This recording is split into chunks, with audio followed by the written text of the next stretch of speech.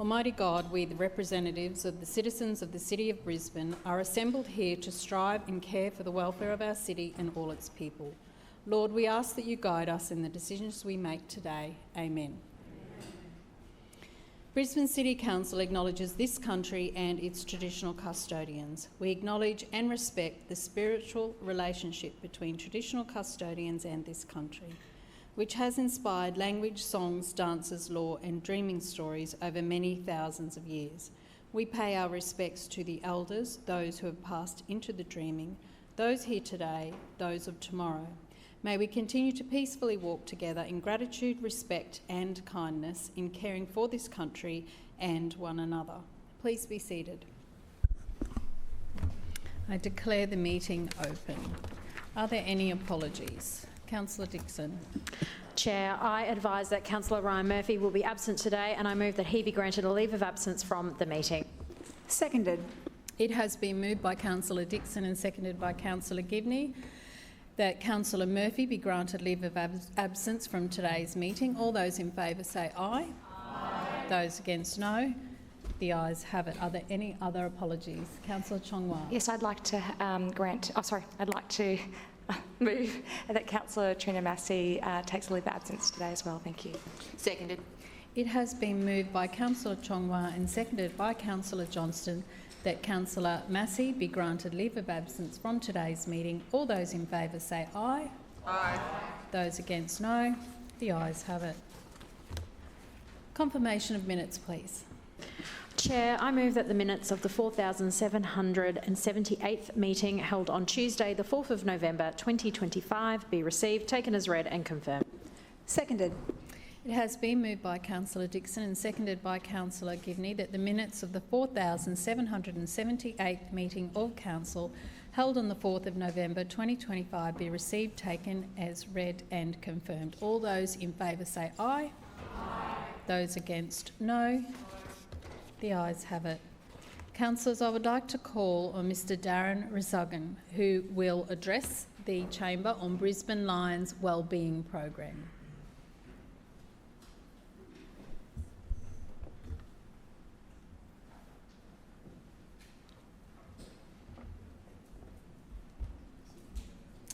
Thank you. Please proceed when you're ready, Mr Rezugan, and you have 5 minutes. Thank you. Madam Chair, Lord Mayor, councillors, thank you. Good afternoon. Thanks for having me. I did have a big spiel written down, but I feel it's probably not as authentic as if I just rip out what I've got with me. So I'll go with it. I'm here today to talk about, obviously, the Brisbane Lions Wellbeing Program. And what that is essentially a program that we deliver out into schools, out into sporting clubs, not just AFL, and also into workplaces. The program is a 2-session program, and the first one is always mental health. The second program comes from a suite of programs, if you like, that we offer, which could be wellbeing, lifestyle, gambling, drug addiction, leadership and culture, and of course resilience. One of the biggest things that we've noticed, I guess, working in this space is that we're really starting to lack in resilience. So something that we can do is walk alongside these people, have a listen to what they've got to say, and then obviously, support them the best way we can. From my end, I guess the reason that I do this is a long time ago, probably going back 20 years now, I had probably the best life that most people could have. Young person, working part-time for the AFL and working at a bowling club, mid-north coast of New South Wales, 200 metres from the beach. Young family, new house, had it all. One night got held up in an armed robbery at the local bowling club.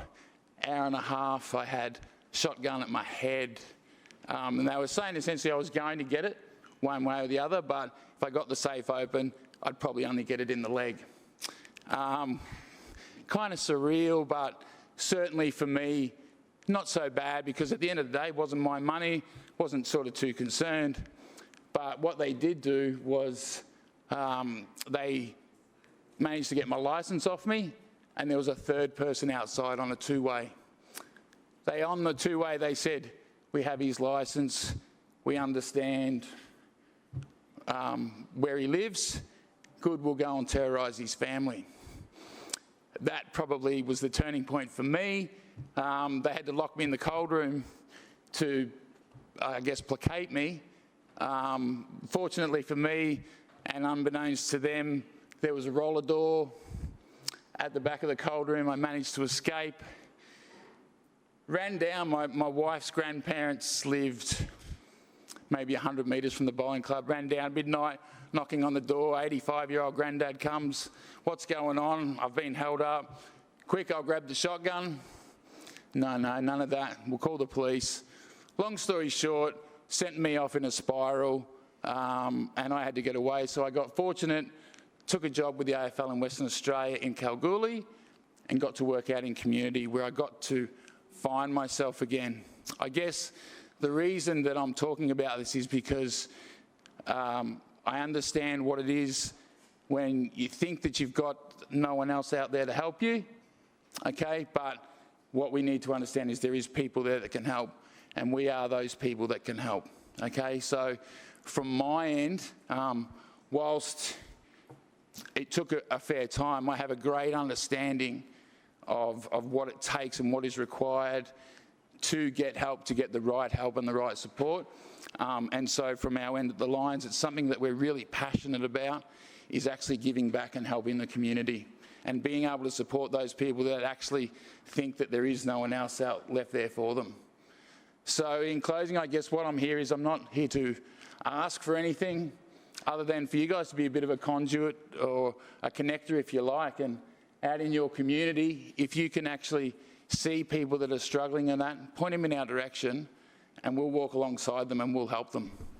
So yeah, thank you very much. Thank you, Mr. Rezagan. I'll now call upon Councillor Howard to respond. Thank you.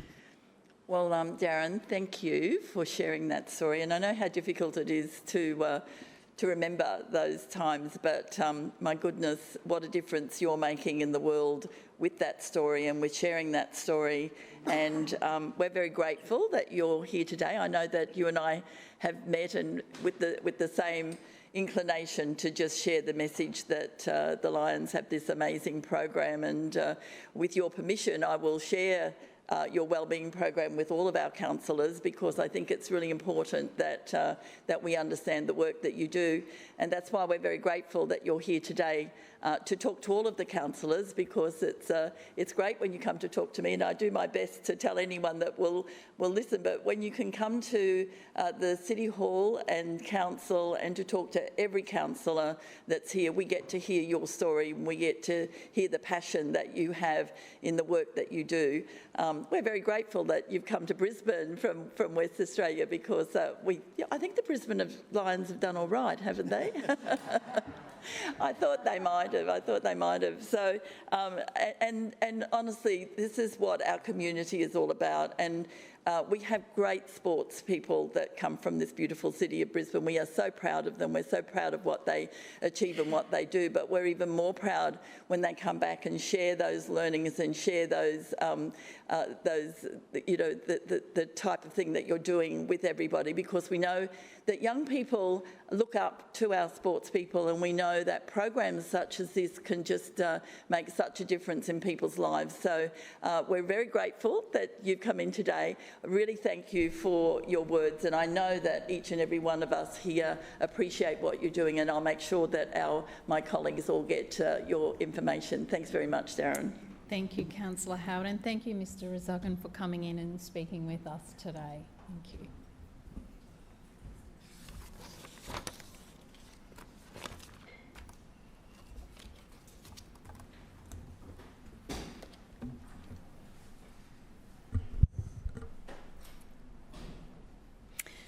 Are there any questions of the Lord Mayor or Civic Cabinet Chair of any of the standing committees? Councillor Dixon. My question is to the Acting Chair of the Infrastructure Committee, Councillor Parry. Councillor Parry, the Schrinner Council has invested record funding in maintaining our iconic Story Bridge, and we know that residents have been patient while we have worked to reopen the bridge to active transport. Can you please advise the Chamber when the second Story Bridge footpath will reopen? Councillor Parry. Thank you, Madam Chair, and I thank Councillor Dixon for the question. The Schrinner Council knows how important Brisbane's infrastructure is. We take pride in our role as caretaker of our public assets, which are for all Brisbane residents to enjoy. We're also committed to taking the steps we need to keep our city's infrastructure in excellent condition. And we'll always listen to expert advice about our assets. Madam Chair, the Story Bridge is an example of this principle in action. We closed the Story Bridge footpaths in the aftermath of Cyclone Alfred so that we could replace them and make them safe for the public to use. We did this on the basis of expert engineering advice. Some in this chamber were very critical of this decision and called for the paths to be reopened immediately. However, we took the time to understand the issues and design a full solution. While we know this was at times frustrating to the public, we also knew that getting it right was important. The replacement decking we've procured is strong, lightweight and fixed onto a steel frame, replacing the old footpath decking with modern, durable infrastructure. This is the same material that was successfully installed at the Cultural Centre Boardwalk in 2021. We opened the city side path last month, well ahead of schedule, and I'm pleased to inform the Chamber that the western path will also reopen later this week. Both sides of the Story Bridge footpath will be open to the public on Thursday. I'd like to thank the residents of Brisbane for their patience throughout this process. In particular, members of the Brisbane active travel community who waited patiently for this important link to reopen. Bikes, e-scooters and pedestrians will soon be able to cross on both sides of the bridge. My particular thanks also to the amazing council officers and workers that designed and installed this solution. Crews have clocked up more than 4,500 hours on site since June, which is an impressive feat. The Schrinner Council will now focus on the business case for the full restoration of our iconic bridge. We've appointed Arup as the technical advisor for the business case. We are getting on with the job and doing the work needed to restore this iconic asset. The business case will comprehensively examine what work needs to be done to extend the lifespan of the Story Bridge. It reflects our plan to take a methodical and collected approach to managing this asset. Instead of jumping from one idea to the next, we'll work out exactly what needs to be done, coordinate the process and deliver for residents. This has always been our plan with the Story Bridge, something shown by the reports that we've tabled in this chamber out of transparency. These reports show the bridge has been repeatedly inspected and maintained over many years. They show that Council has always listened to the expert advice, like when we first restricted the load on the shared paths. We have invested in the Story Bridge maintenance every year.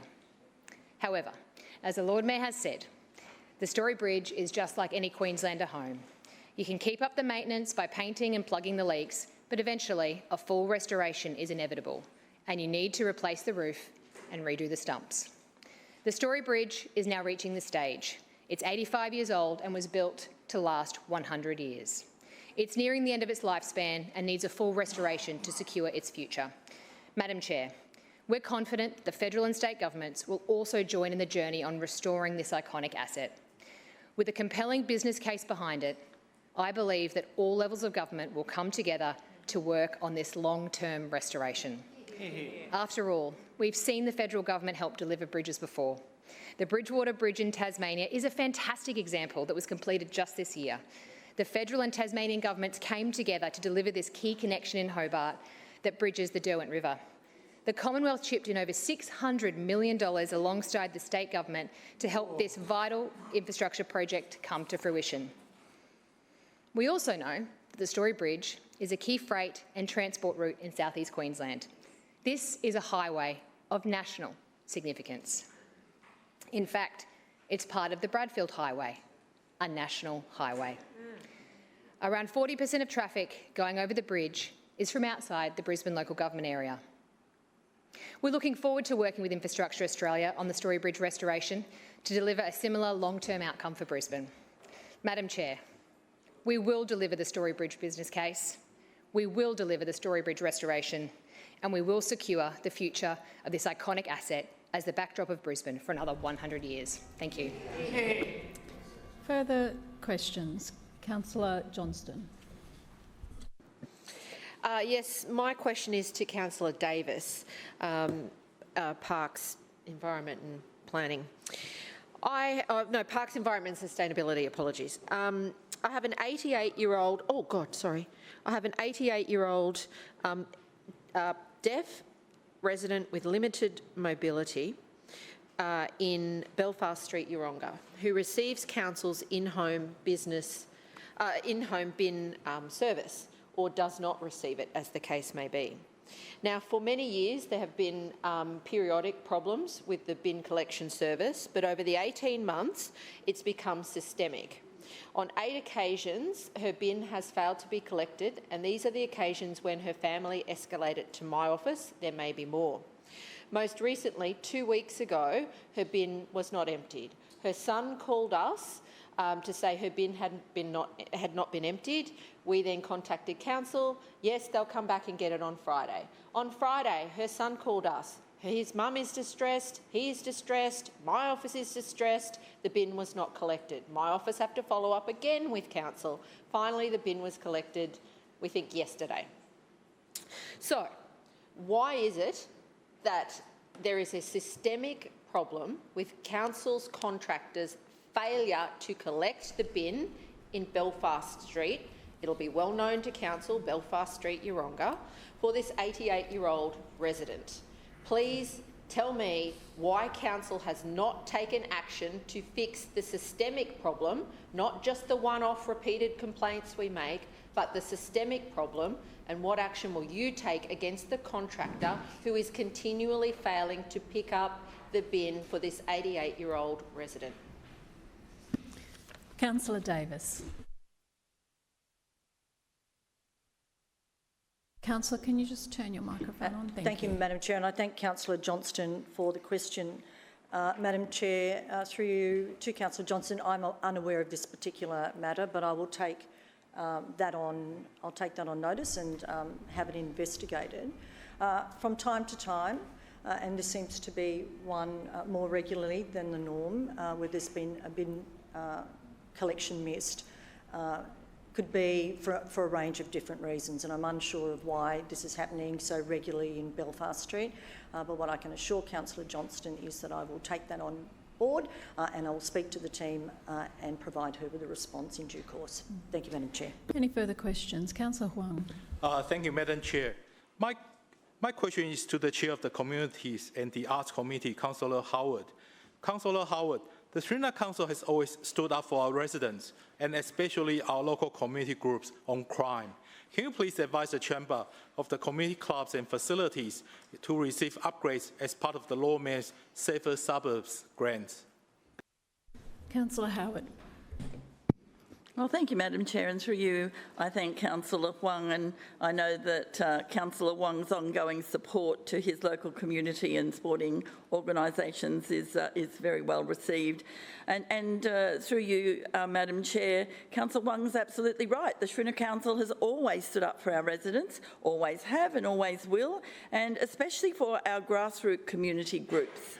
Because we know that when we support our local clubs, we're not just investing in facilities, we're investing in people, in safety, in community connection, and in the future of our suburbs. And that's exactly what the Lord Mayor's Safer Suburbs grants are all about. And I'm proud to inform the Chamber that as of today, 141 clubs across Brisbane have now benefited from the program, with grants awarded to 72 new recipients just today. With 72 new recipients awarded grants in this latest round alone, that's more than $480,000 in funding just this round. So helping clubs right across our city to upgrade their security and deter crime.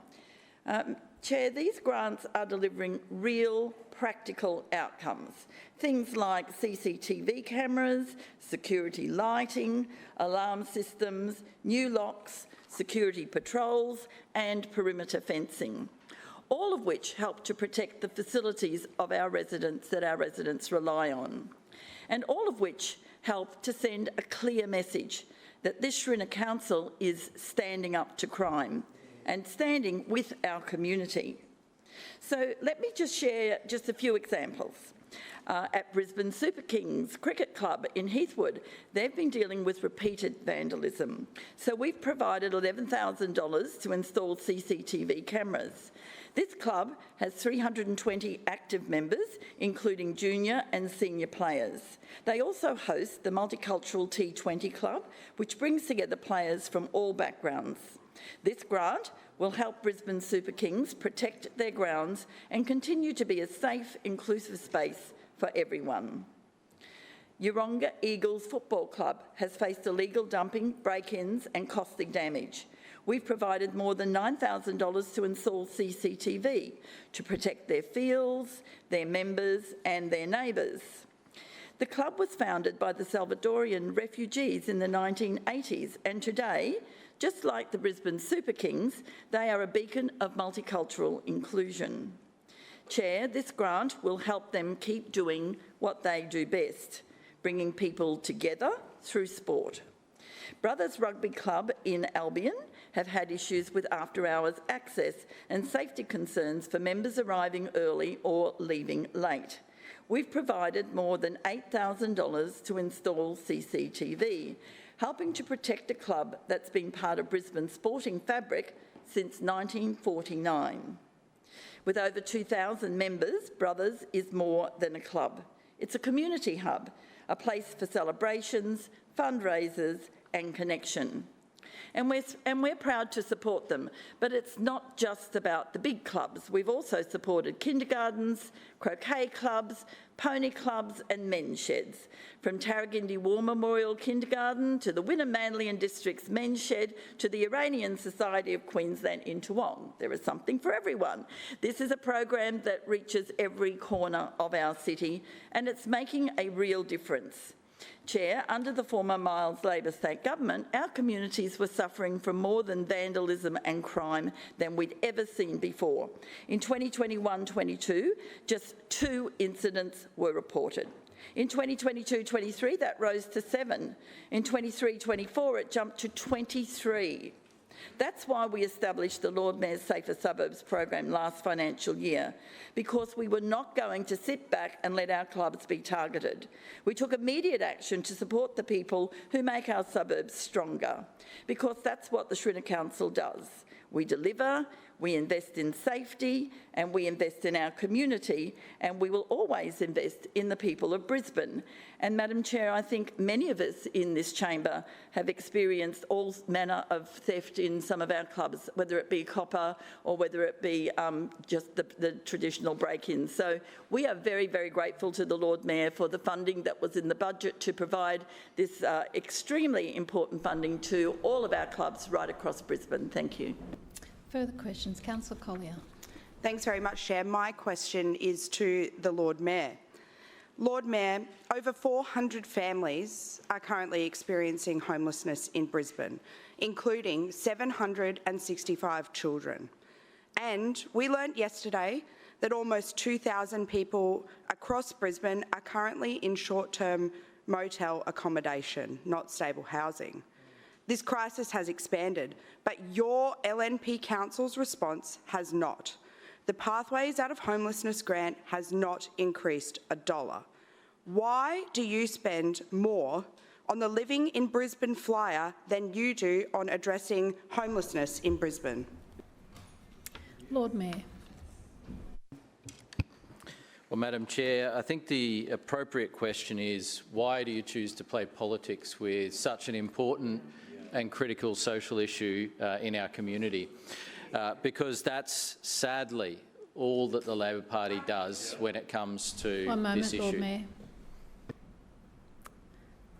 I shouldn't have to remind councillors at the beginning of every question time, every week. You've asked the question, Councillor Collier. Do not call out while the Lord Mayor is on his feet answering the question. And if you have any further issues, bring it up in GB, please. Lord Mayor. Unfortunately, Madam Chair, Labor Party councillors have a long record of doing nothing when it comes to homelessness in Brisbane.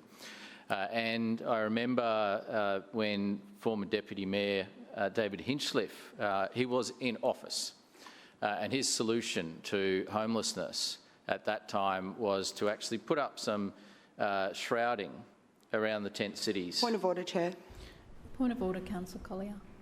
I'd ask that you bring the Lord Mayor back to the question. I'm asking about what he's doing today, not what someone might have done or not done more than 20 years ago. Councillor Collier, I don't uphold that point of order. The Lord Mayor has 5 minutes to answer the question, and he is doing that. Lord Mayor. The response back then was simply to put up a barrier so that no one could see the tents, not to actually do anything about it. And Labor's position has only changed in one respect. One moment, and that is please, Lord Mayor. They don't bother about the shrouding anymore. Thank you. Councillor Cassidy, I caution you. All councillors do not speak while the Lord Mayor is on his feet answering the question. Councillor Cassidy, you're very aware that it is unsuitable meeting conduct, and I ask you to refrain from doing it. Lord Mayor.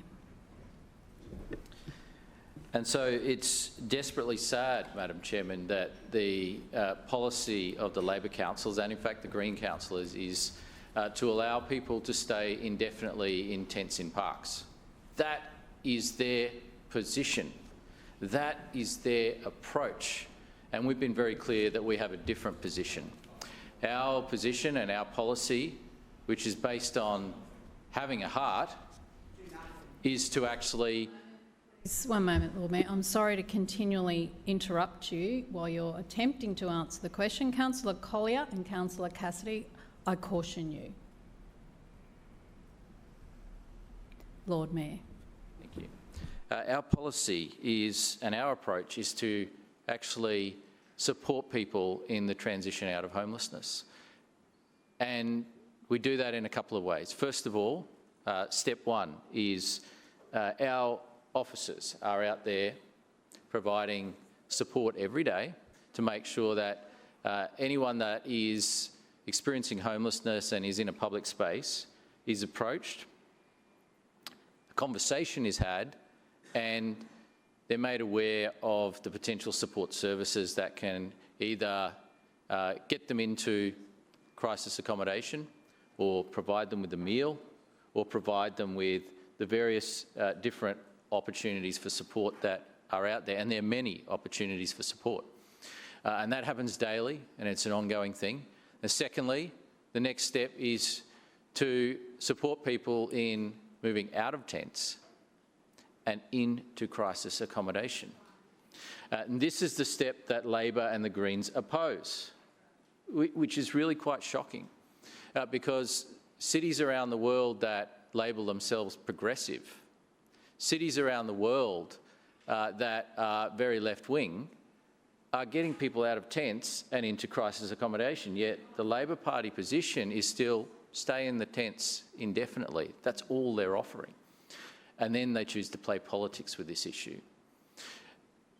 The next step is to make sure that we continue to support organisations that are providing support in the pathway out of homelessness, not by one-off grants, but with a program that is a new initiative, and in fact an initiative introduced by this administration, one that the Labor Party never introduced, one that they never had, but is a new initiative of this administration. And this provides ongoing support to some of the frontline organisations that have programs to support people out of the crisis accommodation and into a more long-term and secure situation.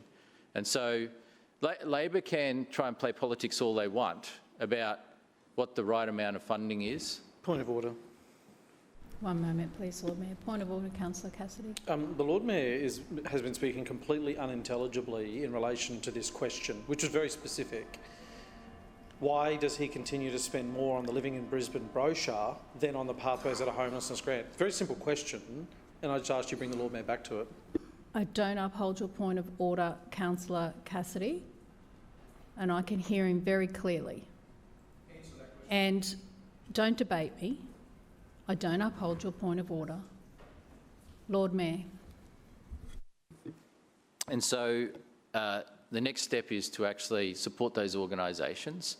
Now, bearing in mind this is the core responsibility of the state government.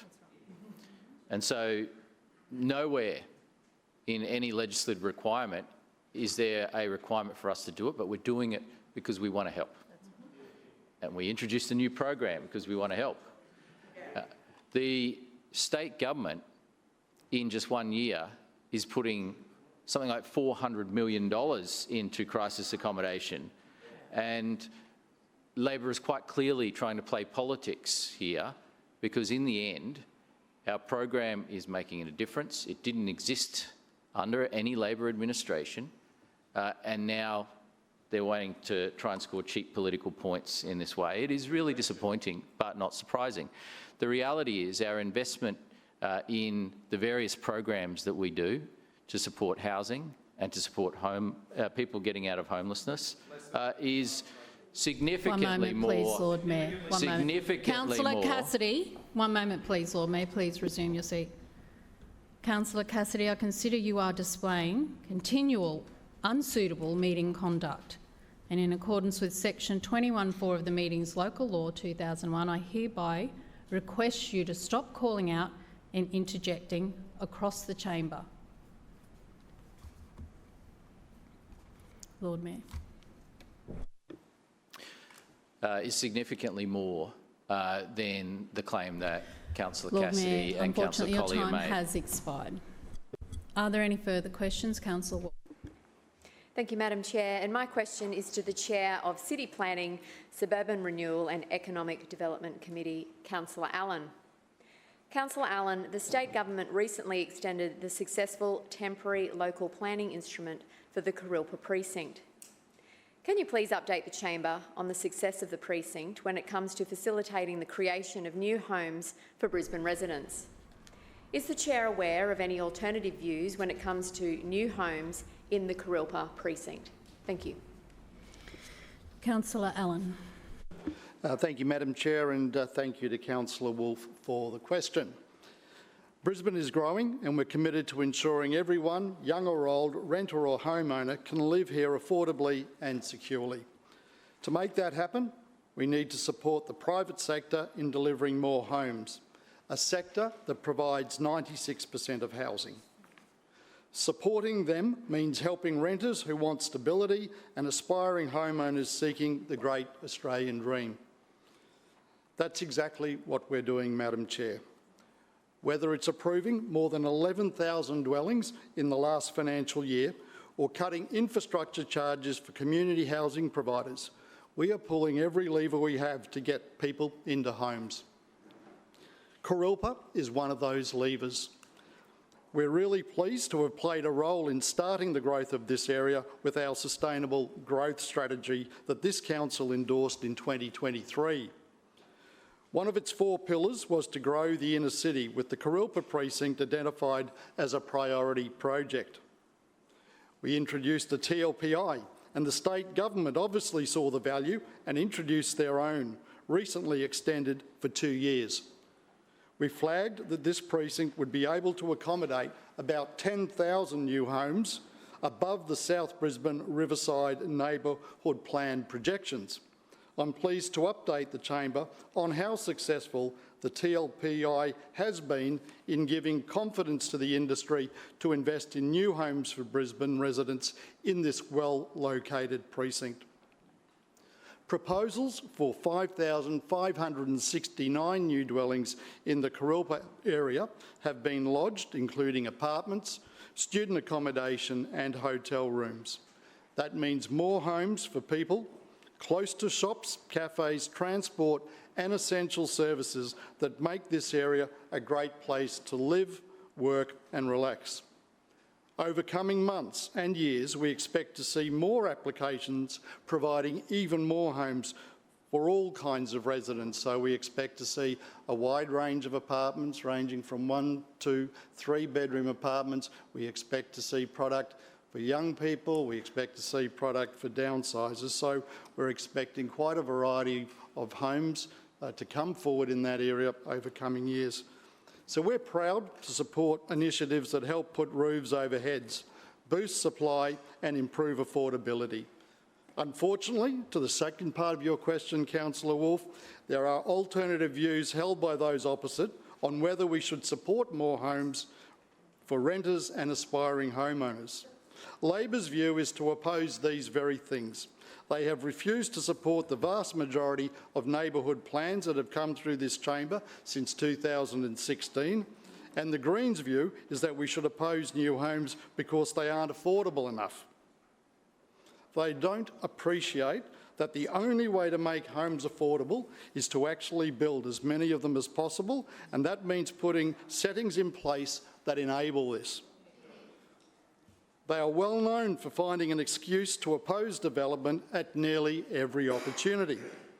Their latest complaint about the state government's decision to open up the former Visi site for new homes, which they oppose for environmental reasons, is absurd on its face. It is an abandoned glass factory. Nothing of value is lost, and now it has a future with new housing and public open space. This is a terrific outcome for that particular location, and it's very, very significant in the context of what we're trying to achieve down there. And to oppose it purely on ideological grounds is quite honestly nonsense. Councillor Massey also campaigned heavily against the Kurilpa TLPI with her predecessor, Jonathan Shree, and it's worth bearing in mind that she opposed what has become one of the city's most popular urban areas, West Village. So while they claim to stand up for renters, they are driving up the cost of renting through their opposition to new homes. It begs the question, if the Greens don't want more sustainable housing in areas like Kurilpa, which has numerous bridges, buses, metro and active transport services linking to the city, where do they want them? Madam Chair, this council's focus is on more homes, better plans to achieve those outcomes and ensure that Brisbane remains a city where everyone can find a home in a great location while protecting our incredible lifestyle. Thank you, Madam Chair. Further questions? Councillor Chongwa. Thank you, Chair. My question is to the Lord Mayor. In 2019, your council administration made a commitment to increase the deep planting minimum from 10% to 15% for new developments. Of course, 10% has never been a minimum, as it is only an acceptable outcome and the performance outcomes allow for less. Lord Mayor, your 2019 commitment to a 15% minimum was finally brought to these council chambers in 2022 with news media fanfare. This major Amendment L with the 15% minimum was passed by this chamber 3 years ago. Now, 6 years on from 2019, the LNP commitment, City Plan Major Amendment L, has finally come back from the state government for a public consultation, but the deep planting requirement is still at 10%. A 15% minimum is nowhere to be seen. My question to you, Lord Mayor, through the chair is, do you no longer support a 15% deep planting minimum? Commitment you made 6 years ago to ensure our city is sustainable, resilient from flooding and livable in a climate crisis world. Lord Mayor. Well, it's interesting, Madam Chair, that question referred to 2019 and also dates back to a plan that was introduced, I think, by Julian Simmons when he was around in this council, and that was there was a range of recommendations out of that plan. Can anyone remind me of the name of that plan? Brisbane's Future Blueprint. Brisbane's Future Blueprint? Was it? You weren't on council. Anyway, look, but you know the plan I'm referring to. Now, a lot has changed since then, including a severe shortage of housing, including massive increases in construction prices. And so what has happened is that we've submitted to the state government the 15% deep planting request, and they have refused it. They've knocked it back. And so the reason they have knocked it back, I understand, is based on affordability grounds, because the reality is these things do drive up the cost of development, and they provide for less homes to be built on a particular site. And so this is their concern at the moment. The state government has advised us that they are trying to strip out of the plan things that add extra costs and stop homes being built or reduce the number of homes being built. Now, obviously, that's their decision to make, and I'm aware of their position on this, but they have raised a point about trying to reduce the cost of building new homes. Now, we know that another thing that is adding to the cost of building new homes is the CFMEU tax, and they have been actively working to reduce the impact of that. That was adding something like 30% to the cost of building new apartment buildings. And guess who supports the CFMEU and the CFMEU tax? It's the Greens political party, and in fact appearing at rallies with the CFMEU, supporting the CFMEU and receiving donations from the CFMEU probably. One moment please, Lord Mayor. Point of order, Councillor Chongwa. Thank you, Chair. My question is, do you support 15% deep planting? I'm more interested in what you think rather than the state government. Thank you, Councillor. You have asked the question. Lord Mayor is answering it. Lord Mayor. Well, we've done what we said we would do, and the state government has stepped in. And in the end, we're in a housing crisis and we need to build more homes. And so you can argue about whether it's 10% or 15%. In the end, what we need is a significant increase in more homes being built. And we know that cost is a factor here. Construction cost is a factor, and the amount of land that's available to build new homes is a factor. And this requirement does impact on both of those things. It does add extra costs, and it does reduce the number of homes that can be built on a particular site. Now, are we against deep planting? Not at all. And like I'm saying here, what we're talking about is whether you think that 10% or 15% is the right answer. And ultimately, the state government has overridden us here. Would it be great to have 15%? Yeah, of course, if we weren't in a housing crisis and if homes were being built in ample supply, by all means, that's a discussion that we could have. But right now, the critical thing is for more homes to be built. And the critical thing is that all levels of government do what they can to reduce the cost of construction, to reduce delays, to reduce the red tape that is part of the problem when it comes to holding back homes. But I'd say the number one thing that is holding back homes in the last 5 years has been the CFMEU and the cost that that has added to make homes more unaffordable. And the Greens support the CFMEU. They are on the record of supporting the CFMEU. So you can't say that a difference in 5% of deep planting is going to make or break the housing crisis in the end, but you can say the CFMEU is a big part of the housing crisis and the Greens support them. They back them. As I said, they've appeared at rallies with them, and despite the fact that the CFMEU has been brought into serious disrepute for all kinds of alleged wrongdoings and deregistered as an organisation, put into administration, the Greens still backed them. And so if you want to talk about getting people into homes, let's do that.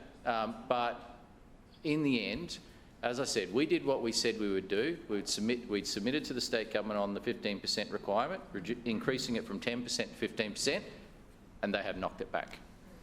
Further questions? Councillor Adelman. Yeah, thank you, Chair. My question is to the Chair of Customer Services Committee. Councillor Hutton, the Schrinner Council is making Brisbane's lifestyle even better with initiatives like our food trucks and coffee carts and parks program. Can you please update the Chamber on the success of this initiative? Councillor Hutton. Thank you, Chair, and I'd like to thank Councillor Adelman for the question. Chair, the Schrinner Council is all about creating more to see and do in our suburbs. And the Brisbane Food Trucks and Coffee Carts program is delivering exactly that. Since launching the program, this program has been hugely successful, with just under 1,700 bookings and over 10,000 hours of trading across the entire city. That's 10,000 hours of local small businesses serving great food and coffee to residents and visitors, creating colour, vibrancy and atmosphere for some of the most loved spaces across our city. This program is part of the Schrinner Council's plan to create an even better lifestyle by supporting small business, creating places where people want to gather and relax and turn everyday places into destinations. There are now more than 100 locations available across Brisbane, from riverfront spots to major district parks like my very own Rocks Riverside Park and everything in between. These are places where families already go to spend time together. And now, thanks to the program, there's even more to see and do in our suburbs.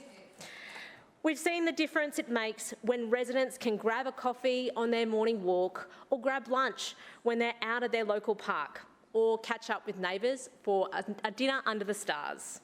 These experiences might seem small, but Chair, they are what make our suburbs alive. They help bring people together and strengthen our community connections. And it's not just residents who benefit.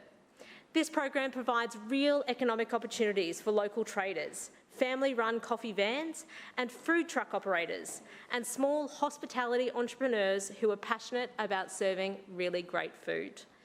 We are helping small businesses thrive and creating jobs right across the city. Chair, one of the greatest strengths of this program has been how it's evolved through listening to these food trucks and coffee carts.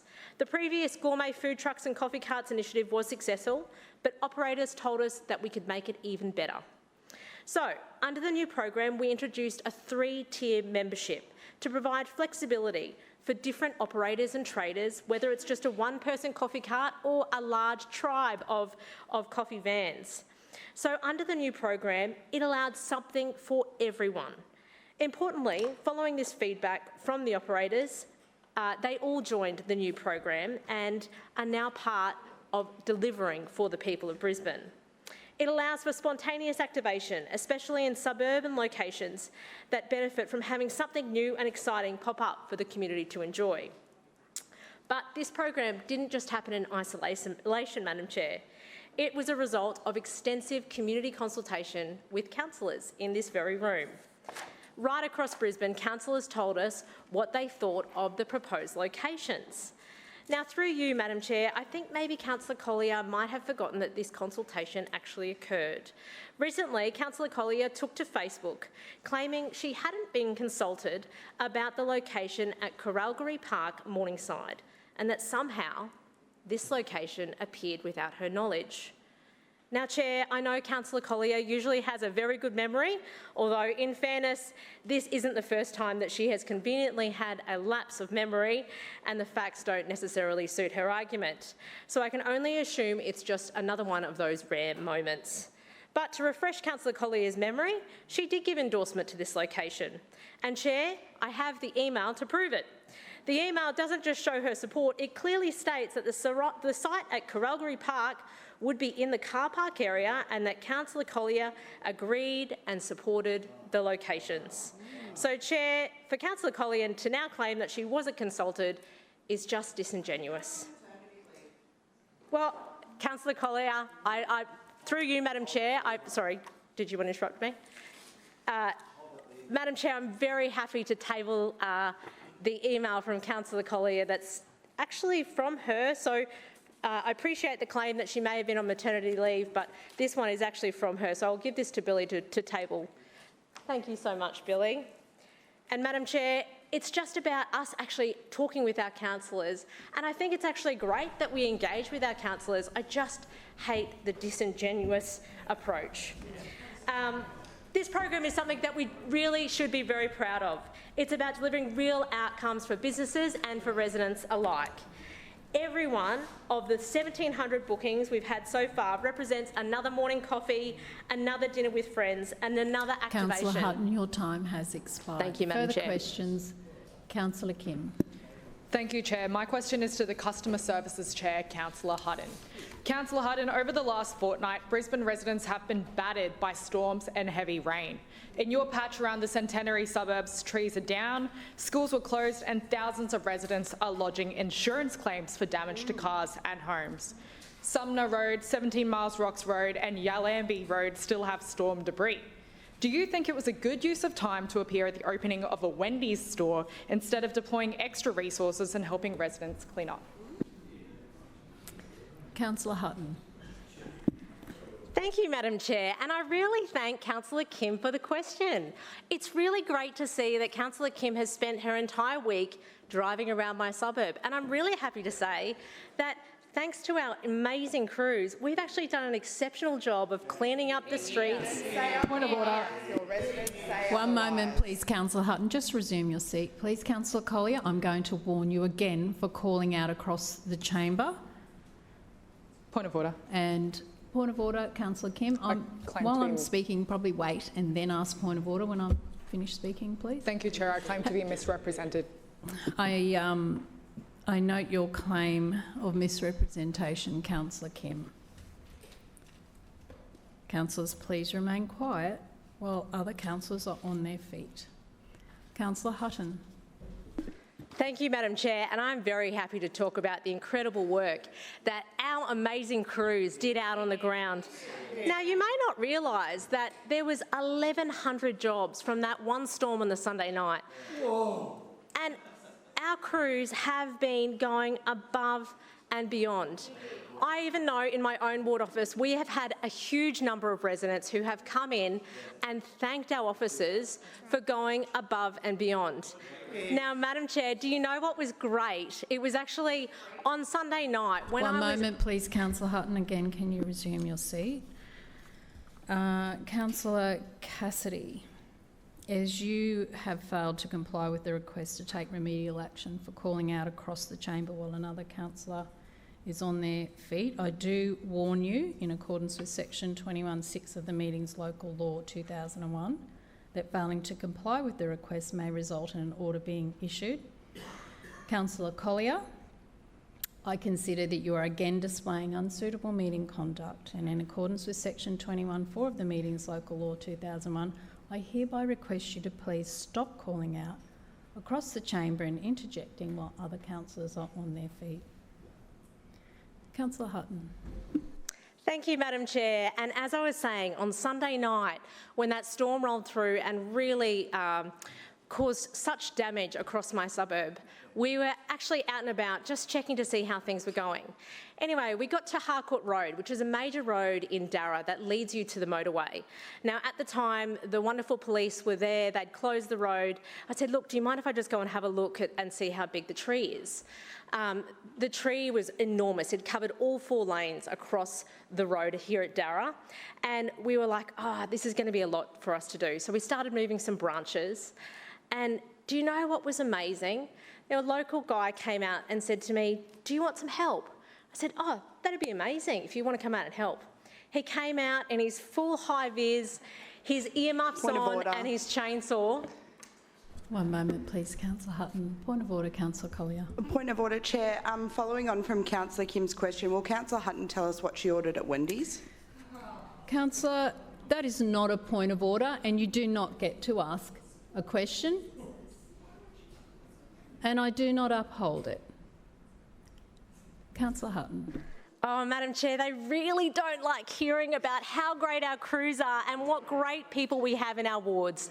So let me get back to it. On Sunday night, this wonderful gentleman came out, Chi, and he helped chainsaw with my beautiful husband, Nat, whose birthday is today. He turns 40 today. Happy birthday, Nat. And we were out there cleaning up. Then his son Tom came out and started raking, and his wife Chi. And together we spent 2.5 hours clearing the tree up so we could reopen Harcourt Road. I know that our crews are out and about being busy, and they were actually doing a spectacular job on that Sunday night. And I really, and the following day, I really want to say a big shout out to Mitch Barlow and Greg Gunn and Dan Ellis-Flint. On that same Sunday night, I also had a concern about some block drainage. Dan Ellis-Flint went above and beyond, Madam Chair. He got that cleaned out straight away. It was causing some flooding over a road. And I just really want to say how proud I am as a councillor of this place to see our officers go above and beyond. They truly care about the people of Brisbane. Now, Madam Chair, I know that the opposition really want to talk about Wendy's, so let's talk about Wendy's. So One moment, please, Councillor Hutton. Councillors, Councillor Johnston and Councillor Collier, if there's conversations that you want to have, please take it outside because I can't hear the speaker over you. Councillor Hutton. Now, Madam Chair, let's talk about Wendy's. I know that the opposition aren't supporters of small business, large business, any business actually. They're not supporters of anything. Can I tell you though? Councillor Collier. One moment, please, Councillor Hutton.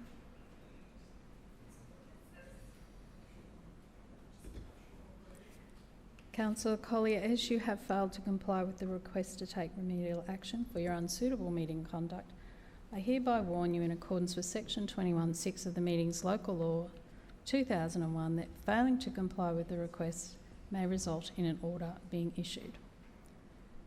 And Councillor Hutton, I'm sorry, but question time has expired. Lord Mayor, establishment and coordination... Oh, one moment. Yes, Councillor Kim, you can do your point of misrep.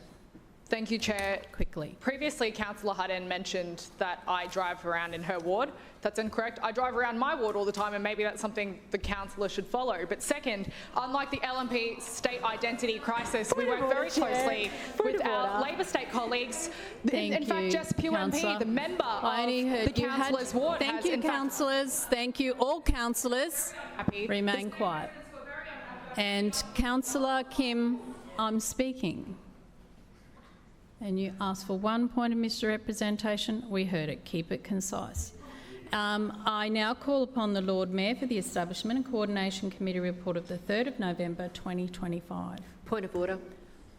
Point of order, Councillor Johnston. Numerous LNP councillors were interjecting while Councillor Kim was speaking then. Why did you take no action against them under the Meetings Local Law when they were clearly calling out across the chamber?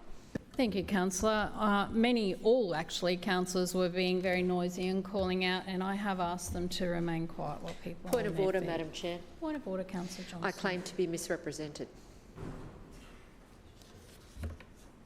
What's your claim of misrepresentation? Madam Chairman, I was not calling out across the chamber. You have been dishonest by saying all councillors were calling out across the chamber. Thank you, councillor. It was the LNP councillors, and why are you protecting your own people and not applying the Meetings Local Law fairly and reasonably in this chamber? Thank you, Councillor Johnston. We hear that you did not call out, and as I said, it's very hard to tell who is calling out across the chamber when there is so much noise in the chamber. Lord Mayor. Madam Chair, I move that the report of the Establishment and Coordination Committee meeting held on Monday, 3rd of November 2025 be adopted. Seconded. It has been moved by the Lord Mayor and seconded by the Deputy Mayor that the report of the Establishment and Coordination Committee meeting dated Monday the 3rd of November 2025 be adopted. Lord Mayor. Thank you. Look, Councillor Hutton forgot to say something in that wonderful answer. Look, the reason why Councillor Hutton and Councillor Howard were at Wendy's is because they were representing me. I'd asked them to represent me. Okay? One moment, please. So they were doing their one job. moment, Lord Mayor. Councillor Collier, as you were walking across the chamber, calling out while the Lord Mayor is speaking, it was clearly that you were the one calling out. And Councillor, as you have failed to comply with the request to take remedial action for your unsuitable meeting conduct, I do hereby warn you in accordance with section 21(6) of the Meetings Local Law 2001 that failing to comply with the request may result in an order being issued. Lord Mayor. Thank you. And so I want to thank Councillor Hutton and Councillor Howard for stepping forward because they had asked me to officially open the store. And we appreciate new investment that comes to Brisbane, and we appreciate the local people who run that store and the local people who work in that store and the jobs that it's created. Madam Chair. One moment, please, Lord Mayor. Point of order, Councillor Johnston. Again, Madam Chairman, LNP councillors are calling out across the chamber, including very clearly Councillor Parry on the far side of the chamber to me. I can hear her. Why are you taking no action against the LNP councillors who are interjecting during this meeting? Again, Councillor Johnston, I will remind you that, as is the practice in this chamber, I do allow councillors to support each other in those when they're speaking. You know very well how this works. You've been in here long enough. Lord Mayor. Thank you, Madam Chair. But it does show how small-minded and petty Labor councillors are to ask a question like that. It's look, Councillor Hutton took it in her stride, as she always does. But, like, really? And Councillor Hutton has quite clearly not only continued to represent her ward and make sure that her ward is supported, as a local councillor should, but also on the citywide basis, really been working hard to make sure, together with the rest of the team, that the response to the recent storms was as quick and as efficient and effective as possible. These are events that will no doubt happen multiple times each summer. And as I mentioned previously, I think last week, we've had these storms that have struck particular parts of Brisbane in recent years on a regular basis, and they will continue to happen.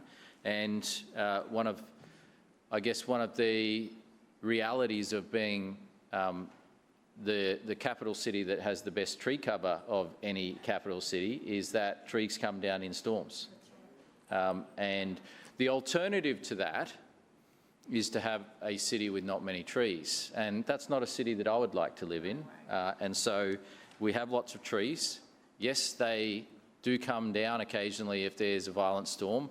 And yes, we do get violent storms. And so thank you, Councillor Hutton. Thank you to the wonderful council officers who have been working hard in the response, because there's been a really strong response. Above and beyond has been the response, as we've always seen from our council crews, and we appreciate the work they've done. And I know that the residents of Brisbane appreciate it too. And so you can see there is one side of this chamber focused on getting on, doing the job, and another side focused on petty politics and asking pathetic questions. And it happens again and again each week. Now, Madam Chair, today, and as well as last night, we had the City Hall and the Story Bridge and our assets lit up red for Remembrance Day. It is the 107th anniversary of the armistice that ended, they call it the Great War, but I don't like to call any war great, World War I, at 11 a.m. on the 11th of November 1918.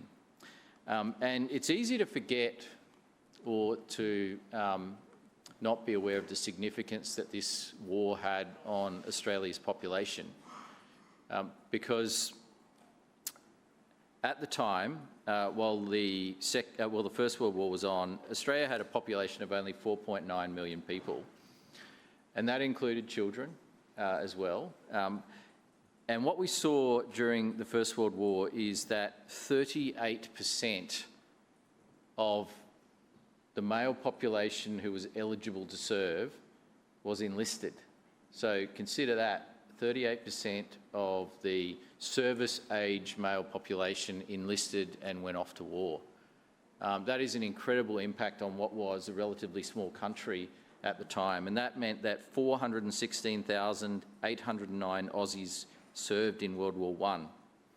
Now, of those Aussies that served in World War I, 166,811 were wounded, so a significant proportion of the 416. On top of that, 87,865 suffered some kind of sickness or disease, and that was a key battle as well for the conditions that we know that those soldiers were fighting in. And 59,000 Aussies died in World War I.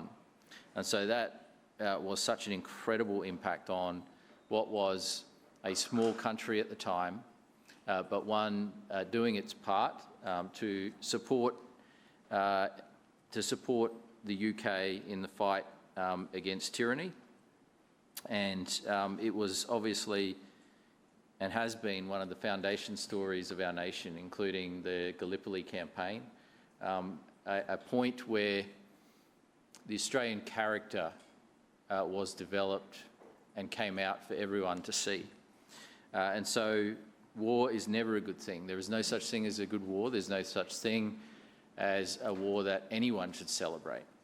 There's no such thing as that. But we should always remember, and we should always remember the sacrifice that was made. And it's great to see that Remembrance Day is getting more and more commemorated across the community. We're seeing more and more people involved. We're seeing more and more schools involved and general community members being involved. Because we know that's the case for Anzac Day as well. It keeps growing, and Remembrance Day as well has grown significantly in recent years, and I think that is a really, really positive thing, because if we don't remember and if we don't learn the lessons of the past, we're destined to repeat them. And so I want to thank particularly the RSL Queensland, who right across the state have organised many commemoration or Remembrance Day services.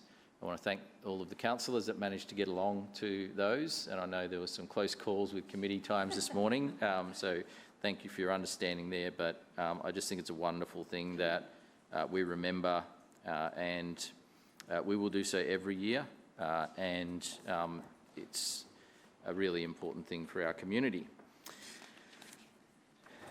Here in City Hall, we permanently display the honour roll of Brisbane City Council, and it's probably something that many of us have walked past a lot coming in and out of the building.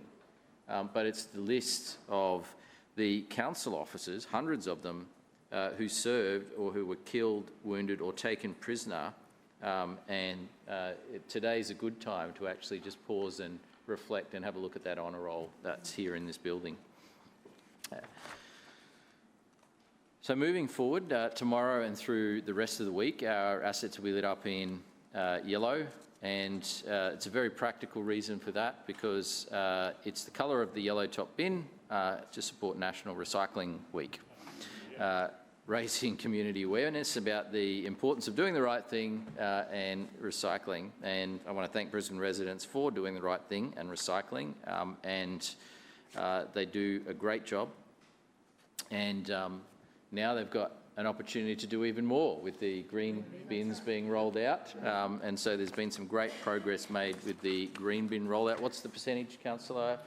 Nearly 90%. Almost 90% of all of the additional green bins that were to be rolled out have been rolled out. And so just in time for the summer growing season, we give people the opportunity to do more recycling of their green waste, and obviously adding to the existing yellow top bin recycling facilities.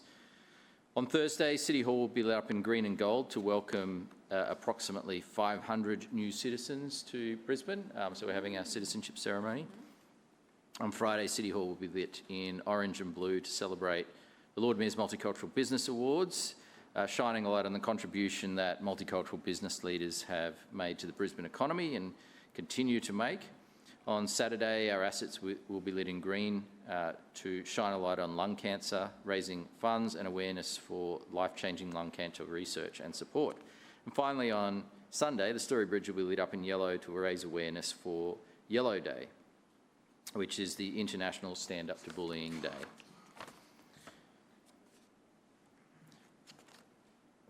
I mentioned the green bin rollout, and so I can update you that 119,000 green bins have been delivered to households in 151 suburbs. Suburbs receiving their green bins this week include McGregor, Robertson, Coopers Plains, Salisbury, Rockley, 8 Mile Plains, Everton Park, Enoggera Reservoir and The Gap.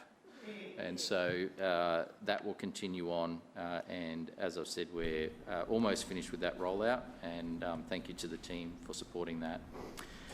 Last week, we were also proud to support another Homeless Connect event. Lord Mayor, your time has expired. Move for an extension, Madam Chair. Seconded. It has been moved by the Deputy Mayor for an extension, seconded by Councillor Dixon. All those in favour say aye. Aye. Those against, no. The ayes have it. Lord Mayor. Thank you. And so on Friday, Homeless Connect was on again, and it now is in its 20th year, something that was introduced by this administration's predecessor, the person that the Labor Party loves to dislike, Campbell Newman, when he was Lord Mayor, and it was a wonderful initiative. And so it was introduced by this side of the chamber and has been supported every year, year in, year out, by this side of the chamber, yet we see the other side doing nothing but playing politics with such an important issue. Since that time, when it was established 20 years ago, there have been more than 22,320 people supported through the initiative. And I want to thank all of the different organisations that are involved in bringing Homeless Connect together and providing their support for that event. It is truly a wonderful event and a great community event. Doctors and nurses offering checkups and vaccinations, dentists and podiatrists, volunteers giving out warm meals and providing groceries as well, hairdressers giving free haircuts, lawyers offering advice, and job agencies helping people get on their feet, then a range of different departments and charities represented as well. And so thank you to everyone that's been involved in 20 years of Homeless Connect, and we remain committed to it today as we were on the day it was established. And it's interesting to see that other councils and cities have initiated a similar program as well. I know it's been something that has made waves beyond Brisbane.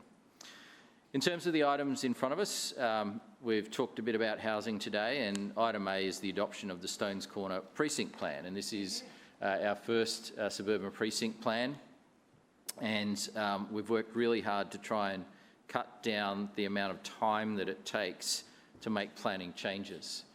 Now, in the past, this organisation would generally take on 2 neighbourhood plans at a time, and those 2 neighbourhood plans, as I've talked about many times in the chamber, can often take several years to come through. And so in the middle of a housing shortage, we know we need the process to be faster. And so this particular precinct plan is the first of the fast-track plans, and we were aiming to get it done in 12 months if we could. It took a little bit longer because of the statutory requirements, but in the end we have to do this the right way and the proper way. But it has been done in less than half the time that a neighbourhood plan would take. And that is critical. Cutting out time from planning changes, that means that homes can be built sooner. And also in anticipation of this change, we know that there's already investment well underway, and investment that has been made in Stones Corner, and there are projects under construction and projects about to begin construction. And so this is what helps bring on more homes. This is one of the many things that we're doing to support the creation of more homes. We anticipate that this Stones Corner Precinct Plan can accommodate up to 2,300 more homes, and they are obviously much needed in this current environment. The steps involved in producing this precinct plan include preparation of the draft plan, engagement with the state, engagement with the public and public consultation, making appropriate changes in response of the public consultation and engagement with the state, and then obtaining the state government's final approval to adopt, which just recently came through. So at the first possible opportunity, we're bringing it through, and this plan then can come into effect as soon as possible. This date will be the 5th of December officially, when the plan will go live, and obviously we'll continue working on other planning initiatives across the city to make sure we can support more homes. That brings me to item B, which is the Mount Gravatt Precinct Plan.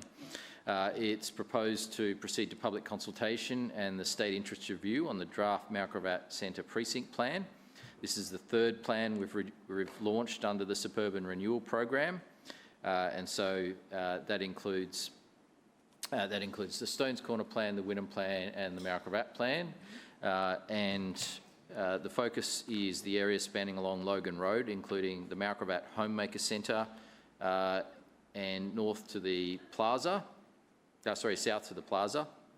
And there's also some large sites that are ripe for redevelopment.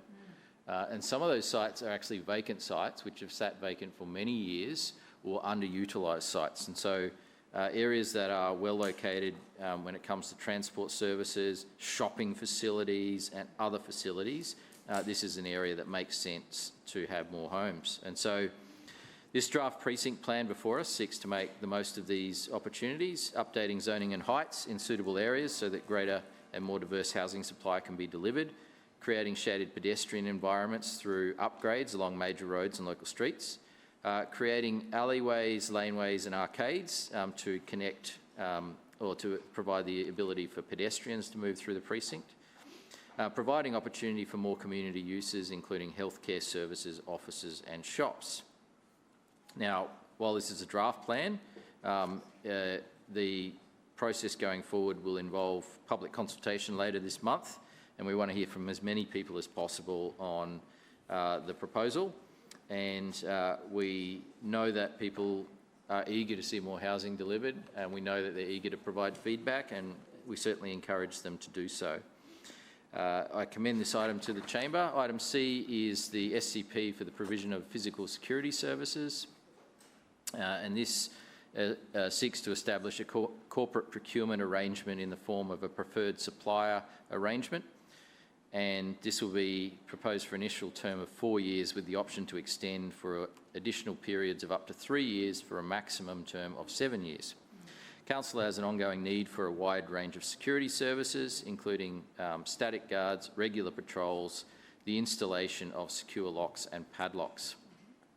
And so you can think of the different locations where these services are used and will need to be used, and that includes council buildings, parks, cemeteries, libraries, buses and other public spaces. We have a responsibility to keep those who work in council and members of the public safe while using council facilities, and this is obviously part of the way that we do this. And the new arrangement will be streamlined and modernised to deliver a more efficient service and better value for ratepayers. Things like locksmith-related services are being consolidated under this existing arrangement, under an existing arrangement for electronic security, so that will be covered in another arrangement that will access things like locking and swipe cards on council facilities. So that will be merged into a different area. I commend this item to the chamber. Finally, item D is the contracts and tendering report for September 2025. 16 out of 17 contracts have been awarded to local suppliers in South East Queensland, and that means the financial year to date, 63 out of 66 contracts were awarded to local suppliers in South East Queensland, with a total spend of $288 million with local suppliers. That includes the Christmas tree build project over the next few years, and so that's something that's obviously we're about to embark on shortly. Council cabs and personalised public transport services, supply and delivery of trucks, collection of waste oil and oily water, provision of professional services for duct and fibre, commercial performance program, banking services, traffic intelligence systems provided by Ad Insight, fire safety enhancements, banking services. Actually, I mentioned banking services already. Riverside Ferry Terminal Repair Project, Ricky Bailey Park, Playground and Landscape Works in Oxley, Garden City Library Air Conditioning Upgrade, Tillack Park Mansfield Amenities Upgrade, and Public Transport Business Intelligence Solution. And so there's a whole range of contracts there providing for a number of important, I guess, parcels of work and improvements that need to be done, and I commend this item to the chamber. Further speakers, Councillor Cassidy. Thanks, Chair. I rise to speak on these 4 items before us today, and just starting with item A. And I guess as an aside, it was good to sort of figure out from the Lord Mayor at the start of his introduction to ENC there who was running the city while he and half of Civic Cabinet was off luxuriating in the deserts of Dubai, patting owls and falcons and whatnot. So we assume it was either Councillor Howard or Councillor Hutton now was acting mayor while half the Civic Cabinet was away. We're not sure, but we think maybe, given they didn't really meet or do any work over the recess, Civic Cabinet probably didn't matter. didn't really matter anyway. But moving on to these items, the first two related, different locations obviously, but relating to these renewal precinct plans. Now that the final, so this is for clause A at Stones Corner, now the final approval is received from the Chief Executive today, Council is being asked to adopt the amendments there, the planning scheme policy changes, and issue adoption notices. This was modified following community consultation, but to what extent, I'll come back to that shortly. Changes have included in the Eastern Corridor Neighbourhood Plan, so around Buranda, Stones Corner, Langlands Park, Cooperoo, Bennett's Road and Annerley precincts within that neighbourhood plan. Interesting, just on neighbourhood plans, we heard Councillor Allen before talk about the fact that apparently all neighbourhood plans over the last 10 years were stopped or blocked because Labor councils didn't vote for the majority of them, apparently, although they're still in place. And it's interesting that Councillor Allen, and here we have before us today, these are amendments to a neighbourhood plan. Councillor Allen talked a bit about neighbourhood plans, and it was just a few hours ago this morning in the City Planning Committee that Councillor Allen declared that, and these are his words, not mine, neighbourhood plans haven't done anyone any good. Quote, unquote. So the Chair of the City Planning Committee declared this morning that neighbourhood plans haven't done anyone any good. So, one moment, please, Councillor. Point of order. Claim to be misrepresented. I note your claim, Councillor Cassidy. A direct quote. A direct quote. He hasn't spoken on this, of course, but I'm sure he will. He'll get up and speak on this item. That's not all the changes to the neighbourhood plan that, according to Councillor Allen, have done nobody no good. Changes still need to come on this precinct renewal plan, of course, once the Norman Creek flood study is done, which is still not done. As well. So, of course, for everybody in Brisbane who's following along the housing crisis intimately, whether it's affecting their ability to find a rental property in Brisbane or a property to buy, the multi-million-dollar question is, when will this housing actually get built? According to the Lord Mayor, now that David Christofouli and Jared Blay have apparently, according to the Lord Mayor, deregistered the CFMEU. I didn't think that had happened, but anyway, that's news. They've been deregistered. They're out of the way, so all of a sudden we're going to see all this cheap housing pop up out of the ground, according to the Lord Mayor. That's what he's declared today. So we look forward to seeing that. We might see some of that next week in Kurilpa start popping up. That's ready to go. 5 DAs approved over there, so I'm sure we'll see a whole lot of affordable housing there not. But the more that potential supply stays buried in the ground, the higher prices will climb, and we're seeing that in suburbs right across Brisbane. So the thinking obviously then needs to be and needs to move beyond just the discussion around supply, which is just the narrow frame in which the LNP want to keep it here. Brisbane has a desperate need for homes of all kinds, but what is the good if they cost millions and millions of dollars and are out of reach of the average worker here in Brisbane? Another direct quote from Councillor Allen, and he said this last week, that developers and his friends in the development industry don't like conditions on builds. So the LNP will not support affordable housing targets. Councillor Allen went on to say, of course, that housing can be built in Brisbane, it just won't be affordable. Another direct quote from him last week. We're all familiar with these developer talking points. We just have to listen to the Lord Mayor and to Councillor Allen. Point of order, Madam Chair. I'd just like Councillor Cassidy to... One moment, Councillor. I haven't called you yet. Councillor Cassidy, thank you. Claim to be misrepresented, thank you. I note your point of misrep. Point of order, Madam Chair. Point of order, Councillor Johnston. I refer you to section 52(1) of the Meetings Local Law. In allowing these misrepresentations from Councillor Allen, can you please explain or clarify the rule that says that the explanation has to be in relation to part of the councillor's speech made during the course of the current meeting? I'm not aware that Councillor Allen has spoken at all during this meeting. Councillor Allen has spoken during the meeting. He actually got up and answered a question.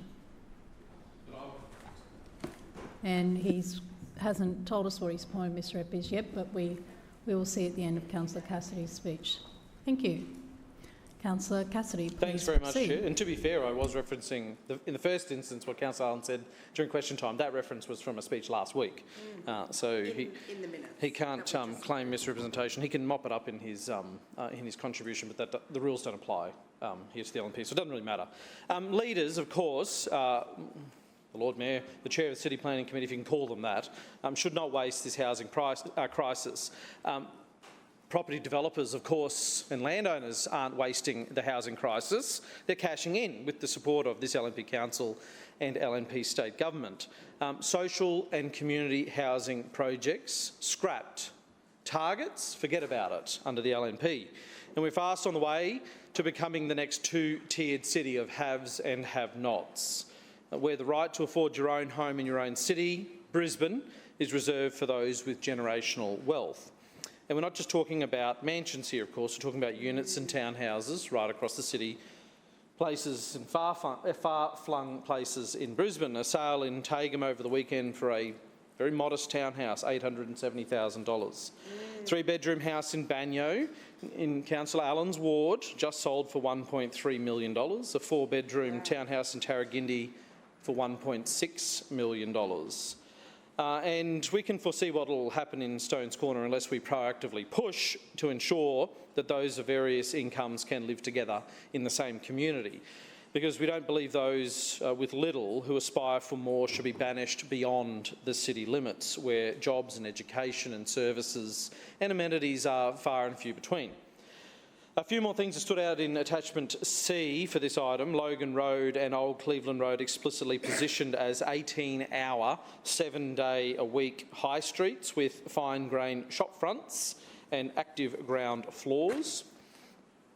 This council, of course, has struggled for over 20 years on building a nighttime economy outside of the Valley precinct. One moment, please, Councillor Cassidy. Sorry to interrupt, but councillors, if you're going to have conversations, take them outside, please. Councillor Cassidy. Thanks very much, Chair. And how hard could it really be? You know, you think the Lord Mayor would have learnt something given the hundreds of thousands of dollars he's charged ratepayers to travel right across the world over the last 2 years. Did the Lord Mayor check in on the nightlife economy in Boston or Dubai or London or Paris when he travelled there? Hopefully this is a positive move when it gets built. When that is, nobody knows, of course. There's another item in there, a new requirement to deliver arcades, alleys and street upgrades that connect busway and surrounding network, a positive step in making suburbs more walkable. Walking through suburbs, and this suburb here particularly is part of a daily commute to and from public transport, should be an experience to enjoy in and of itself. Reducing vehicle traffic congestion by increasing foot traffic for local businesses as well will help improve community health outcomes and the local economy as well. So that is something we support. Varying height limits depending on the sub-precinct zone, so 6, 12 and up to 20 stories in various parts here. In terms of parking and car parking, car share counts towards minimums now as well, which is another change.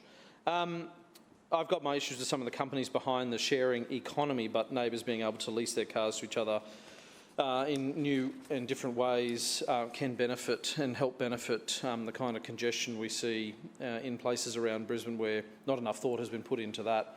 Not everyone needs to drive, of course, during weekdays, especially when shop services and amenities and public transport like here are close by.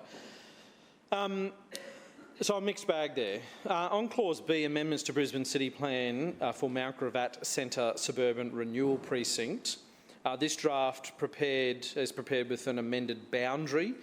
Councillors today being asked to send it to the State Government for a State Interest Review and to begin public consultation. Public consultation, of course, shouldn't just be for show. Residents down in Wynnum Manly are making their voices heard on that. We heard this morning that at the urging of the local councillor there, clearly getting a lot of pressure from local residents, consultation's been extended beyond the 20-day period, and Councillor Allen just said flippantly, it's just easy, it's just fine, we just decided to do it, there's nothing to it, extending consultation like that. So we certainly hope that consultation in the Mount Gravatt Suburban Renewal Precinct will also be of at least the same time frame as has been afforded to Wynnum Manly, adding additional time to that as a standard, because we think that's a good thing. can't just be for show, that consultation, because as we have seen and discovered and discussed this last week and this morning about Wynnum Manly and here today about Stones Corner and Mount Gravatt, is that the process of which planning is done in Brisbane now is essentially completely different to the neighbourhood planning process that Councillor Allen declared hasn't done anyone any good over the last 10 years. No longer is it community-led, no longer does it start with a conversation out in the community, it starts with a conversation Councillor Cassidy, with developers. your time has expired. Point of order. Point of order, Councillor Collier. I move for an extension. Second. Has been moved for an extension by Councillor Collier and seconded by Councillor Kim. All those in favour say aye. Aye. Those against no. The ayes have it. Councillor Cassidy. Thanks very much, Chair. So instead of being initiated in the community, plans are now initiated in the offices of the Property Council and quiet coffee chats with the Lord Mayor's Better Suburbs Initiative Board and one-on-one closed private conversations with landowners and developers, and a plan is put together and then put out to the community.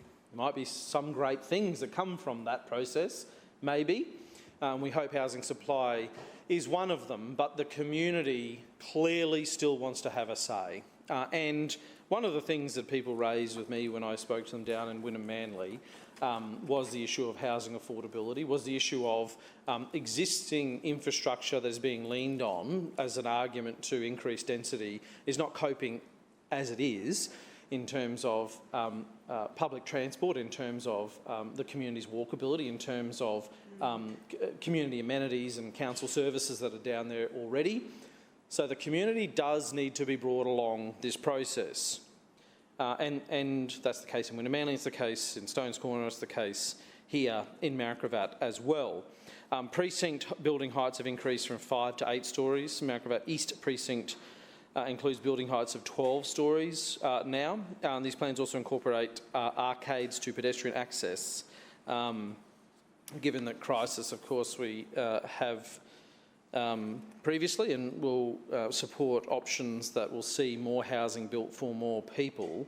Anyone who's tried to find a rental lately would know there's clearly a shortage. We hear these time and time again, and the term affordable is used loosely. For example, the market rent could be $900 a week, and if it's $100 less than that, then that's, according to the LNP and according to Councillor Allen, affordable.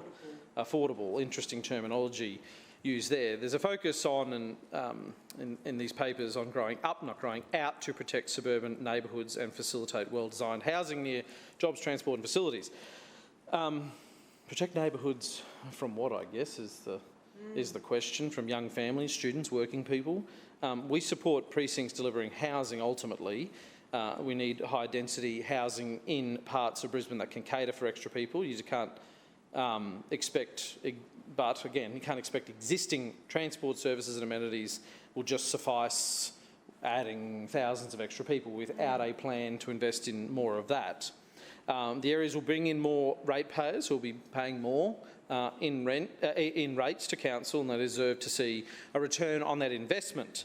We would ultimately like to see more focus on affordable and social housing when these plans come to council, but we haven't spoken about that enough in this place. There's an urgent need to support community housing with wraparound services as well. We need affordable housing targets. So to that end, Chair, I'd like to move an amendment. I move that the following amendment be made in Clause A and Clause B of E and C. In Clause A, Attachment A, draft resolution within then Council under point 3 add a 4th point, and in Clause B, Attachment B, draft resolution within then Council under point 2 add a 3rd point, both stating ensures this precinct plan seeks long-term community benefits by including affordable housing with definitive targets within the plan and encourages the Queensland Government to provide supportive housing models in the precinct. Seconded. Thank you.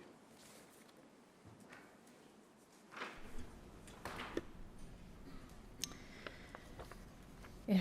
An amendment has been moved by Councillor Cassidy and seconded by Councillor Collier that in Clause A, Attachment A, draft resolution within then Council, under point 3, add a fourth point.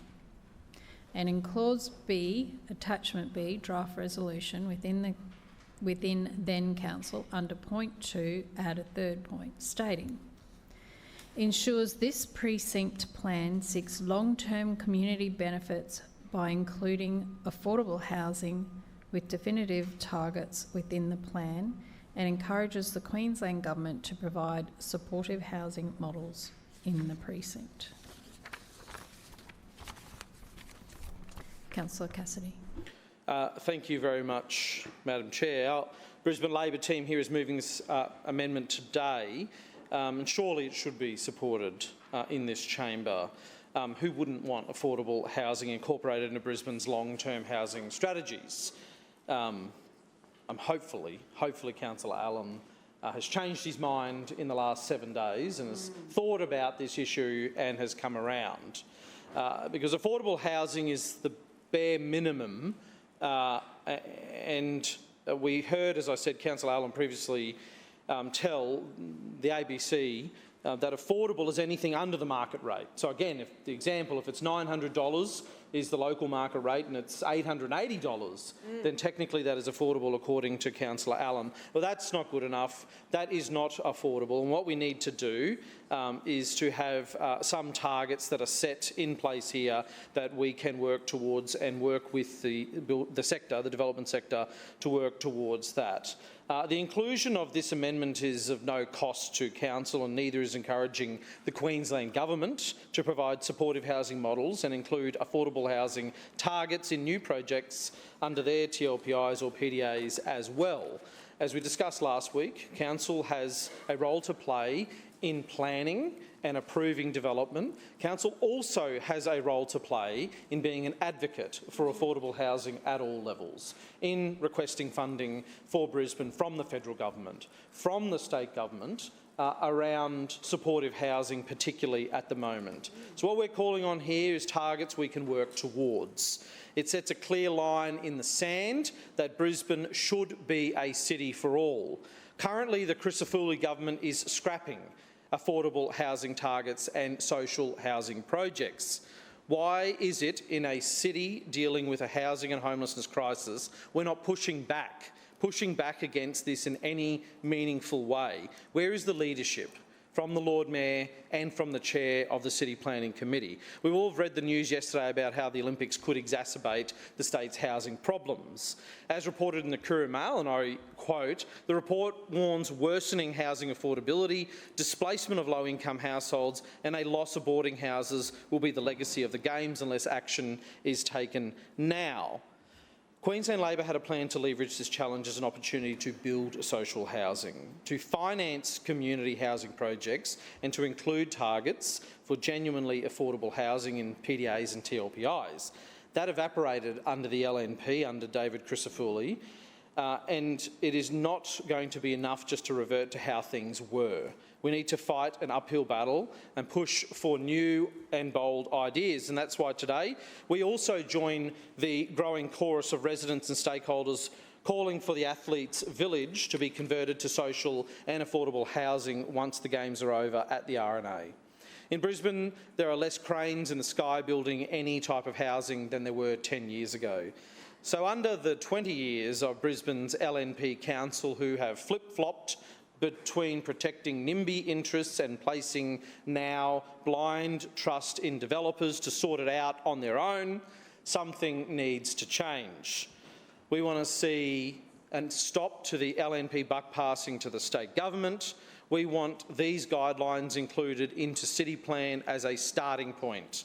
The need for affordable housing and supportive housing must be built into the zoning. That's what Council can do, but will the LNP support it?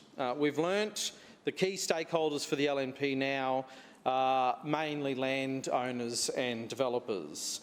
We know this LNP regime are not doing much more for the community housing sector than they are for the private development industry building luxury homes.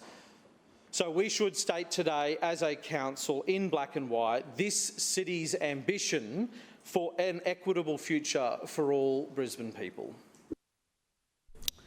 Further speakers to the amendment. Councillor. Thank you, Madam Chair. I must say I've got feelings of deja vu because we had this conversation last week and you know, clearly Councillor Cassidy wasn't listening at that point in time. These plans, these precinct plans, are focused on delivering housing and economic uplift in the precincts that are the basis of the study. We go through lengthy consultation with a range of stakeholders. The community has an opportunity to feed into that process, and certainly, you know, if they want to include certain types of housing within the plan discussion, they're welcome to do that. That's why we undertake public consultation. But mandating and putting in place targets actually stymies development. I made this point last week, and the Gabba PDA is a good case in point. When the Gabba PDA was established by the previous state government, they put in place a range of provisions and conditions that effectively brought development applications to a halt because those conditions didn't stack up from a feasibility perspective. So, you know, we could have a range of conditions, but if housing doesn't get completed in any form, what have we achieved? And like last week, the proposal that Councillor Cassidy has put forward would actually stymie development at a time when we're trying to bring on more homes. It's totally counterproductive, and the fact that he can't see that really surprises me. And he made much of, you know, affordable and social housing. This council continues and will continue to provide support to the community housing sector for social and affordable housing. We currently have 100% infrastructure discount for CHP delivered housing. We have 50% application fees. We worked actively with CHPs to make sure their developments get approved and out of the ground. So this notion that we aren't working with the sectors that are providing social and affordable housing is demonstrably wrong. And Councillor Cassidy made much of the environment in Brisbane in 2016, 10 years ago, when there were a lot of cranes on the horizon and there was a lot of development. And guess who was opposing development at that point in time? The Australian Labor Party. They were moaning and groaning about development for election after election. Now, I can remember coming into this council in 2016 and it was a hot topic. They didn't want development, they didn't want housing. Look, at the end of the day, their underlying concern is still about politics. We're focused on housing. They are clearly focused on playing games. We know that the amendment that Councillor Cassidy has just proposed will not support additional housing. It will stymie it, and on that basis, we cannot support it. Thank you, Madam Chair. Further speakers on the amendment. Councillor Johnston. Yes, I rise briefly to speak on the amendment before us today. And the first thing that I think everybody listening should understand is that Councillor Allen has very clearly stated the purpose of this LNP's pro-development stance, and that was twofold. Housing was mentioned, but to economic uplift. Now that word means developers enriching themselves, and the people who are facilitating commercial developers exploiting, commercialising beyond anything legitimate or reasonable in this city are the LNP. They are giving developers free rein to build, not even build, because half the time they don't build. They sit on this land. I've got land in my area that council has zoned for development purposes that the developers won't build on.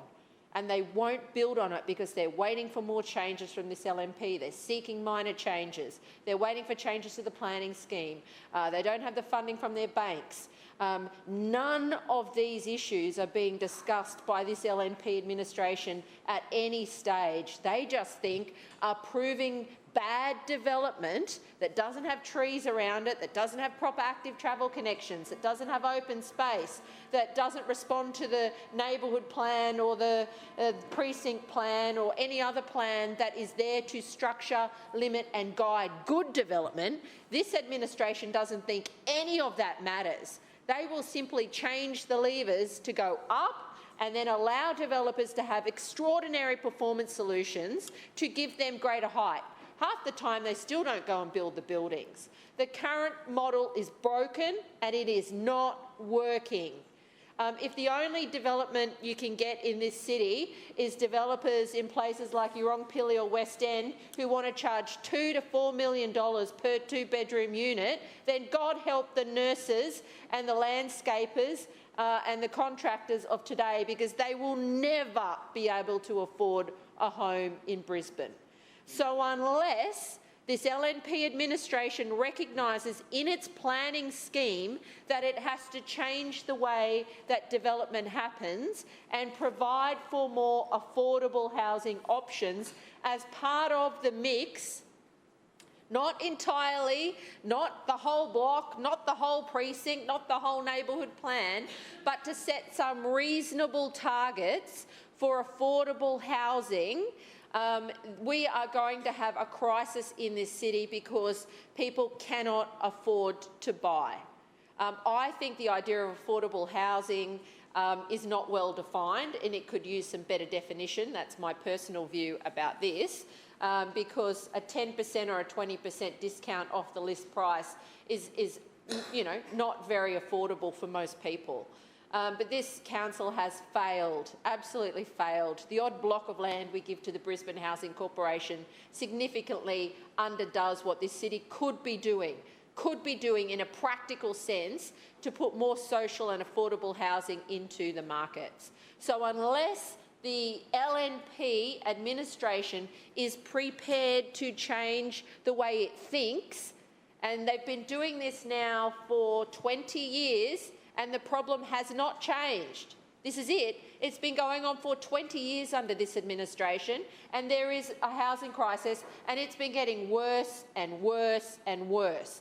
And Councillor Allen and the Lord Mayor and all the people on that side who keep approving these plans that simply give developers carte blanche without any obligation or recognition of the social problem and their obligation by getting an uplift from Council's planning scheme, because that's what they get out of all of this. They get an uplift. They make more money. They've got more options. But unless we set rules in place that say, hey, no, you have a social obligation to this city, and we think that part of that includes providing some affordable housing in well-targeted areas like these ones where they're district centres or principal centres, where they're close to public transport, shopping, where the jobs are. Unless this council starts thinking about this, this problem's not going away. And it's going to become 1,000-fold worse with the impact of the Olympics. When the Olympics sucks every worker in this city, from wherever we truck them in from or fly them in from, Dubai most likely. Councillor Johnston, your time has expired. Are there any further speakers? Councillor Kim.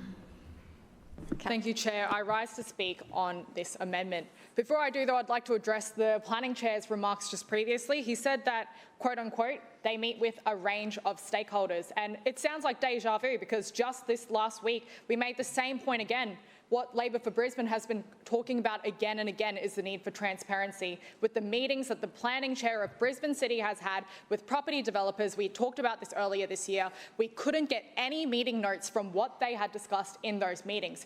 It sounds like deja vu, because all we do is constantly ask again and again for evidence about what has been discussed, but this LNP Council administration won't answer our questions. Chair, this document is dressed like progress. What we see in Clause A, which is why we came up with this this good amendment that provides all the essentials that are lacking from this original renewal plan is because at the moment it reads like a redevelopment script for people who already have a seat at the table. Page after page it repeats the same adjectives: safe, active, attractive and connected. The key change tells the real story though, because if you actually scrutinise the document page by page and take a look, what once said an enjoyable and safe pedestrian environment now reads an attractive and safe pedestrian environment. As it states on page 4 of the document, that single edit shifts meaning from comfort and human experience to visual presentation and marketing gloss. You can see this in their philosophy of everything that they follow throughout their entire budget. As it states on page 7, the plan describes attractive and safe design outcomes, but never defines what safe actually means in measurable terms. The plan talks about subtropical streets, human scale and walkable centres.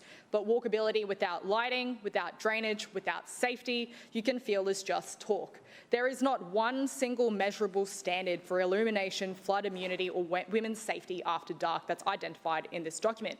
Safety here is defined by surveillance and shop fronts, not by lighting, shade Point of order, or Madam reliable... Chair. Point of order, Councillor Allen. Kim doesn't seem to be speaking to the amendment. No, the amendment's focused. I acknowledge that. Okay. And Councillor Kim, I was just about to bring you back to the amendment, please. That's what we're speaking on here. But if you want to speak on things further, when we go back to the general debate, you can. But thank you, Chair. I'm speaking to long-term community benefits, and I have 5 minutes to complete my point. Please. Okay. Thank you, Chair. To continue on with the long-term community benefits of this amendment as to why we are speaking on this today, even if these spends were real, the money is not there to deliver them. We have been living through this cycle under the LNP Council, 2 budgets in a row where spending on new infrastructure has fallen while maintenance keeps rising. This is a council that polishes what already exists instead of building what's needed. As it states on page 13, hence why we're moving this amendment, the plan focuses heavily on maintenance of existing assets and heritage fabric while providing no clear capital pipeline for new works. That's what happened to the Story Bridge, patched, painted and delayed. Millions spent each year just to hold it together instead of planning for the next generation. Councillor Kim, can I just stop you there? Let me read it out to you so you're familiar. I think you should have it in front of you though. The clause that Councillor Cassidy would like to add is ensures this precinct plan seeks long-term community benefits by including affordable housing and definitive targets within the plan, encourages the Queensland Government to provide supportive housing models in the precinct. So if you can just, for the moment, speak to the amendment. You'll get to speak again after we finish with the amendment, okay? Thank you, Chair, and I stand by my points as to why this is exactly why this amendment needs to be passed and why this has been brought up today, because it's important to have transparency and scrutinise what's been presented before us as to why these amendments are required. And as it states as well, Clause A basically allows greater building height where there's both a community need and an economic need, but they actually sound unfair until you ask the people who are responsible for making these decisions. Have we been consulting the community, or have we been led by others that we haven't been privy to with transparent meeting notes? This is why this amendment is important to push through, because we need to know where these decisions are being held and who exactly is responsible for writing most of what's written in Clause A. As it stands as well, the renewal should mean fairness. We push this amendment through because when you read the words of what has been proposed, we talk about the lack of fairness that's concluded in Clause A. This plan reads like a brochure for one corridor of the city, while families elsewhere pay rising rates for invisible returns. The LNP Council can't claim to build a modern, livable Brisbane city while they neglect the evidence, neglect to include what residents are really asking them for. This is why Brisbane Labor have proposed these amendments, and there are outstanding questions that the planning chair of Brisbane haven't answered yet. It feels like deja vu every week that we keep asking the LNP chair for answers to those questions, while important amendments like this get blocked down by an LNP regime on the other side who refuse to listen to those who are coming to these consultations that local councillors like Steve Griffiths have organised in the past. They neglect to listen to the feedback and to address it today, and that is why we're moving this consultation. That is why we've looked into the history of what's happened previously. That is why we are speaking on this amendment today, and that is also why we're cross-checking with Clause A. Thank you, Chair. Are there any further speakers actually to the amendment? Councillor Chongwa, please. Thank you, Chair. I also rise to speak on this amendment. Ensures this precinct plan seeks long-term community benefits by including affordable housing with definitive targets within the plan, and encourages the Queensland Government to provide supportive housing models in this precinct. I do support this, but I will say that, again, I support what Councillor Johnston said, that we are in a broken system. We're treating housing as a commodity, and it's become completely unethical when we're seeing over 10,000 people homeless in southeast Queensland. It is completely shameful that all levels of government are sitting on their hands and not doing a single thing to do something about this. I spoke about this last week. 2,125 children are experiencing homelessness in Brisbane. This figure jumped 48% in the last financial year. Shame. Shame on us all for not acting on this. This is disgusting. The Greens have a solution, and we've been saying it loud and clear for years that we need 25% inclusion zoning in all new developments. This would allow a genuine affordable housing in these new developments. That's what we need to see. That's how we can approach and fix this broken system. Just want to end this by saying housing is a basic human right. I'll repeat that.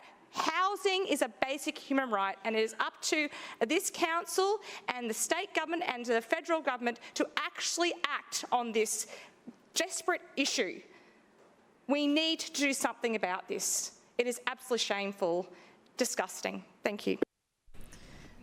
Before I call further speakers, Councillor Wines, you're very loud there in your conversations, and I've already told you once already in this meeting, please take the conversations outside while other speakers are on their feet.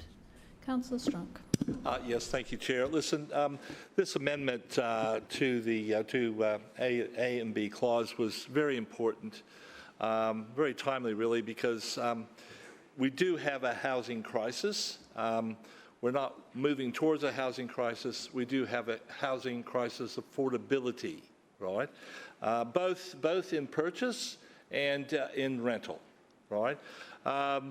Just last week, just to put it into a perspective for everyone here in the chamber, last week we had a sale of a house in the Inala suburb. Now, it was a nice house, wasn't a mansion, and it was on a reasonable good sized block, and it was over $1 million. Now, this is a suburb, or the suburbs around where I live. These are the areas that people actually used to migrate to because there was affordable housing. You know, Forest Lake development was developed so that people could get in at a base price, right, and work their way up if they wanted to increase the size and scope of their house. They could do it locally. But affordability in my ward now is now over $1 million. Just let that sink in. Incredible. So we have to do something.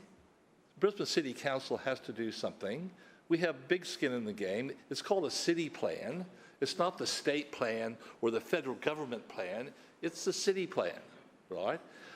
So we've got huge skin in the game here, and we have the tools to be able to hopefully be able to make building houses more affordable, right? And I know we do some work there, but we should do more.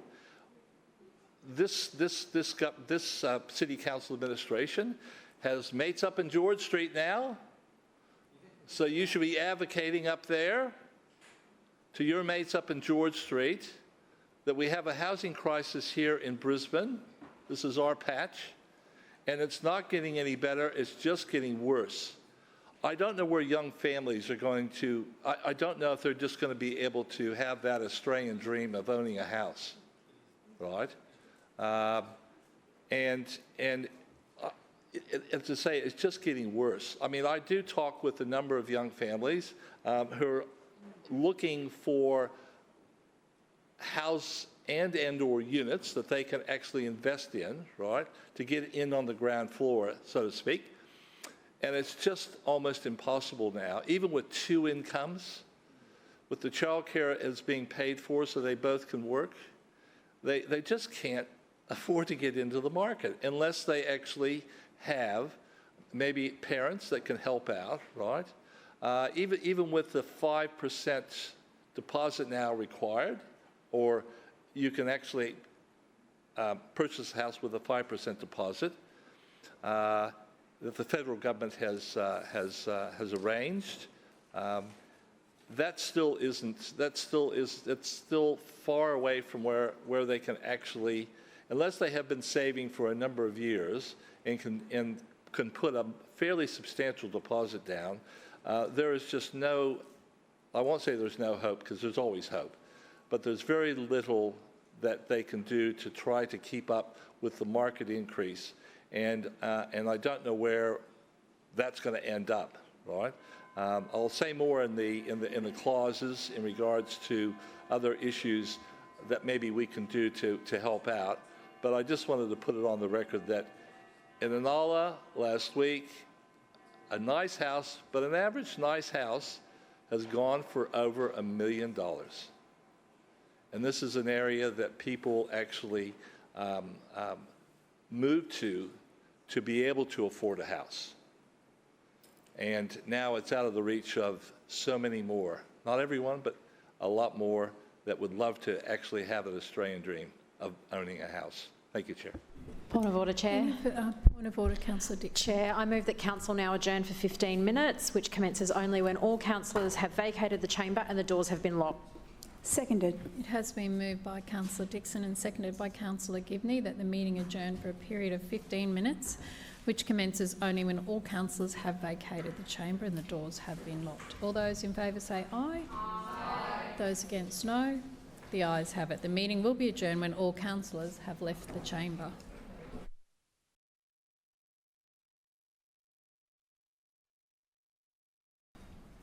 Are there any further speakers to the amendment? Councillor Cassidy, your reply. Thanks, Chair. I'm shocked the Lord Mayor didn't last past afternoon tea. Not. He's got form. Yeah. If nothing else, he is consistent about abandoning the council meeting. A disappointing level of debate from the LNP, and they were all sort of scurrying around giving Councillor Allan lots of notes to use his debate earlier. Four or five of them contributed to that contribution of Councillor Allan, and what we got from him was a sense of confusion about what we were talking about. He seemed to be confused with the precinct plans that we're talking about today with the ones last week. Seemed to think they were the same thing. They're in fact in different areas. Last week was Carindale, Indooroopilly and Nunda. This week we're talking about Stones Corner and Mount Gravatt. Different areas, but the same issue. I'll grant him that, Chair. We are talking about housing affordability, and we're talking about it in all places in Brisbane. And for Councillor Allan to just sort of expect the LNP to say, well, they voted down one amendment 1 week to one precinct plan in one part of Brisbane. Therefore, you should just... Conversation over. Yeah, conversation over. Just shut up and sit there quietly and don't raise these issues again. So that's a bit disappointing, but maybe that's just Councillor Allan's confusion about planning here in Brisbane, because it's certainly not being led by him. He's presenting the things that we're seeing brought to council, but certainly he is not leading these changes as we're discovering. The development industry, landowners, vested interests are leading this council, unfortunately. Just to clear things up as well for Councillor Allan and for the LNP, and one last-ditch attempt to try and assuage some of their concerns about this. What this isn't setting minimums in these areas. This isn't making requirements. This is the lightest touch that you could possibly do. It's setting targets that are aspirational. They're important because they send a signal to the development industry to the people we represent here as well, and to the state government, that we're serious about providing housing that is affordable for all people needing it here in Brisbane. So we're not talking about minimums, where Councillor Allen gets up and says if you apply a target, therefore nothing will ever be built. That's just childish, churlish sort of schoolboy debate. That's not serious. He's not being serious about this, unfortunately. We're talking about targets, but the other thing we're talking about is advocacy, and advocating to the state government around providing more supported housing, more supportive housing. That's important because for 2 weeks now we've had a debate around affordable housing targets and about supportive housing models. And for 2 weeks, Councillor Allen, as the only LNP speaker on these amendments, hasn't spoken about supportive housing once. Their advocacy around funding from the state government dried up when David Crisafulli was elected. We saw every week while Labor was in government, the LNP get up here and rattle the cage and bash down the door of the state government, but they went silent completely when the LNP was elected at the state level. Absolutely mute on these issues. And this again, these amendments don't cost council anything. In fact, what they're about is supporting people, the people that were elected to represent here. And the lack of advocacy to the state government around supportive housing is shocking to me here when we see councils all around Brisbane doing it. Going to the state government, going and meeting with those providers, identifying places where it's appropriate to have supportive housing models in their council areas. What we get from the LNP here in Brisbane is absolute, complete radio silence. So if you don't go and bash down the doors and demand that the state government, who's responsible for providing the funding models for supportive housing and for the construction and support of social and community housing, of course we're not going to get it built. Of course we're not going to. If Councillor Allen seriously believes that it would just be this motion and then all of a sudden that would dictate to development in Brisbane and would stymie development, it's just ridiculous. But what will stymie the development of social and supportive housing is a state government that no longer cares about it, and that's what this is about. So vote for it so we can advocate to the state government for more funding. Time has expired. We'll now vote on that amendment. All those in favour say aye. Aye. Those against, no. No. The noes have it. Division. Division has been called by Councillor Cassidy and seconded by Councillor Collier. Ayes to my right and noes to my left. Clerks, please ring the bells.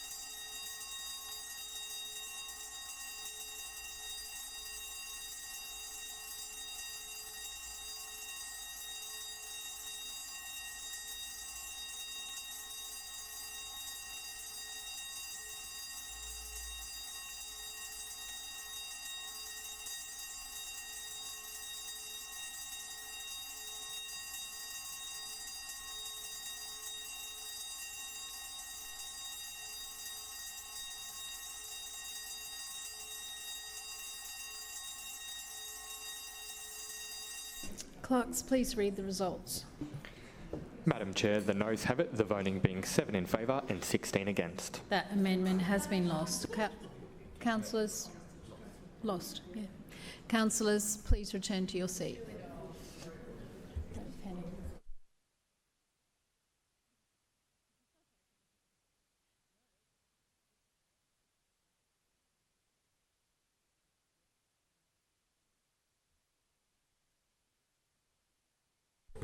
Councillor Allen, your 2 points of misrepresentation, please. Thank you, Madam Chair.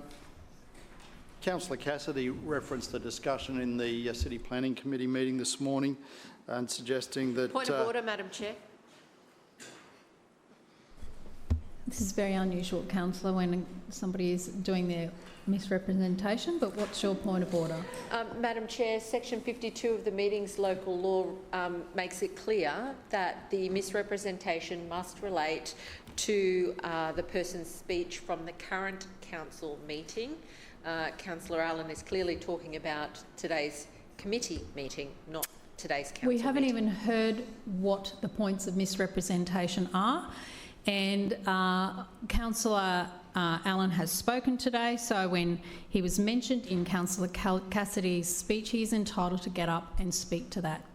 Thank Councillor you, Madam Chair. Allen. So, Councillor Cassidy did reference discussion in the committee meeting this morning. He suggested that neighbourhood plans were, not worth the paper they're written on, basically. But the reality is, the discussion was around neighbourhood plans should catalyse change and development, and if they don't, that is not a good outcome for the city. So that's my first point of order. The second point of order was he referenced something from last week's council meeting and basically said that I indicated that we shouldn't have... Point of order, Madam Chair. Point of order, Councillor Johnston. Yeah, again, Madam Chairman, section 52 of the meetings local law makes it very clear that the misrepresentation has to relate to the current council meeting. Neither Councillor Adams' first point of misrepresentation nor the second point of misrepresentation are about his speech in today's council meeting as required under section 52. I don't uphold that, Councillor Johnston. It has been brought up in today's meeting, and Councillor Allen is in his right to be able to respond to being misrepresented. That's the whole point of it. Councillor Allen. Thank you, Madam Chair. So Councillor Cassidy suggested that, I'd indicated that, conditions shouldn't be imposed on developers. That wasn't accurate, and I'll read the section from the minutes. If you put in place enough conditions, you will actually kill the development feasibilities and nothing will happen. I didn't indicate that no conditions should be there, just that applications could be over-conditioned. Thank you, Madam Chair. And are there any further speakers now to the report? Point of order, Madam Chair. Point of order, Councillor Johnston. Madam Chair, I move that you have engaged in unsuitable meeting conduct by failing to apply section 52(1) of the meetings local law in a proper way. And I'd appreciate a seconder. Seconded.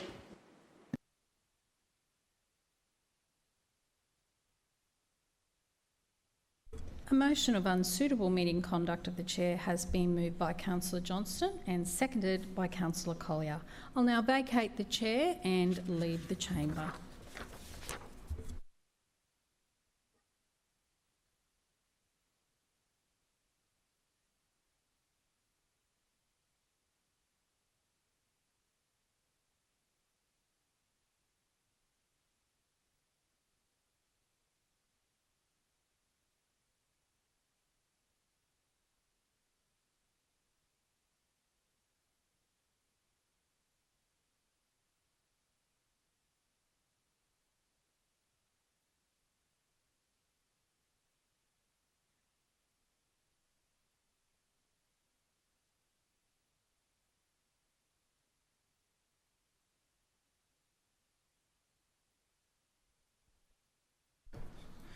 Councillor Johnston, speak on the motion, please.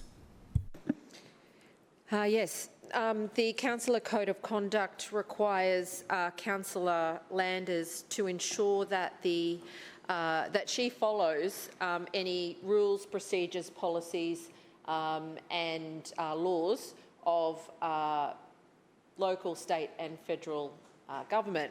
One of the meetings local laws that applies in Brisbane City Council is the following section, section 52(1), personal explanation. A councillor may, with the permission of the chair, make a personal explanation in relation to some material part of the councillor's former speech, and this is the quote, critical part, made during the course of the current meeting, which the councillor considers may have been misunderstood or misrepresented. So to be clear, section 52(1) of the meetings local law allows Councillor Adam Allen to stand up and to make a personal explanation about a part of his speech made today in the course of the current meeting, which the councillor considers may have been misunderstood or misrepresented. Now, Councillor Allen very clearly said in the first point of misrepresentation that he was speaking about something in the committee today that Councillor Cassidy was referencing. And it's interesting that Councillor Allen seems to have access to some minutes from the committee today, which don't come out until the following week. So if he's recorded something, I'd be quite interested in that. But the issue is, Councillor Allen himself made it clear that he was speaking to a misrepresentation he felt Councillor Cassidy had made of him from a committee meeting today, not the current council meeting. The second, and it was clear that I raised that as a point of order with the Chair of Council, who basically said, nope, you're wrong, he can say whatever he wants, because in fact, Councillor Landers' explanation was Councillor Cassidy has referenced him today, so he can object. That's not what the rule said. The second point of misrepresentation Councillor Allen stood up and said was, in last week's council meeting, Councillor Cassidy said, I said this.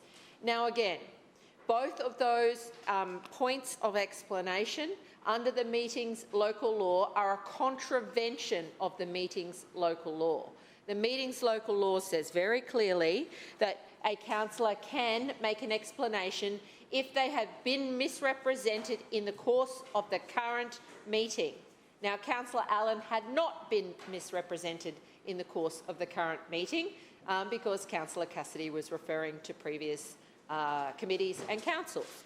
So instead of doing the right thing and enforcing the meeting's local law justly, fairly and reasonably, as she is legally required to do under the Code of Conduct and under the meeting's local law, yet again, Councillor Sandy Landers has given a rails run to an LNP colleague who is clearly breaching the meeting's local law because he did not agree with what Councillor Cassidy was saying about him today.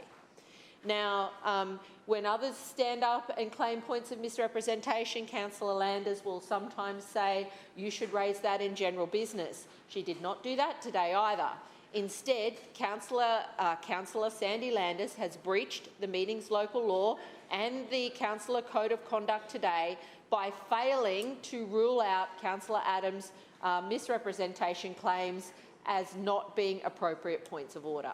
Now, that is unsuitable meeting conduct. She is required to follow the rules herself. She is required to make sure that they are undertaken fairly, reasonably and justly. Week after week, Councillor Landers does not do that.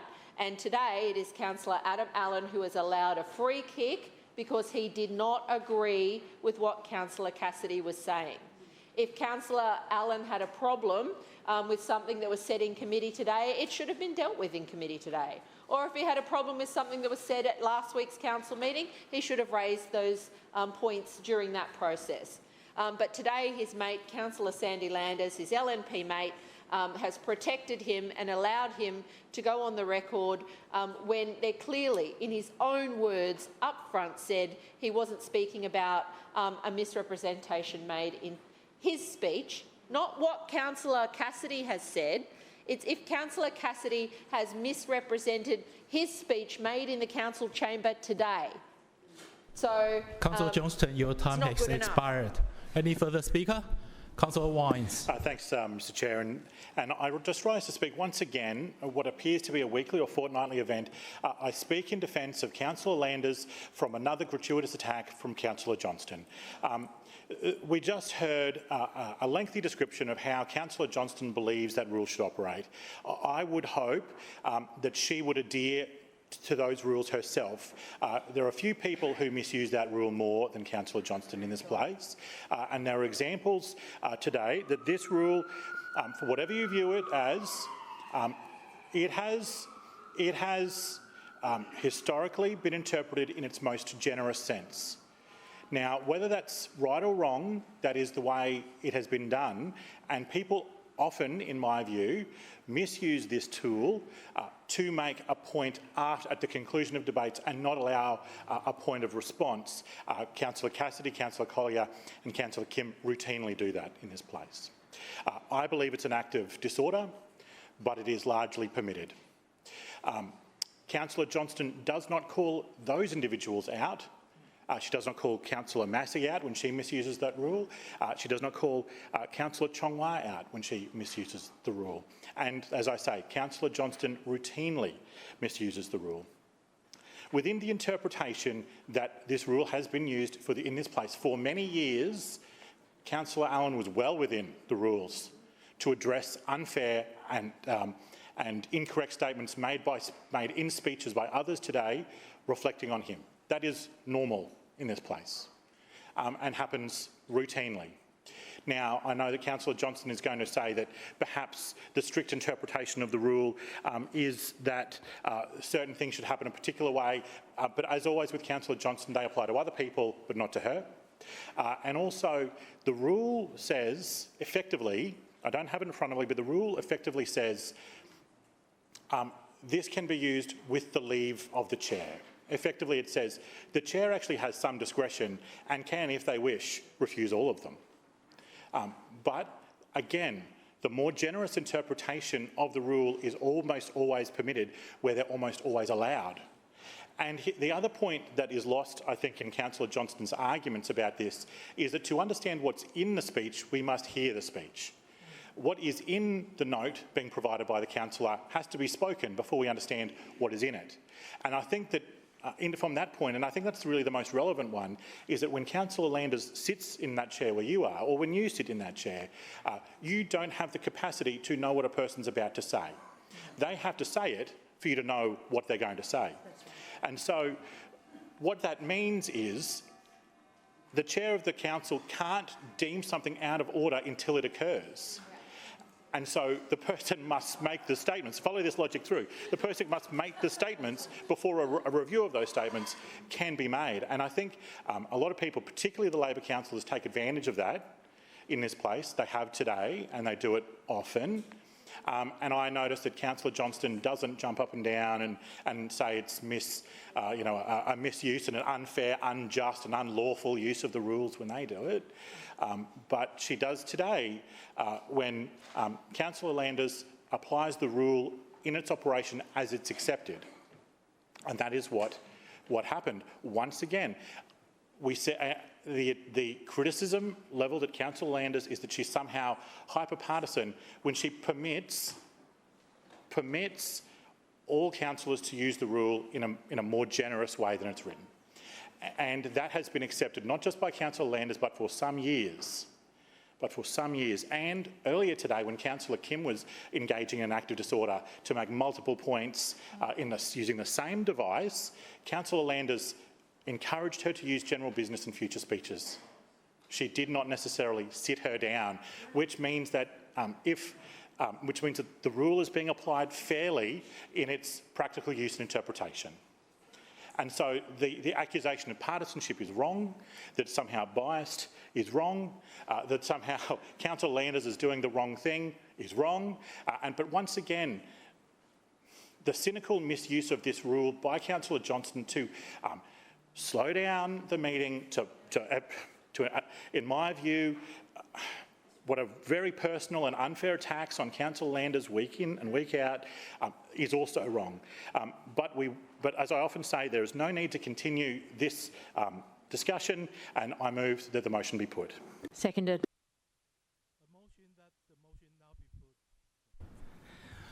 It's been moved that the motion now be put. Has been moved by Councillor Wines, seconded by Councillor Dixon.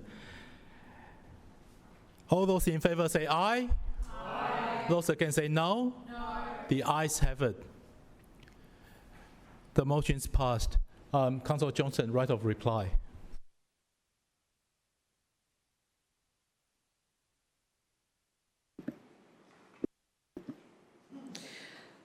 Thank you. I'll start by just saying this is the process set down under the meeting's local law. It was voted in by the LNP. I did not vote for this process, but this is the process that we must follow. And for Councillor Andrew Wines to stand up again and routinely claim that somehow I am misusing the rules or misusing the process is just false. It's untrue. It is dishonest. This is the official process. What I will say is, though, it sounded like Councillor Wines actually agreed with me. Over and over again, he said he felt people misused this rule all the time. He said that it had been happening this way for a long time. It was historically misused. So it sounds like Councillor Wines secretly agrees with me, but he has to still stand up. He's been delegated the card each week to stand up and do this. Maybe you need to get a better routine going in the LNP, because this one's getting very tired, particularly when he starts agreeing with me. But what I'll say again is the following. The rule is extremely clear here. It says the councillor, and this is made with the position, the chair's permission, make a personal explanation about some part of the councillor's speech made during the course of the current meeting, which the councillor considers may have been misunderstood. Now, Councillor Adam Allen on this occasion stood up and said clearly, not like Councillor Wines says, how do we know what he's going to say? We listened to him when he said very clearly, it's about what happened in committee this morning, and the second misrepresentation, it's about what happened in the chamber last week. That's a pretty clear verbal indicator that the councillor is not following the meeting's local law. And the chair should have at that point said, I'm sorry, Councillor Allen, it's not a point of order, do it in GB if you disagree with something Councillor Cassidy has said. That would have been an appropriate response. Councillor Landers did not do that, because we know in this place she gives preference to the LNP councillors time and time again. The rules do not apply to that side of the chamber, and we saw it today with the level of interjections from that side, which are apparently allowed whenever they want, but not this side. Now, Councillor Wines tried to say everybody does this. He even tried to claim Councillor Kim did this today, and I don't recall her making a point of misrepresentation today. But the issue, oh, you did do one? Okay, thank you. But the issue with what actually happens is people stand up and they do speak in response to a misrepresentation about their speech in the council chamber, but then they often just add on another little bit of explanation. That's essentially the issue, that it goes beyond just correcting the misrepresentation.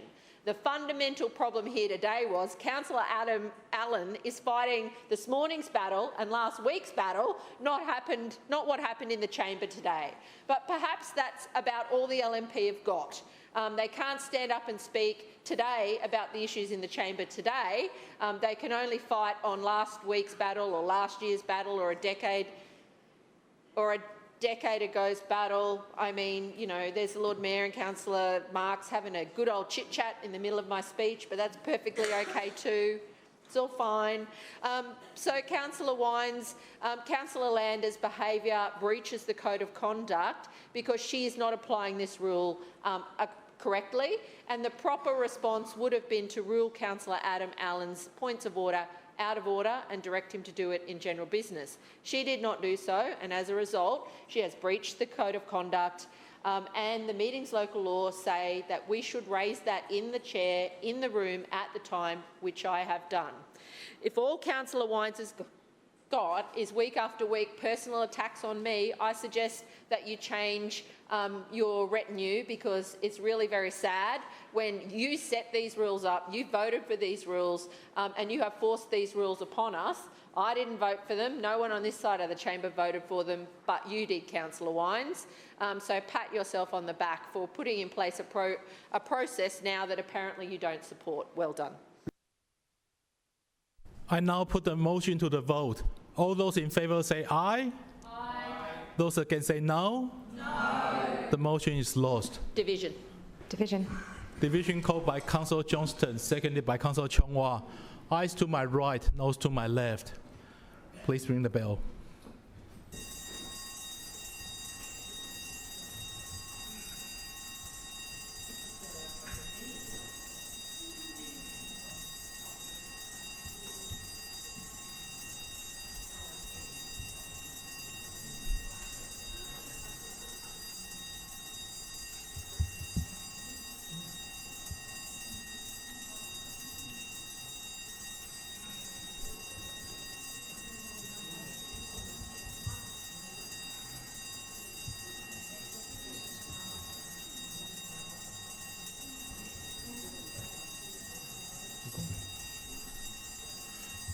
Clerk, please read the result. Mr Deputy Chair, the noes have it, the voting being 7 in favour and 16 against. The motion is lost. Can someone please advise the chair to come back to the chamber?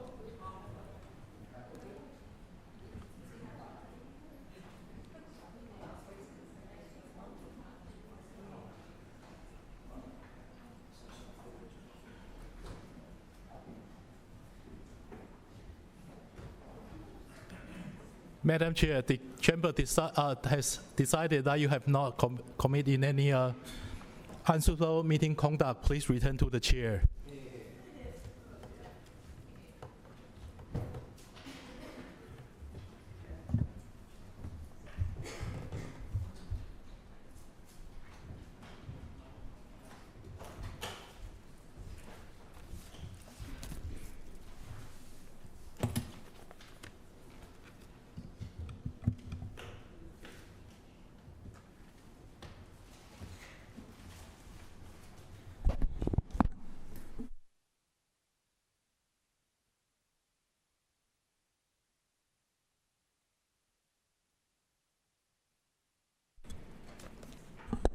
Coming back to the report, councillors, are there any further speakers?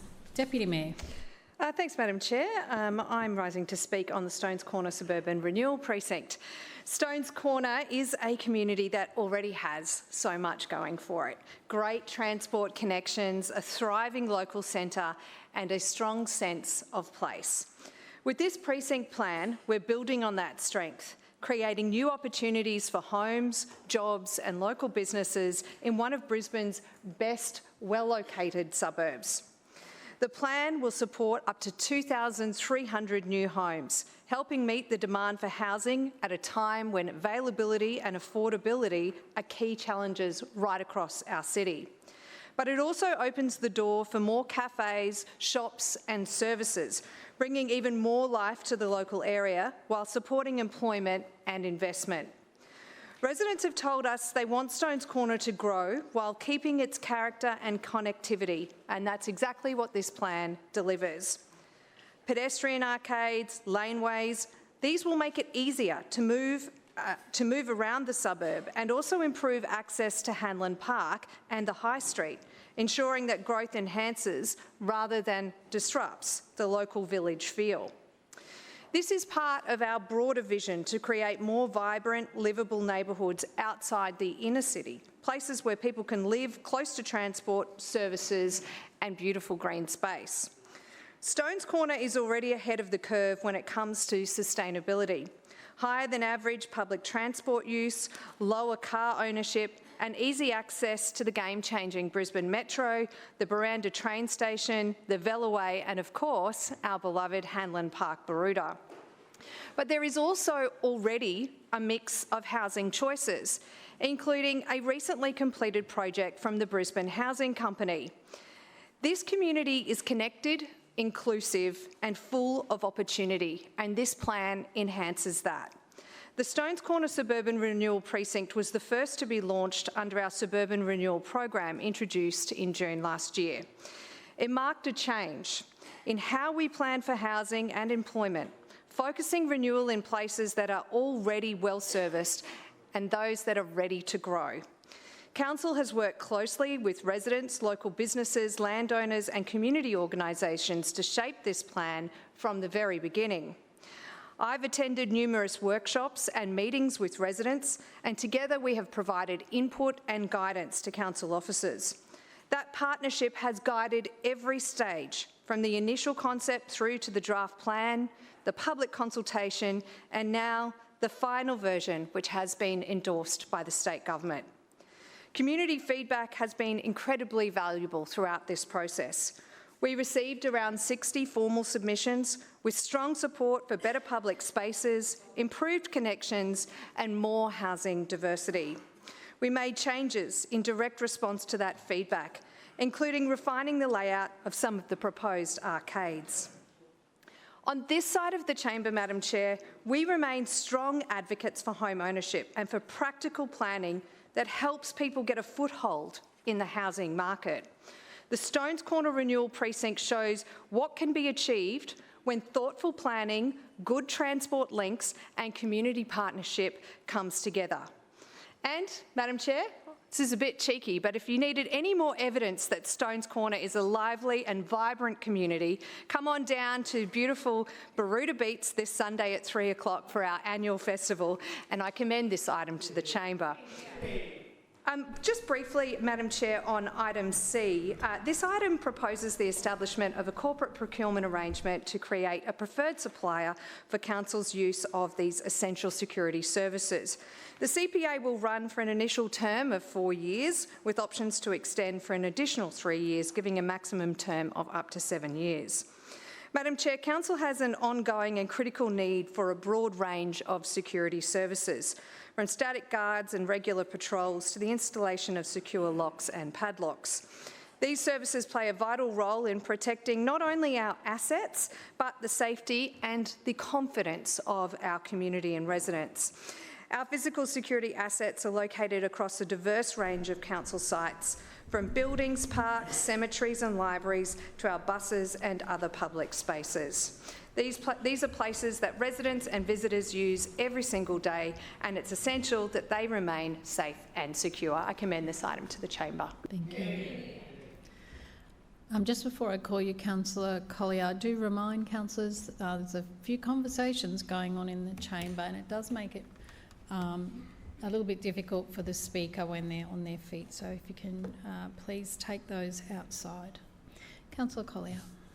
Thanks, Chair. Before I begin, can I ask that items C and D get taken separately for voting purposes? So C separately and then D separately and A and B together? Yes, thank you. Thanks very much, Chair. I rise to speak about clause C and D today. I'll start first on the significant contracting plan for the provision of physical security services. It does seem quite straightforward on the face of it, but we know the LNP love outsourcing. They are addicted to it. Why are we contracting things like this out so much? Particularly, we know that this LNP Council love to contract out services at libraries and other areas too where we directly employ staff. So what you see is there's the same workplace, the same team room, for the large part mostly the same experiences, but two different employers with two different sets of benefits and rights at work.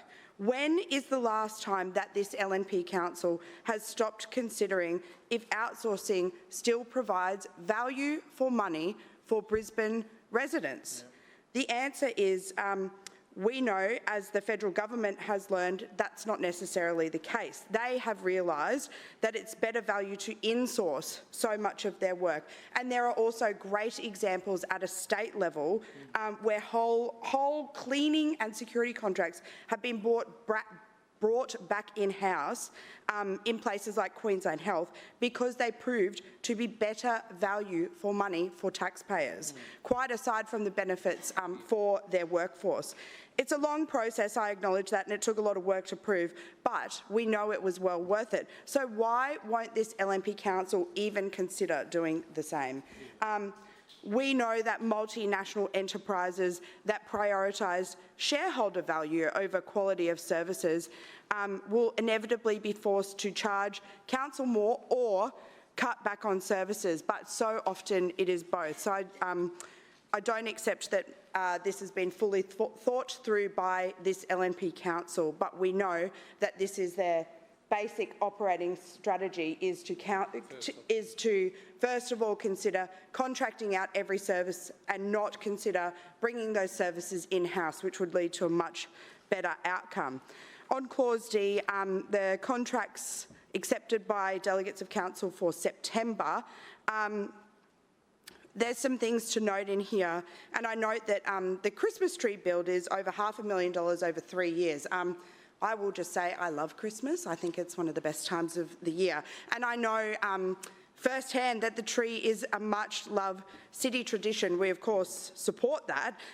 In fact, on this side of the chamber, we support trees, especially real ones, not artificial ones, in King George Square throughout the whole year.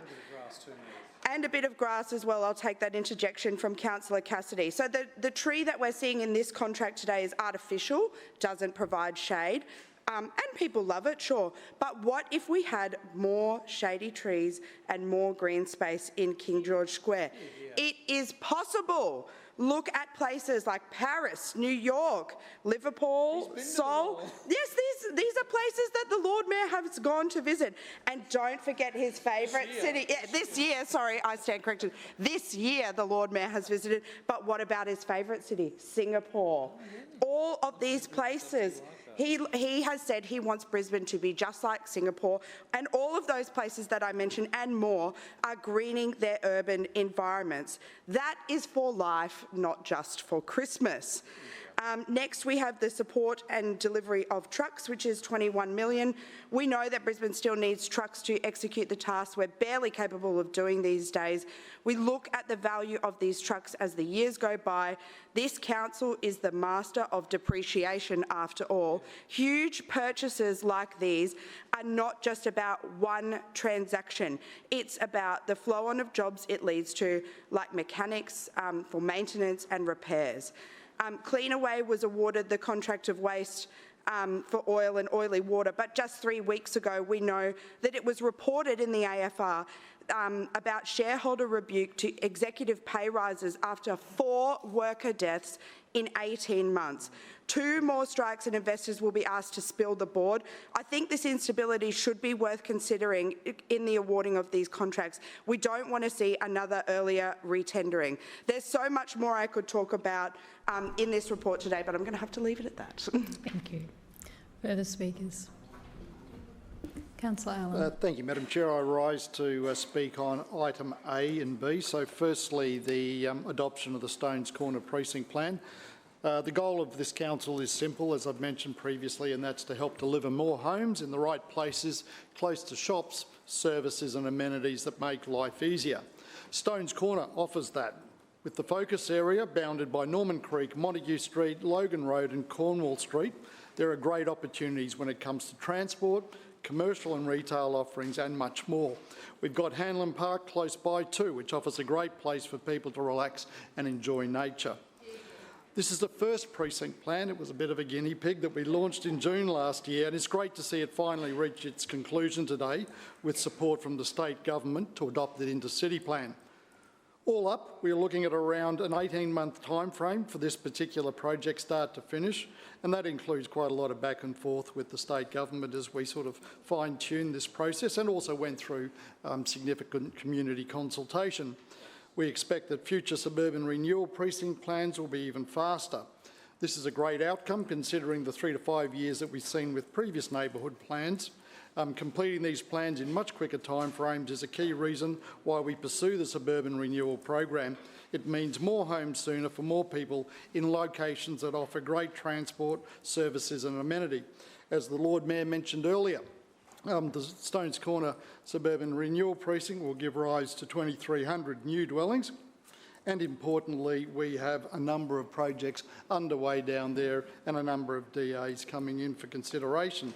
So certainly we're anticipating increased housing down there that will suit residents of all ages and backgrounds, and there will be a variety of different stock ranging from studio, 1, 2 and up to 3 bedroom homes. Now, the key focus here was to make sure that Stones Corner retained its feel. It's got a great vibe, and we wanted to ensure that that was retained.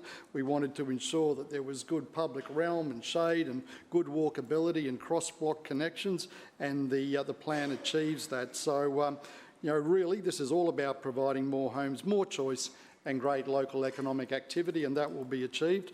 Importantly, Councillor Cassidy referenced the fact that, will any of this get built? Well, certainly it is. As I mentioned, we've got a range of development applications in there at the moment, and importantly, as Councillor Cunningham referenced, Brisbane Housing Corporation has a project down in Stones Corner that's going to deliver 82 studio, 1 bedroom and 2 bedroom apartments, and guess where they're getting their funding from? through the state government by the Housing Investment Fund. So council's been in there, we've helped them get the application through the process, we've provided application fee discounts, infrastructure charge discounts, and the state government's in there providing support through funding. Now, turning to the Mount Gravatt precinct plan, this one is obviously here today in order to get approval to advance to public consultation and the state interest review. This is quite a large corridor that we're looking at, and the opportunity there is very real. There's some great public space around there with the Mount Gravatt Outlook Reserve and the showgrounds down the road and other local parks. So what we're focusing on here is trying to put the plan in front of the community, seek some feedback. In our initial sounding, we got 700 comments as part of our online survey and drop a pin map. So that's been very useful in helping us shape this draft plan.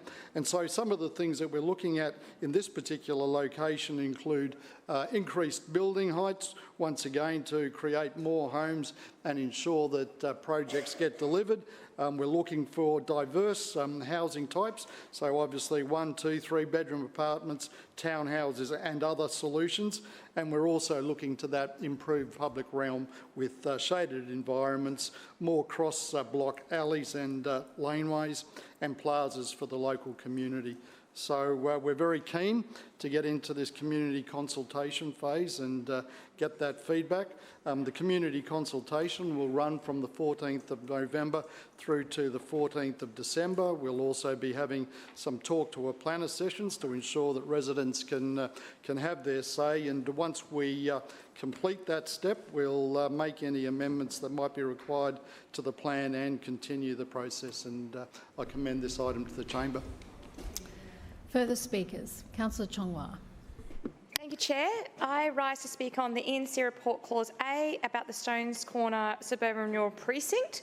Surely we should not be endorsing this precinct plan until the Norman Creek flood study is completed. I was under the impression that this study would be completed first to ensure that we wouldn't put new residents in harm's way.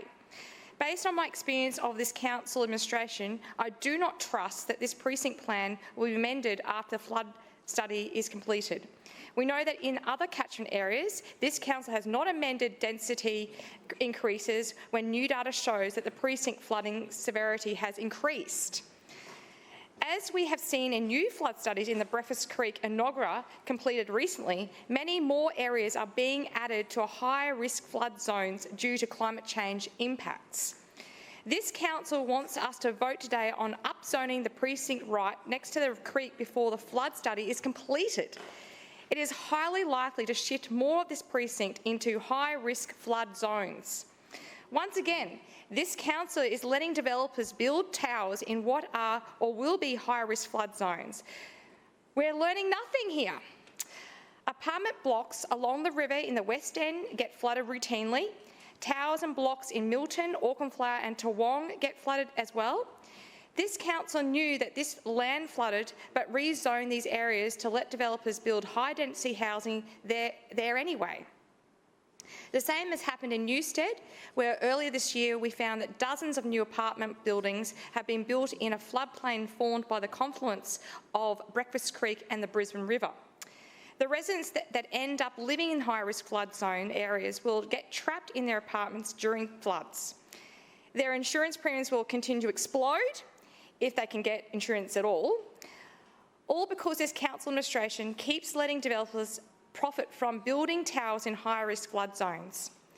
And now this council administration wants to ram through an amendment to let developers build towers next to Norman Creek before we know exactly where it will flood, locking hundreds of future residents into the same fate. That's not to say there isn't any land in Stones Corner that doesn't flood. There is land that can be built on and lived on sustainably, but we need flood studies to find this out. And for the land that is safe to live in, we need inclusionary zoning. We keep on seeing new housing in Brisbane that's completely unaffordable for the ordinary people. Rent and house prices are still soaring, pushing low and middle income renters out of Brisbane's fringes. This is another trend that we cannot sustain. Good international benchmark policy is ensuring a quarter of new dwellings are public or social housing. Genuine affordable public and community housing is the only way to guarantee people that are struggling can afford to live in this city. This administration keeps calling Brisbane a sustainable city. What kind of a sustainable city builds on floodplains? What kind of sustainable city pushes working and middle-class people out to the fringes? We can't sustain this. Further speakers, Councillor Adams. Thank you, Madam Chair, and I rise to speak on item B today, the Malcrivat Central Precinct Plan, and it is a major transport corridor. Councillor Kim said it sounds like this is just about one corridor. It is. It's about one corridor on Logan Road in Malcrivat in the middle of my ward, which has existing businesses, subtropical character, and as Councillor Allen said, is surrounded by beautiful green areas. The Malcrivat Showground is open space, the Malcrivat Outlook through the mountain there, and Glindeman Park the northern end of the precinct. Predominantly this area in the northern part of the corridor is car yards, and we definitely need to address the current needs and the expectations of the community and wider Brisbane as well. This has already been out to community feedback. The community have already been involved in getting the vision together. It has been brought, they have been brought along from the get-go. We've already had hundreds of people that have contributed to that vision that has led to the draft plan that we have before us today that we are sending up to the state. And what that vision is, it does not surprise me at all. I think it's exactly what I would have expected from the residents in my ward. A vibrant, distinct urban village. They want to revitalise the high street. They want to renew the business, the retail, the commercial, and introduce more housing and services in the area as well. We already have beautiful trees right along the central part of the corridor, awnings for the old character commercial along that part as well, up to Shire Road, and also some arcades that the developers have done through the buildings in recent times, but we're looking forward to expanding that. Unfortunately, it is very much a heritage precinct as well, in that so far as that it's not actually listed, but it is commonly called the terminus by anybody who was still around in 1969 hopping on a tram, and the tram tracks actually finish at Shire Road in the middle of the precinct. So, as I have to explain to many people many times over the last 18 years, you actually can't plant trees down the middle of Logan Road from Shire Road North because there are tram tracks straight underneath the bitumen. But we are looking for fantastic ways that the buildings in these areas, in those latent supply areas that the Lord Mayor mentioned, some commercial areas there near the hotel that have been empty for absolutely years. We want to see innovative designs, green roofs, terraces, arcades, and of course we need housing for all ages. There has been a long time need for ageing in place in my ward, and we've addressed a lot of those needs from Tarragindi through Holland Park and further south into Upper Malcrivat. But this will also be an opportunity for those who want to downsize and stay in their local area. We need homes for first home buyers who now rely on units as their entry purchase into the house market. And of course, families who love our local schools and parks, but want minimal maintenance of apartment living as well. And this is all the opportunities that we're going to have with the typologies that we will put forward to the community, and they can give us our feedback as well. One thing I can say that we have got plenty of is in Malcrivat, and it's very clear that Councillor Cassidy does not know my area, is that there is a lot of public housing and social and affordable housing in this area as well that has been built over many years with BHC and the state government, with other projects being done through the Malcrivat East and long-term public housing in Tenby and Gowrie Street. But we do need to consider new types of housing as well, and things that I'm looking forward to considering is multi-use dwellings, whether they have commercial or retail on the bottom, that activate the sites, large sites, as the Lord Mayor mentioned, that can really look at high design outcomes. They can do master plans for the site to really make sure they connect to the transport and the public and active movement as well. Consultation, as was mentioned, will be held through November, December and for 20 business days, and there's 3 Meet the Planner sessions, so it'll be a great opportunity to make sure that I'm out there with our residents and hearing what they have to say, and the officers hearing that as well. But I'm sure that Logan Road right along this precinct will be wrapped and signed on every post and bus stop with a comprehensive letterbox drop to make sure that everybody knows they can have their say online, they can have their say on email or letter or any other form that absolutely suits them best. I look forward to further engagement with my community, as we have heard already, to work with the residents to plan for the future, as I said, of not just this historic but really exciting growth precinct of Malcrivat, and I commend this to the chambers. Further speakers. Councillor Strunk. Thank you, Madam Chair. Listen, I want to speak on C and, if we get some time, D, of course. The personal security, when this came through on the papers on Thursday, I sat down with my team and we had a look at what this encompasses, and I totally agree with Councillor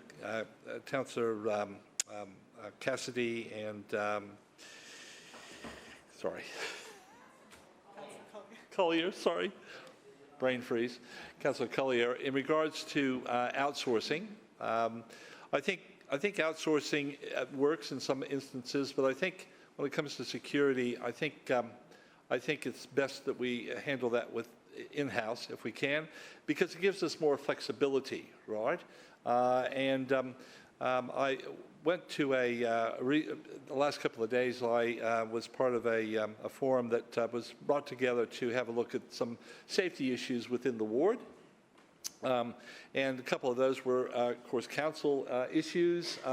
We had an issue at the library, an incident that happened recently, and which is part of an ongoing thing that doesn't happen all the time, but there's a little bit of a pattern that's emerging.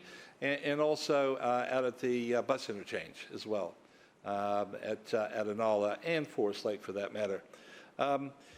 It was really interesting to get the police perspective, the inspector who was there, and he's new to the area actually, so he's fresh eyes, open mind as to what's actually happening and what we should do to try to find solutions to the various problems that we have from time to time. So CCT came up and he said, we just don't do anything out, we really don't have cameras out at the bus interchange. And I'm thinking, I thought we did actually have bus interchange cameras out there. But he says, no, it's just the shopping center cameras that we rely upon for incidents that happen if they're not actually already on site dealing with the issue. But and I said, oh well, we do have some mobile cameras now that we got in the last budget, or a camera that we got in the last budget. So maybe we can deploy that. But I think we need to do more in and around the bus interchanges. Now we did put those up at Forest Lake, and they've worked quite well, I'm told, by corporate security. They've been able to identify some issues that have been happening. The other thing in regards to the library, we do have new cameras in the library, but as the inspector explained, he says, listen, you really need body cameras that record, right? Voice as well, because really to gather the evidence against a potential assault, whether it be verbal and or physical or both, you really need body cameras to be able to take it off to court and do something with you. He says because the cameras that are actually in the library, it doesn't give you a proper indication of what actually happened. It gives you only one angle, right? So I think that's something that we should look at with this contract. But these are the things that come up from time to time. That we need that flexibility, and I don't know if the contract do have that flexibility when we do outsource it, right? Because we contracts are usually specific things, and there's not usually a lot of flexibility in those contracts, I would think. So I think it's important that we look at bringing more of it in-house so we have the flexibility, and also I think council workers actually are more rust. They really help us understand what's actually happening because they are full-time employees for council. There's a lot of pride in the work that they do. And I think you get more out of your teams if it's just not outsourced, right? Because those outsourcing people, of course, they work for the people that employ them, and it's as an agency, right? So I just think it just makes sense. In regards to the contracts, the one for the trucks was an interesting one that Councillor Collier brought up. And it's about $10 million a year, right, which is a fair amount of money. But what I went through there, and I'm thinking, I wonder how many EV-powered trucks are we actually, are we doing within that $10 million a year? And going through the list, it was all automatic and/or manual. So Councillor none of Strunk, those your are time EVs, has and I think we expired. should Are there have any done further something more about the speakers? EVs. Councillor Thank you, Strunk, Chair. your time's expired. Further speakers to the report. Councillor Parry. Thank you, Madam Chair. And I rise to speak on item D, the contracts and tendering report for September 2025. First up, we have a contract with AdInsight for traffic intelligence systems. This is a continuation of our existing arrangement with AdInsight for their traffic intelligence. These systems capture, process and analyse various types of Bluetooth and Wi-Fi signals to deliver real-time traffic data and detailed historical reporting to the Brisbane Metropolitan Traffic Management Centre, or as we know it as the BMTMC. It assists those in the BMTMC by calculating travel times and detecting unusual congestion by comparing the current data with the historical patterns of motorists over time. These systems help us manage congestion by providing constant monitoring that the team in the BMTMC can quickly interpret and act upon. The detailed analysis that the systems provide of traffic patterns and trends also helps in the long-term strategic planning of our road network. Gone are the days where we had ample road space, and it's important that we use our roads in the smartest possible way. AdInsight systems also allows Council to capture raw Bluetooth data which can assist QPS in their investigations. Moving to the next contract, Madam Chair, the Tillock Park amenities upgrade. This contract will facilitate the replacement of the amenity block at Tillock Park in Mansfield. These works will include the demolition of the existing building, asbestos removal and the construction of the new facility in the same location using more flood-resilient materials. We know how much our community values our local parks, and this contract will help improve Tillock Park for generations to come. Finally, the contract for the supply and delivery of trucks. Council delivers a range of key services across our city, many of which are facilitated by trucks, of course. We maintain a fleet of approximately 440 trucks with 49 design variants. In order to keep our fleet modern and up to date, we have a rolling replacement schedule. This schedule sees trucks retained and used for 7 to 10 years before being disposed of via public auction. Our truck cab chassis are purchased brand new, with custom fit-out works managed by the truck supplier to ensure the original equipment manufacturer warranties are not compromised. Without trucks, Australia stops, and so does the Brisbane City Council. This contract today helps guarantee that the important work of our officers can continue to take place. Whether it's keeping our suburbs clean for residents or our roads smooth and safe for motorists, we're committed to getting the basics right. It's the bread and butter of local government, and this contract today helps us deliver these key responsibilities. Thank you. Further speakers. Councillor Kim. Thank you, Chair. I rise to speak on Clause C. For 20 years, the LNP regime has sold one story, keeping Brisbane moving. But out on the routes and in the depots, it doesn't feel like movement. It feels like survival. You can't keep a city moving when the people who drive it are running on empty. Behind this 7-year contract are the people who make this city breathe after dark. The drivers on the late shifts, the guards walking the depots when everyone else is asleep. The cleaners who turn off the lights last. You talk to them and you hear what this slogan hides. A driver pulling a young girl out of a fight. A woman punched and knocked out cold behind the wheel. A man staring down a passenger screaming racial slurs. Another threatened with a weapon because his bus was too empty. Windows smashed, wallets stolen, and drivers still showing up to work the next night because they love our city. Just this Friday, we found out another bus driver was assaulted. That is the price of a double decade of decline under the LNP regime. They let safety rot until workers had to fight for it, until the Rail, Tram and Bus Union made this administration listen. They took the hits, they went on strike, and only then were patrols and rapid response teams introduced. Since then, drivers tell me the 100 and 110 routes have started to show improvement. That progress came from workers, not from the LNP regime's slogans. Other routes still carry the pressure. The 196, the 180, the 340, 338 and the 30 Spring Hill Loop. The 110 shows what happens when planning meets some real purpose, then improvement. That is what good policy looks like. Chair, Brisbane has been paying premium rates for a city running on fumes. The 25 to 26 budget claims a record $1.4 billion for public transport, yet the council's own financial reports show capital funds shifted into day-to-day expenses instead of building new safety infrastructure. That's not investment, that's daylight robbery using our rates. Residents are paying more and getting less every single year. Drivers are working longer hours for stagnant wages, while security contracts stretch 7 years without proper review. Budgets grow on paper but not on the ground. Money meant for real upgrades keeps getting moved around, like the 2 bus stops in Pollara, while drivers still face broken windows and fear on the job. There is a difference between moving money and moving the city. In 2024, Brisbane bus drivers endured 817 recorded incidents of abuse, 57% increase since 2018. We saw reported only 2 weeks ago 1 in 5 council drivers are now past retirement age, which experts described as a symptom of chronic driver shortages and unsafe conditions, deterring new recruits. These are the people this contract is supposed to protect. And the community passes on their feedback too. Some residents in Inala and Chermside have asked to see guards earlier than 8 p.m. in some places. Commuters near PA Hospital and Forest Lake shops say patrol cars circle the stops, but would like to see more of them board the buses. People want presence because they are scared. They want to know more about the guards in the places that matter, to know their rates are going where it matters.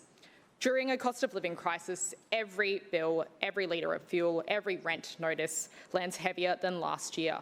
And the workers who actually keep Brisbane moving are still paying the price for the LNP regime's decisions. You can't build a safe city on insecure labour. You can't promise safety while freezing wages and hollowing out oversight. You can't tell people you're keeping them moving while their working conditions stand still. So this LNP council regime must commit to real accountability. We're looking for this: public performance reports every year, independent audits before renewals, KPIs that measure people, not just numbers, fewer assaults, faster responses, safer nights, as well as fair wages and proper training for every worker wearing that uniform. Can the regime meet this criteria after this contract goes through? In Callambal, in Nala, Acacia Ridge and Forest Lake, people wait for buses long after dark, if they're lucky to get that service in the first place. They deserve the same protection as anyone downtown. A mother standing under a single streetlight shouldn't feel forgotten by her own council. Clause C isn't just a contract, it sets the standard for every council service that relies on trust, safety and visibility. It covers security patrols, alarm monitoring, guarding and rapid response services as laid out in paragraphs 17 to 21 of the report. Every line in that clause is a promise to the people who ride and drive these routes. I will always support a proper commitment to safety, but I will not stop calling out an LNP regime that confuses this movement with progress. Thank you, Chair.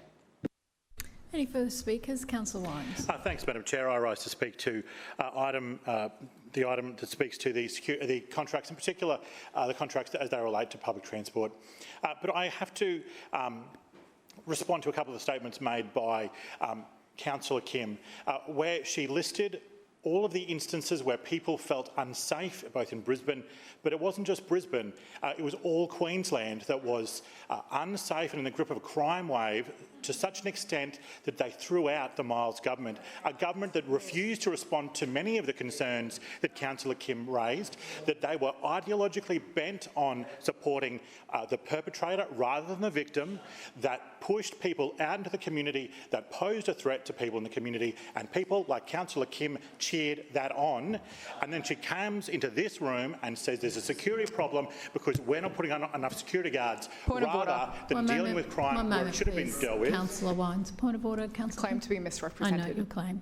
Councillor Wines. That's what Councillor Kim said. She may misuse that rule after I speak, as I know she will, but the truth is that the Labor Party in this state ran the criminal justice system into the ground, put people who shouldn't be on the streets back on the streets, and now people, now Councillor Kim has the temerity to come in here and say that people feel unsafe because we don't put on enough security guards. That's appalling, and the people that she backs, the people that she lionises and says are the best people going were the ones who did it to this state. And no one in this room should forget that.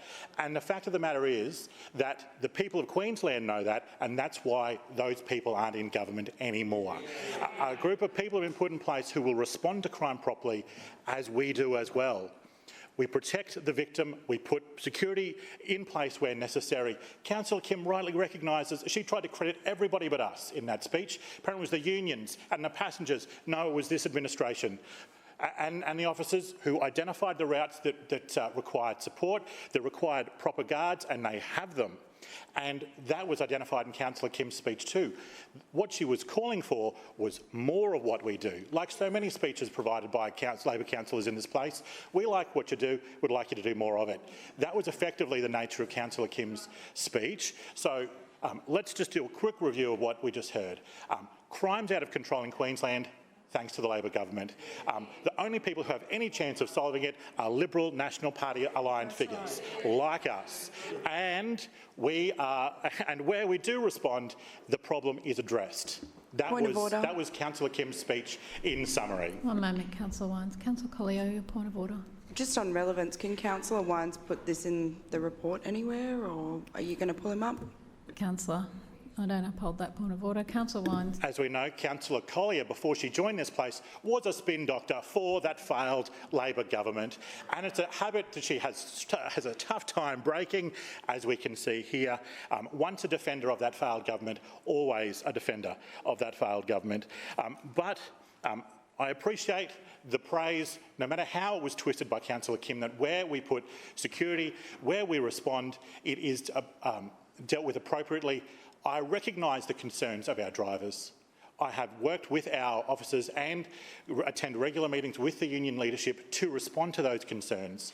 The idea that our drivers have been denied fair pay rises is not true.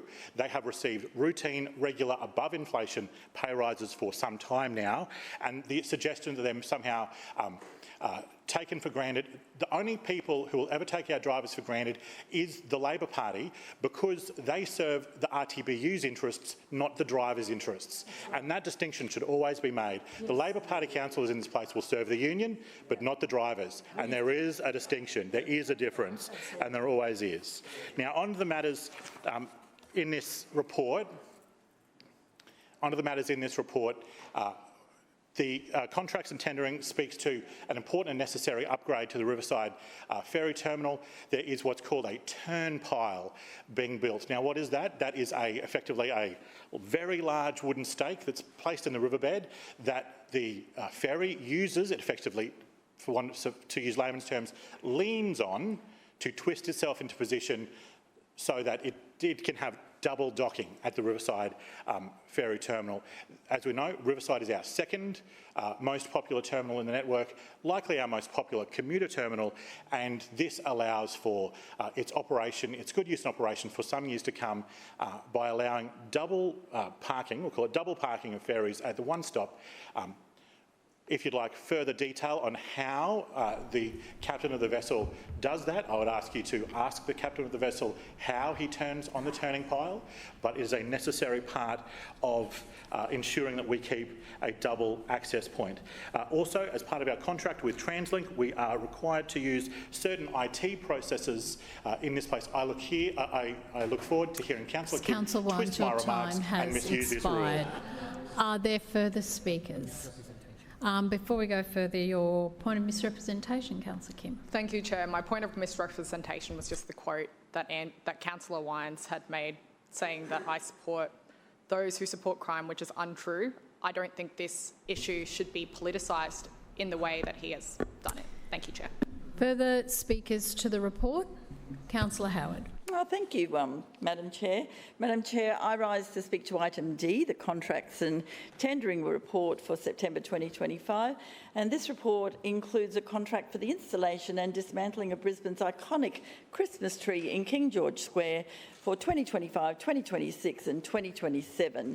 And I was very sad to hear Councillor Collier not being happy about this tree, because it makes everybody in Brisbane happy. It's not just any tree, it's Brisbane's Christmas tree. Point of order. One moment, Councillor Howard. Point of order, Councillor I claim to be misrepresented. I know your claim. Councillor Howard. I'm very pleased if I heard that Councillor Collier's speech wrongly, because really I'd be very sad if she didn't want our lovely Brisbane's Christmas tree because it's 22 metres tall, 6 tonnes of a steel structure crowned with a gold-painted star featuring, wait for it, 300 LED lights and wrapped in 2,000 pieces of foliage, 150 large decorations and 8,640 multicoloured LEDs. Now, doesn't that sound just fantastic? And every year I just love seeing that tree being assembled. I think everybody is craning their neck when we drive past and see that it's all happening. And of course, when we light it up, there are so many children in King George Square that we just all love it so much, because the Christmas tree is the centrepiece of Brisbane's Christmas celebrations, and it's a tradition that brings joy to thousands of families, visitors and city workers every year. Christmas in Brisbane is magical, and this tree is part of what makes it so special. Installing this tree is a complex engineering and logistical operation requiring a 30-tonne crane, 2 boom lifts, 4 specialist riggers and traffic control to manage lane closures on Ann Street. And Chair, a Christmas tree is as special as this one demands special contractors, specialists with the right equipment, safety credentials and experience working at height in a busy CBD environment. Despite the scale and complexity, the successful tenderer came in under the pre-market estimate. They also bring local benefits, maintaining a local office, employing local contractors and supporting local sporting clubs. And the contract ensures that Brisbane's Christmas tree will continue to shine bright for the next 3 years, delivered safely for locals, by locals and for everybody in Brisbane to have a fantastic Christmas. Thank you. Further speak. Oh, sorry, Councillor Colley, your point of misrepresentation. Thanks very much, Chair. Councillor Howard said that I don't like Christmas trees or Christmas. That's very Grinchy-like comments from Councillor Howard. I love Christmas. What I don't love is the LNP turning King George Square into a concrete paradise.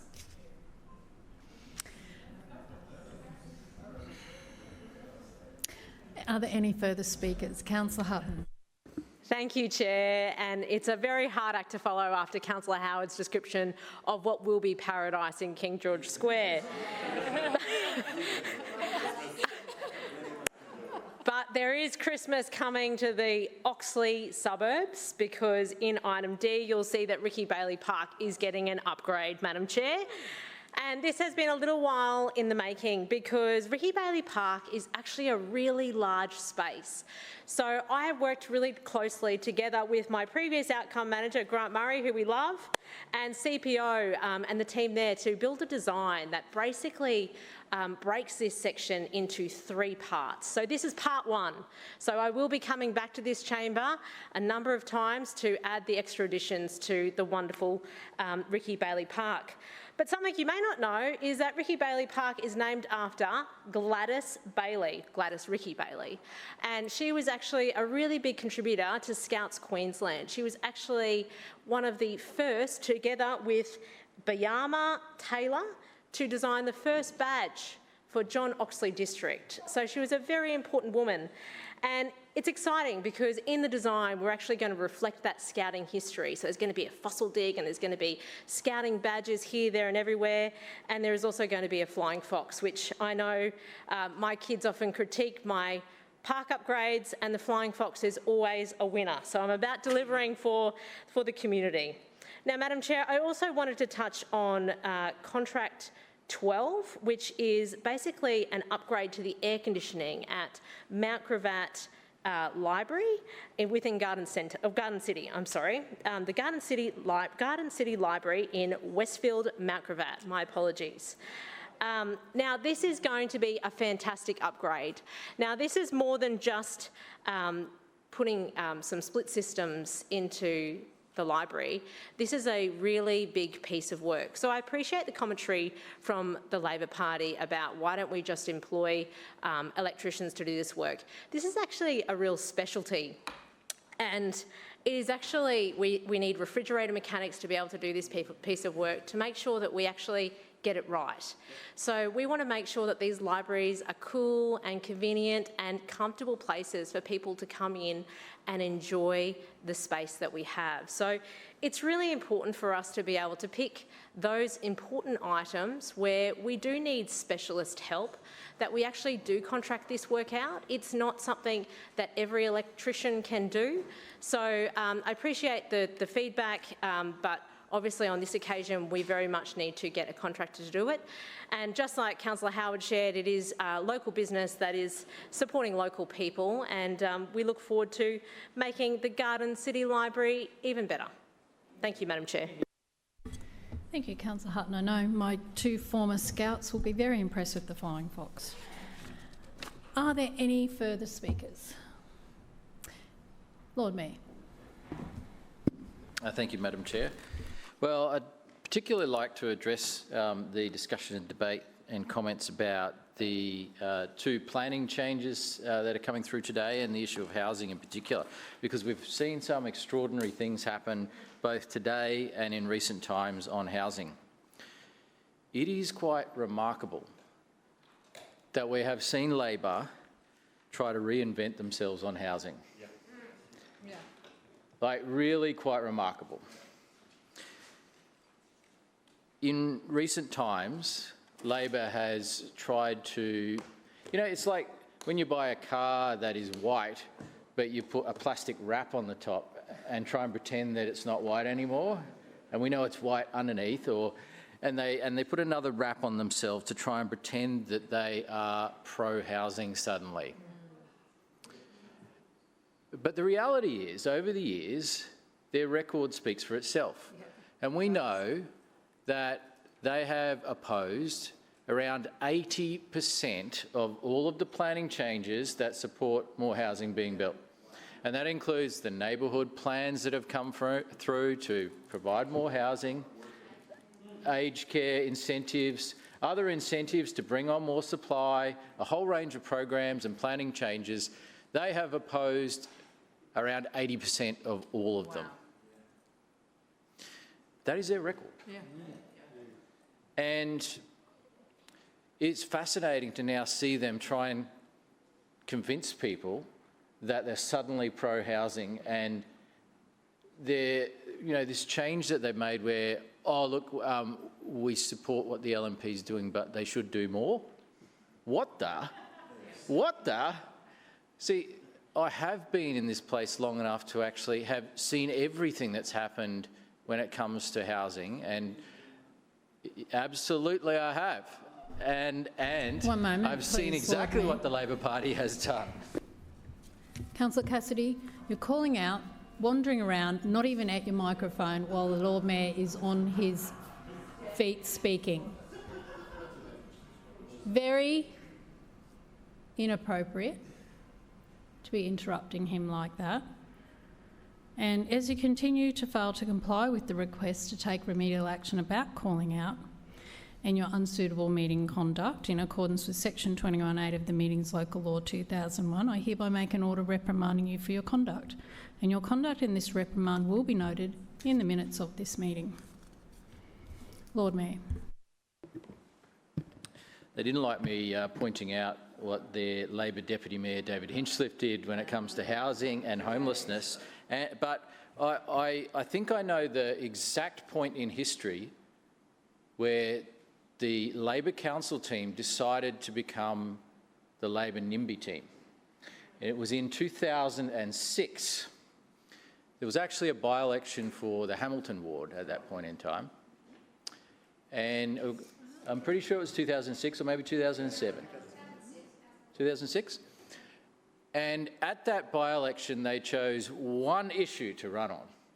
And I remember the plastic wrap. Christy, you might remember it too. A couple of people might remember it. Every single booth in the electorate was wrapped in plastic wrap with a big stop sign saying, "Stop overdevelopment now." And they chose to go full NIMBY, and they've been NIMBY for the last 19 years. They went in NIMBY overdrive about halfway through that period when we saw the biggest increase in new housing supply this city has seen in a long time, and that is the period of 2015 and 2016.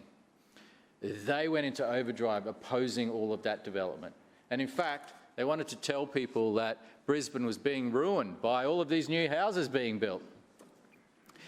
Yet today, they stand up and say, oh, you guys were building more homes 10 years ago than you are now, as though they supported the homes 10 years ago. But we know that they opposed the homes 10 years ago, and we know that really they oppose them today as well, because they will always find a reason to be against development. They will always. They'll say, oh, look, we support new homes, but not in this case because, and they'll come up with some reason about why they can't support it. We've seen this in the Leader of the Opposition's own area where we made the bold decision to go from 4 stories to 6 stories in Sandgate. And he ran a NIMBY campaign in the local area, scared the local residents, and so we settled on 5 stories. Okay, so, you know, any attempt to oppose development, they will take. But today we've seen an interesting development because what they're talking about now and what they're putting forward is effectively what's called inclusionary zoning. Now, inclusionary zoning is setting targets or requiring mandatory allocations of affordable housing or social housing. So this is what they tried to put forward for... Lord Mayor, your time has expired. Yeah. We'll now put items A and B to the vote. All those in favour say aye. Aye. Those against, no. The ayes have it. We'll now put item C to the vote. All those in favour say aye. Aye. Those against, no. No. The ayes have it. Division. Division called by Councillor Cassidy and seconded by Councillor Collier. Ayes to my right, noes to my left. Clerks, please ring the bells.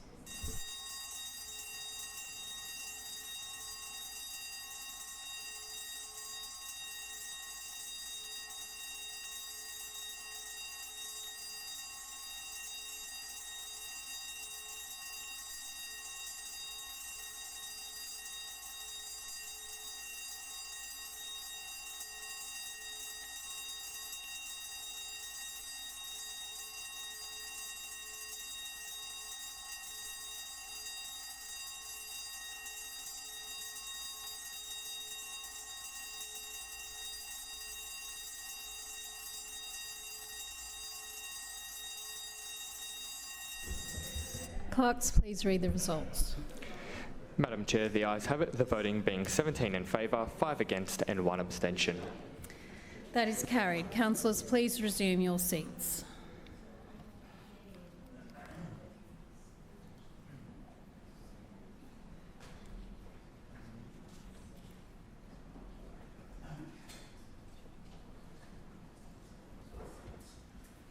We'll now put item D to the vote. All those in favour say aye. Aye. Those against, no. The ayes have it.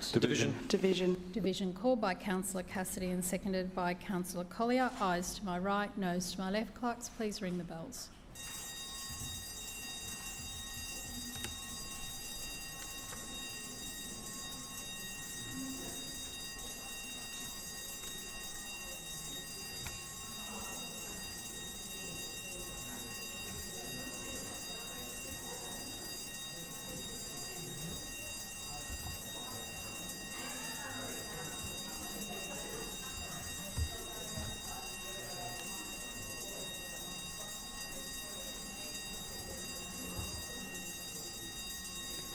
Clerks, please read the results.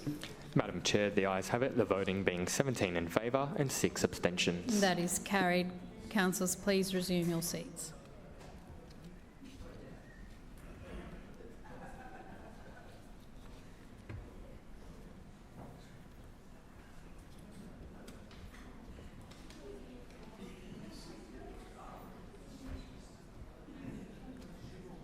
Councillor Wines, Public Transport Committee. Madam Chair, I move the report of the Public Transport Committee meeting held on Tuesday the 4th of November 2025 be adopted. And I happily second it, Madam Chairman. It has been moved by Councillor Wine, seconded by Councillor Toomey, that the report of the Public Transport Committee meeting dated Tuesday the 4th of November 2025 be adopted. Councillor Wines. Thanks, Madam Chair. The presentation last week was on 100 years of Brisbane transport history. This was, of course, part 2, because Brett Howe has been so very thorough that what we had expected to be 1 report now will be 3, and this is the conclusion of part 2. I know, or I certainly personally do, and I expect most committee members really do appreciate the depth of information being provided by Brett as we travel over the 100-year history of public transport services in this city. Now, hopefully, councillors know, but they may not, that the 100th anniversary of the first Brisbane City Council bus to ever be put on the streets is actually in about 3 weeks' time. And of course, it travelled from Grange into William Street. And that began what became a long history of Brisbane City Council providing transport services in this city.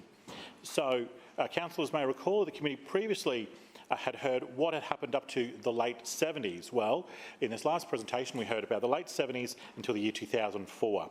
1974 was a milestone year which marked the hiring of our first female bus drivers, something that is relatively commonplace now. The late 1970s and 1980s brought significant advancements with the European chassis buses, the first articulated bus, and the introduction of air conditioning into our fleet.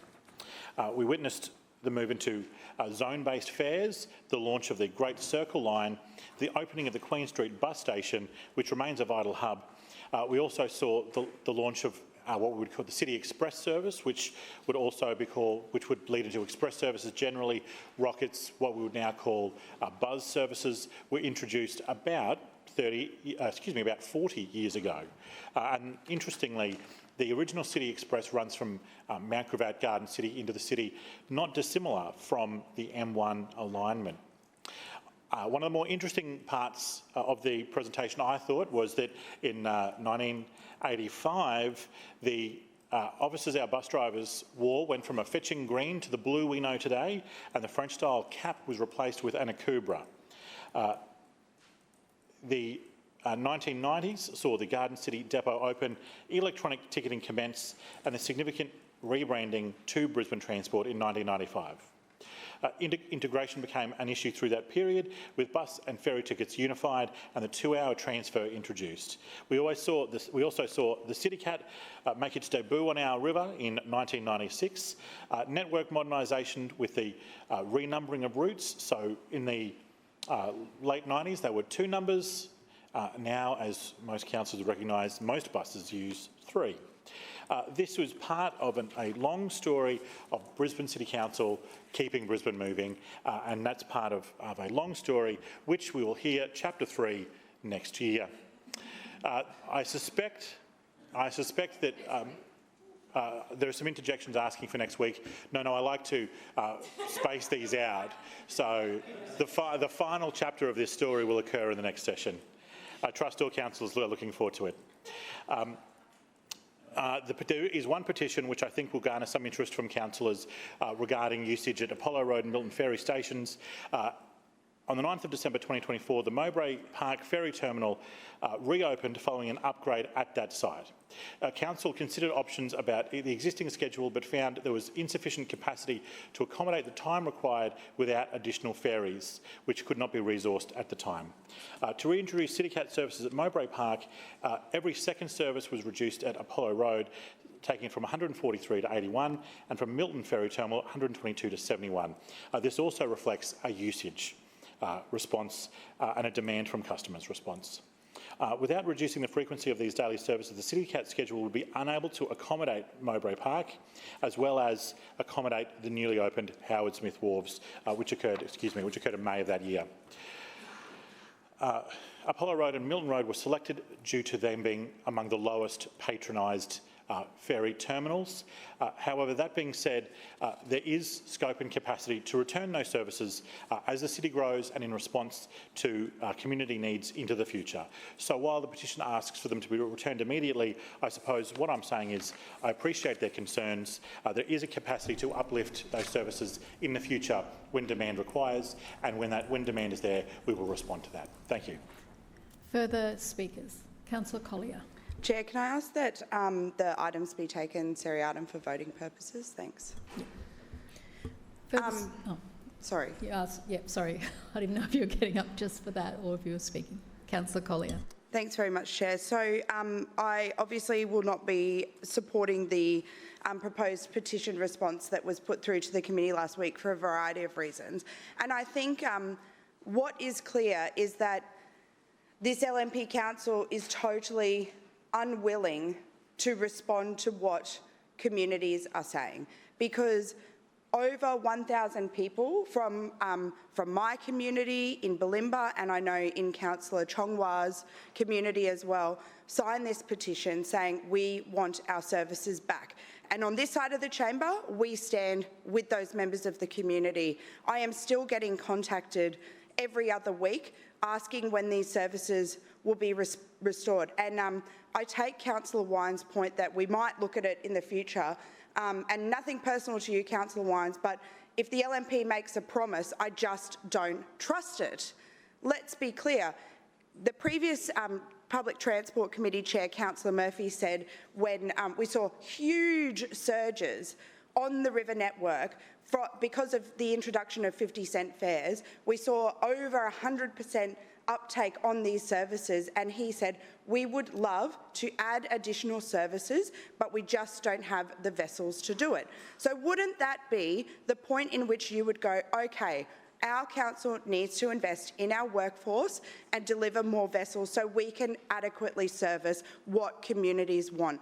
We know through all the research that it seems like this very strange approach that council takes where they go, oh, well, if the demand's there, we'll put the service on. But we know through approved development applications in both communities, in Milton and in Bulimba, I'm not just talking about Bulimba Barracks, which is probably the largest urban renewal project currently underway in Brisbane that will see over 800 new dwellings, so proposed over 2,000 new residents going in there.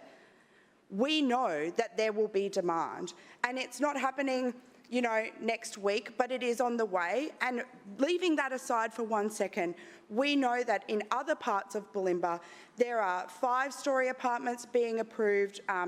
We know that there is demand. I have spoken to people on the ground. The demand is there.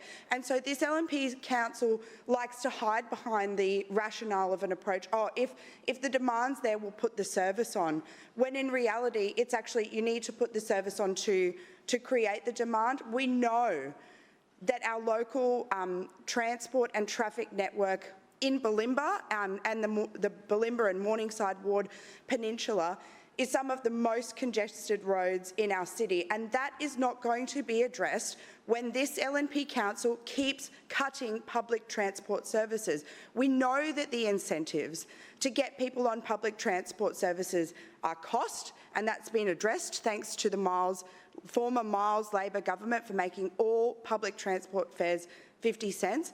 It's about reliability, and we know that there's a high level of reliability on CityCat services, and it's about frequency of services. So when you go from cutting, this LNP Council has cut half of the services from Apollo Road and Milton every day. Apollo Road Ferry Terminal had 143 services a day, and now there are just 81 daily services.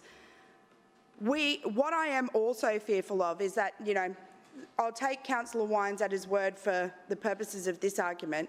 If, you know, the demand comes later and, you know, meets all the criteria, whatever imaginary criteria that the LNP want, and the decision is made by the administration to put on more services, does that mean that other ferry stops will then get the cut too? Is that how this is going to work? Because it just seems extremely inconsistent to have this rationale, and this is the justification. How many years was Mowbray Park under development, slated for an upgrade in the process of being redeveloped? How many years did we know that Howard Smith Wharves was going to have a new CityCat ferry terminal? And then during the Christmas holidays, On the eve of the changes, a couple of signs were put out and said, oh, so sorry, we had to do this. We had to cut these services. We had no other choice. It just seems like poor planning, more excuses for LNP cuts, and it's just not good enough. Councillor Wines, I know that I have spoken at length to you about this, but unfortunately we won't be backing down. Our communities deserve so much better than what this response outlines. Further speakers. Councillor Chongwa. Thank you, Chair. I also rise to speak to the petition requesting Council restore the City CAT services for Apollo Road and Milton Ferry terminals and invest in more local suburban congestion busting projects. Thank you, Councillor Collier, for creating this petition. The fact that 1,009 residents signed this petition shows the importance of frequent ferry transport and this council's lack of vision and care for our community's transport. Yet again, another example of the LNP Council walking back on their responsibility for a sustainable city. Clean, green and sustainable is an LNP greenwash slogan. We are living in an unsustainable city. We have the 10th worst traffic congestion in the world because we lack public and active transport. This council should be ashamed of their lack of vision and action on sustainability. How can this LNP council both introduce the most expensive metered parking in the city, in the Riverside high-density Milton area, to manage the surge in vehicles and parking demand, while at the same time cut critical public transport ferry services to the exact same area? This LNP council cut ferry services to Milton Ferry Terminal by 40%, resulting in a decrease in Milton Ferry Terminal patronage by 50%. On the 9th of December 2025, this LNP administration cut 51 daily services to the Milton Ferry Terminal with no consultation and no notice given to the community nor my office. No consultation, which is standard practice with this LNP administration. This 40% cut in ferry services to Milton came just 4 months after the introduction of 50-cent fares in August last year. We know that TMR data that ferries experienced a dramatic increase in patronage with the 50-cent fare introduction, with figures up to 42.8%. Yet, just 4 months later, the LNP administration decided to slash 51 ferry services from Milton. The real reason this LNP administration cut services was because the council opened the Howard Smith Wharves ferry terminal in May 2024, after announcing plans for a new terminal 5 years ago, but didn't buy enough ferries to maintain the timetable. The LNP administration is looking after the developer mates while disregarding our community needs, clearly not forward planning for the future. In justifying the massive cut in Milton services, the administration claimed that Milton and Apollo Bay ferry terminals had the lowest patronage data. Well, we know that that wasn't correct. More LNP propaganda, as per usual. We are living in an unsustainable city. This LNP administration makes unethical decisions that have a huge impact on our residents. We should be reducing our private motor vehicle dependence to reduce climate pollution. We should be creating a city with multiple modes of public and active transport, not reducing or cutting services. This LNP Council budget prioritisers are geared for an unsustainable city while supporting their corporate mates rather than our community. We have seen over $1 billion in public transport investment, and yet here we are. Residents are pleading to restore the City CAT services for Apollo Road and Milton Ferry terminals. Milton's population is growing rapidly as the LNP drives a surge in density. We need to be increasing public transport services to this area and investing in active transport, not cutting ferry services. Thank you, Chair. Any further speakers? No further speakers. Councillor Wines. Thanks, Madam Chair. I just rise to respond to a couple of statements made in that earlier presentation. Just for Councillor's interest, it's Apollo Road Station, not Apollo Bay Station, as Councillor Chongwa identified. Apollo Bay is a place in Victoria. Apollo Road is a place in the seat of Morningside. Now, it's a common mistake to make for a person who's not particularly familiar with what happens in this city. Now, I listened to a range of comments from Councillor Chongwa, which all pivoted on the point that you had to ignore the fact that it was this administration that built and opened the Milton Ferry Station. So I was there as a councillor in majority at the opening of that ferry station.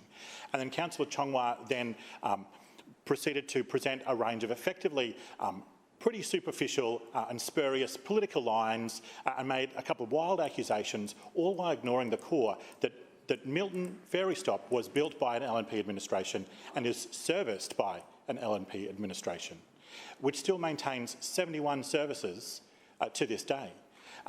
The idea that that the Green Party or the Labor Party have anything to do with that ferry stop is wrong. We built it and we maintain it and we serve it. And for the community, for all residents across this city. That being said, there are Councillor Chongwa then said effectively said we were wrong to build the Howard Smith Wharves one, that she implied corruption. She implied that the Howard Smith Wharves ferry terminal, that the construction of it was corrupt, was effectively what she was getting at, which is ludicrous. Councillor Collier even thinks it's ludicrous with her interjection just there. But that is what Councillor Chongwa said.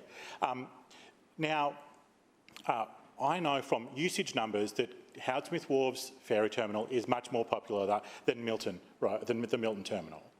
All right, so Councillor Chongwa may think it was wrong and sick of us to have built that ferry terminal, but we did build it, same as that we built the Milton ferry terminal, and we will continue. Point of order, Councillor. Claim to be misrepresented. I note your claim. For a second there, I thought she was going to withdraw her ludicrous accusations, but I was wrong. Once again, I'll make the point that whoever writes Councillor Chongwa's speeches should do a better job. Councillor Chongwa does read them, and so you should really tone it down, whoever's writing them. It's really unfair on her, that whatever you're doing. But also, I would say, in response to Councillor Collier's points, I would take a moment to remind her that her ward has 3 ferry terminals, Hawthorn, Bulimba and Apollo Road. And Hawthorn and Bulimba are very, very well patronised and very attractive places to collect and drop off passengers. And the services there remain very popular. And as this chamber knows, and is well advertised, my in-laws live in Morningside Ward, and when we have to pick people up from the ferry, we drive past Apollo Road Station to collect people from Bulimba because it's nicer. And I expect it's a nicer experience to drive there, it's a nicer experience to collect people from the station. 1 moment, please, Councillor Wines. Councillor Collier and Councillor Strunk, you were just joining in there too. Do not call out across the chamber.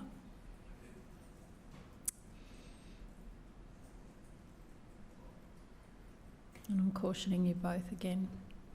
Councillor Wines. Thanks, Madam Chair. As I said, it has natural drop-off bays. I'd encourage Councillor Collier to leave her office, walk the 3 blocks up and watch how people use the Bulimba station. It has an excellent kiss and ride facility, and she should know that. I don't know why she doesn't. But people will drive past the Apollo Road station to use Bulimba because it's better. It's a better station. It takes you to better places and it's more comfortable and pleasant to use. That being said, when development comes to the area that Councillor Collier describes, the back of Bulimba, there will be consideration for improved services in line with increased population growth and the potential for more people to use it in the future. But I would say that Morningside, any criticism about loss of services in Morningside Ward doesn't stack up. The people of Morningside love the ferries. We know that. We see it in the patronage. I encourage Councillor Collier to talk to her residents and learn that. I think it's really important that councillors get out and talk to the residents in their community and understand how they travel around. My community is a train community. Her community, particularly the northern parts, is a ferry community. And I would have thought you would have known that. Councillor Chongwa, I'm not sure. Councillor, can I just get you to refer to the councillors through the chair too, please? Of course. I felt that I was speaking to you and referring to them in the third person. Just to make sure that we... for any disrespect or discourtesy issue. Thank you. But what I would say is our ferry system, our CityCat system is very, very popular. And some stations, some ferry stops are more popular than others and we serve them more. But as growth occurs, services will respond to that growth. We'll now put item A to the vote. All those in favour say aye. Aye. Those against, no. The ayes have it. That is carried. Division? Oh, sorry. We'll now put item B to the vote. All those in favour say aye. Aye. Those against no. No. The ayes have it. Division. Division has been called by Councillor Collier and seconded by Councillor Chongwa. Ayes to my right, noes to my left. Clerks, please ring the bells.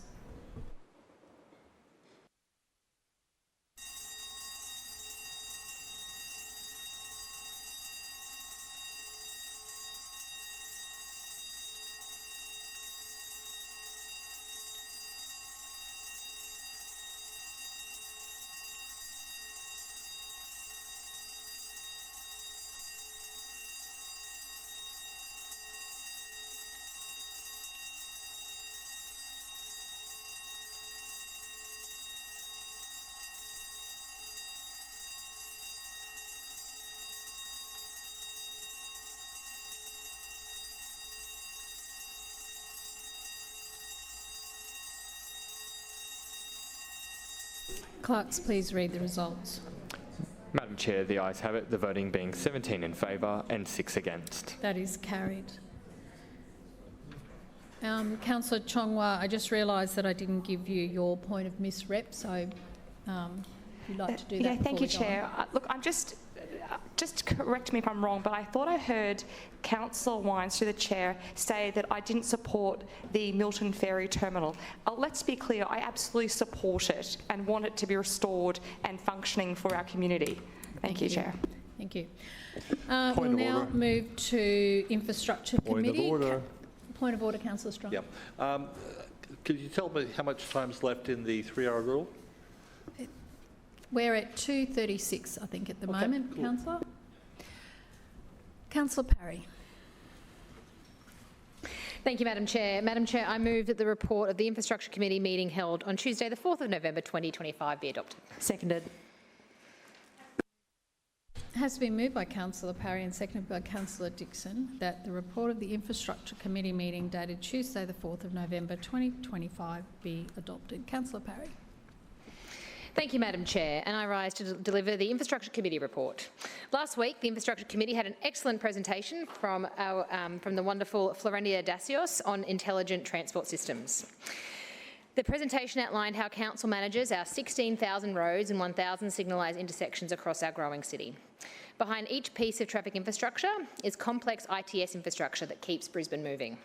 Across our city, we have over 1,000 MUX and ITS cabinets, over 400 traffic CCTV cameras, hundreds of enhanced school zone signs and slowdown signs, and many other key pieces of ITS infrastructure. We also heard about Council's real-time congestion monitoring, predictive traffic analytics, and real-time roadside traffic updates.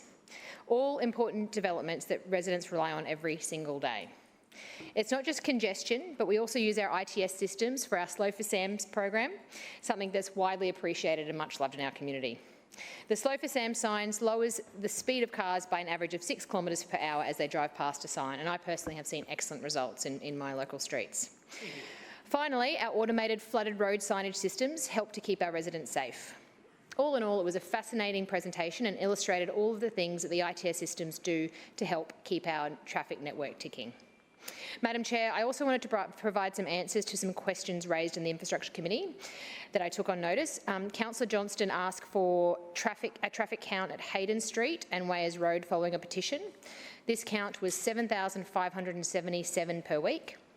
Secondly, Councillor Johnston asked if we contacted the families of Ian Fraser and Zhang Zhao over a petition requesting Council rename the Kangaroo Point Bridge to the Fraser Zhao Bridge. The answer to that question is no, given the petition received a total of 3 signatures, so it did not demonstrate community support. The supporting information provided did not include the consent from family members. It is also noted that only one of the named persons, Dr. Zhang Zhao, is deceased.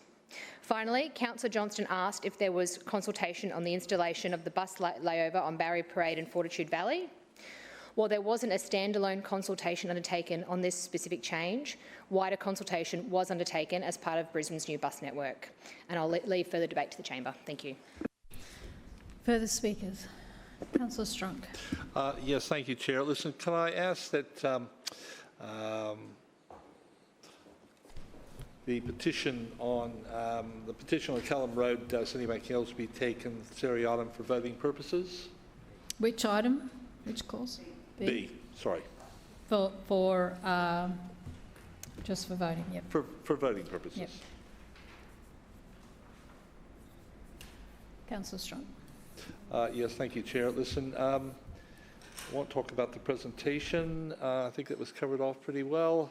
But in regards to the petition, we won't be supporting this petition because we feel that the petitioners have some very relevant points in regards to this.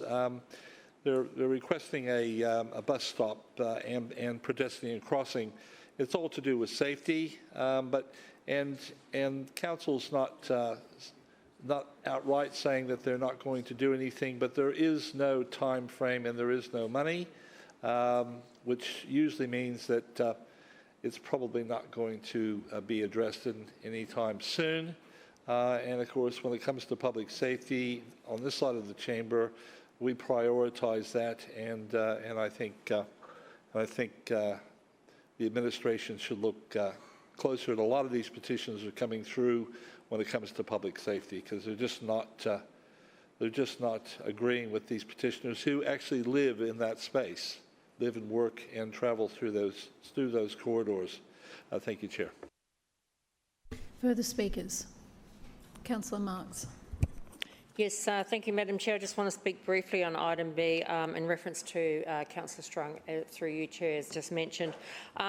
I gave support for the petition response. What I said was that I would be supporting the request and I would be putting in a request to the Lord Mayor for funding of this project.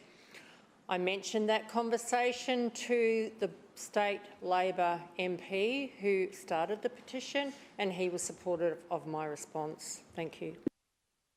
Further speakers? No further speakers. Councillor Parry. Councillor Parry. We'll now put item A and C to the vote. All those in favour say aye. Aye. Those against, no. The ayes have it. That is carried. We'll now put item B to the vote. All those in favour say aye. Aye. Those against, no. No. The ayes have it. Division. Division called by Councillor Strunk, seconded by Councillor Cassidy. Ayes to my right and noes to my left. Clerks, please ring the bells.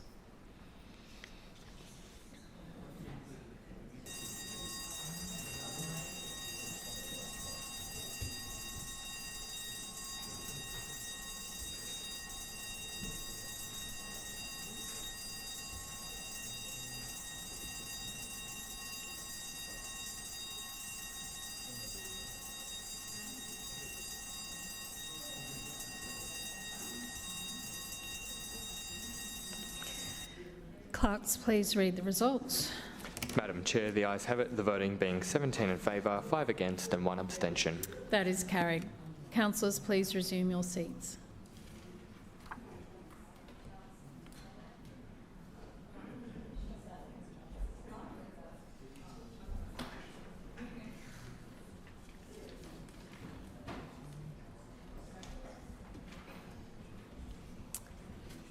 Councillor Allen, City Planning, Suburban Renewal and Economic Development Committee. Thank you, Madam Chair. I move that the report of the City Planning, Suburban Renewal and Economic Development Committee meeting held on Tuesday the 4th of November 2025 be adopted. Seconded. It's been moved by Councillor Allen, seconded by Councillor Wolf, that the report of the City Planning, Suburban Renewal and Economic Development Committee meeting dated Tuesday the 4th of November 2025 be adopted. Councillor Allen. Thank you, Madam Chair. Before moving to the committee report, I wanted to table my travel report for the Asia Pacific City Summit and the business mission to Abu Dhabi. Just quickly, before getting into the report proper, I want to do a very quick update, which I do at the end of each month, regarding development services stats. There were 335 development applications completed. 54 of these were approved material change of use for residential use. Net result of this was 1,188 new dwellings being approved. Notable DAs included 190 Melbourne Street, South Brisbane, where there's 682 units, 193 Lowitch Road, Windsor, where there's 150, and 22 Maud Street, Newstead, where there were 103 units. certainly we had a good month last month, and that's well in advance of the trajectory we need to meet our South East Queensland Regional Plan targets.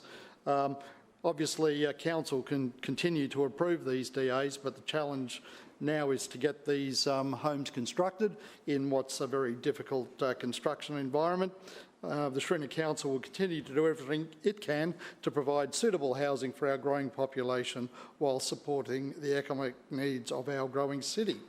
Now, moving to the committee presentation, there was a quarterly report on the Brisbane Economic Update. A couple of key stats or key observations from that report were that by July this year, 1.58 million passengers came through the Brisbane domestic airport, which was consistent with previous years. Number of international visitors experienced the highest year-to-date numbers since 1985, so good tick up there. Holiday and business-related travel, including conferences and trade shows, were a primary reason for travel to Brisbane. International tourism spending has returned to $3.1 billion for the year ended June 2025. So a lot of positive stats there on tourism. I won't go into them all. In terms of the economy, inflation has risen in Australia. In September 2025, Brisbane recorded the highest inflation rate amongst major cities at 4.7%. Moving on to employment, as of September this year, Brisbane's unemployment rate was 3.8% and the total number of new jobs increased to 6,000, with more than 19,000 jobs in total during that September quarter. The city's most sought-after occupations in June were professionals, clerical and administrative workers, as well as technicians and trade workers. Quickly, migration figures were also presented to the committee with the same as the previous year. These figures include the net internal migration to capital cities and the net international migration. In addition to that report, there were 3 petitions considered by the committee, and I'll leave further debate to the chamber. Further speakers. Councillor Cassidy. Thanks, Chair. Can I ask that item B be taken seriatim for voting, please?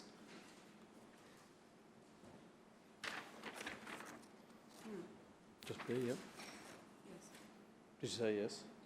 Oh. Yep. Oh, thanks. Thanks very much, Chair. That's a bit extraordinary that Councillor Allen just, after his trip to Dubai, has just tabled the speech.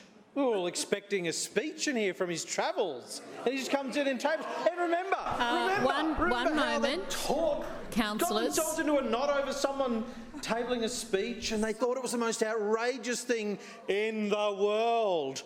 And we've just seen Councillor Allen, and he only got to go to Dubai because I declined the Lord Mayor's invitation.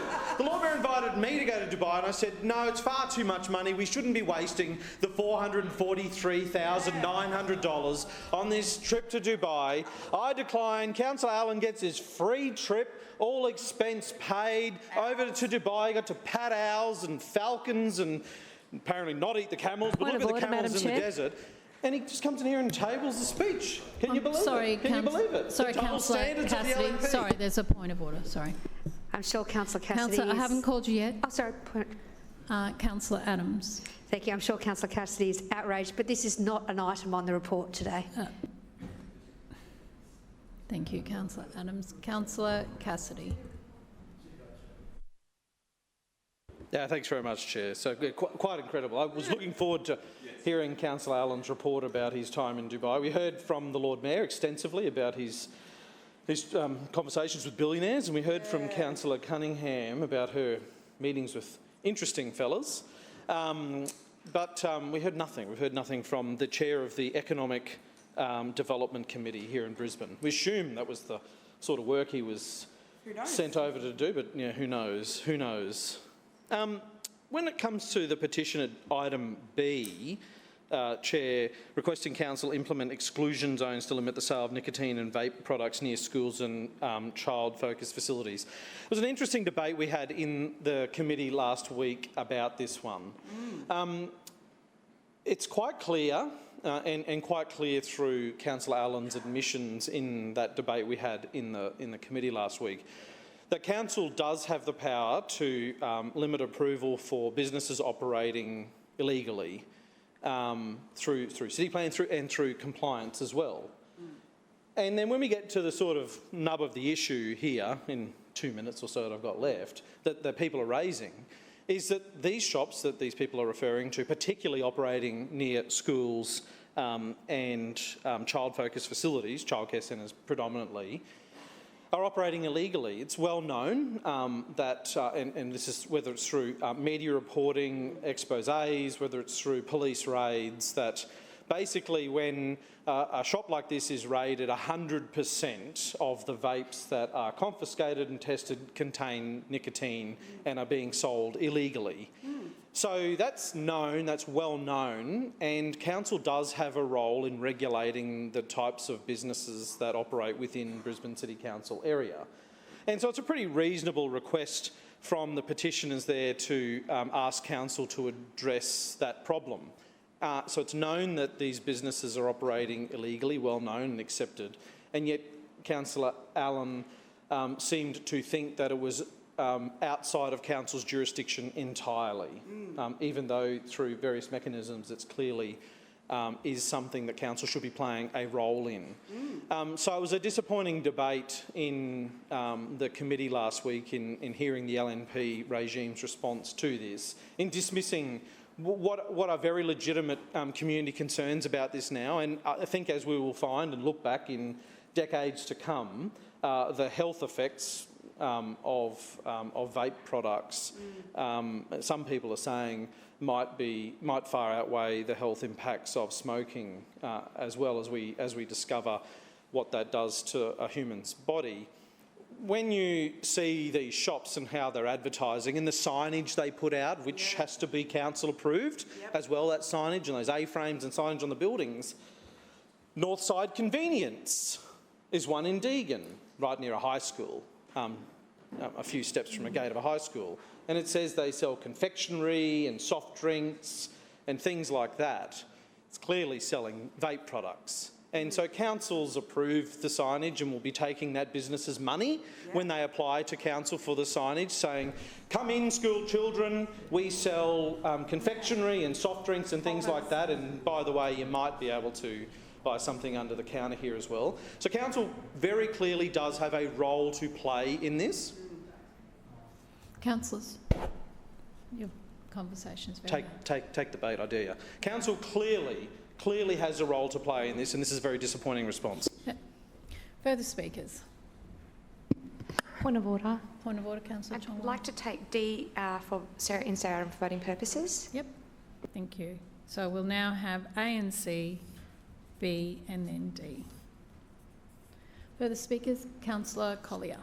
Yeah, thanks very much, Chair. And I wish to contribute to the debate on item B today. I too was able to attend this committee meeting and witness what I think was quite an extraordinary lack of accountability from this LNP council, and in particular Councillor Allen, who quite clearly is not able to take any proactive role in addressing what is a real concern of the communities. And I noted throughout that debate that Councillor Hutton was laughing and thought it was very funny, but I can assure you, Councillor Hutton, people are concerned right across the city. Point of order, Councillor Hutton. Claim to be misrepresented. I note your claim. People are concerned right across the city, whether it is in Deagon Ward or in Morningside Ward or in Jamboree Ward. They are concerned about the impacts of what are illegal vape products being sold and marketed to children.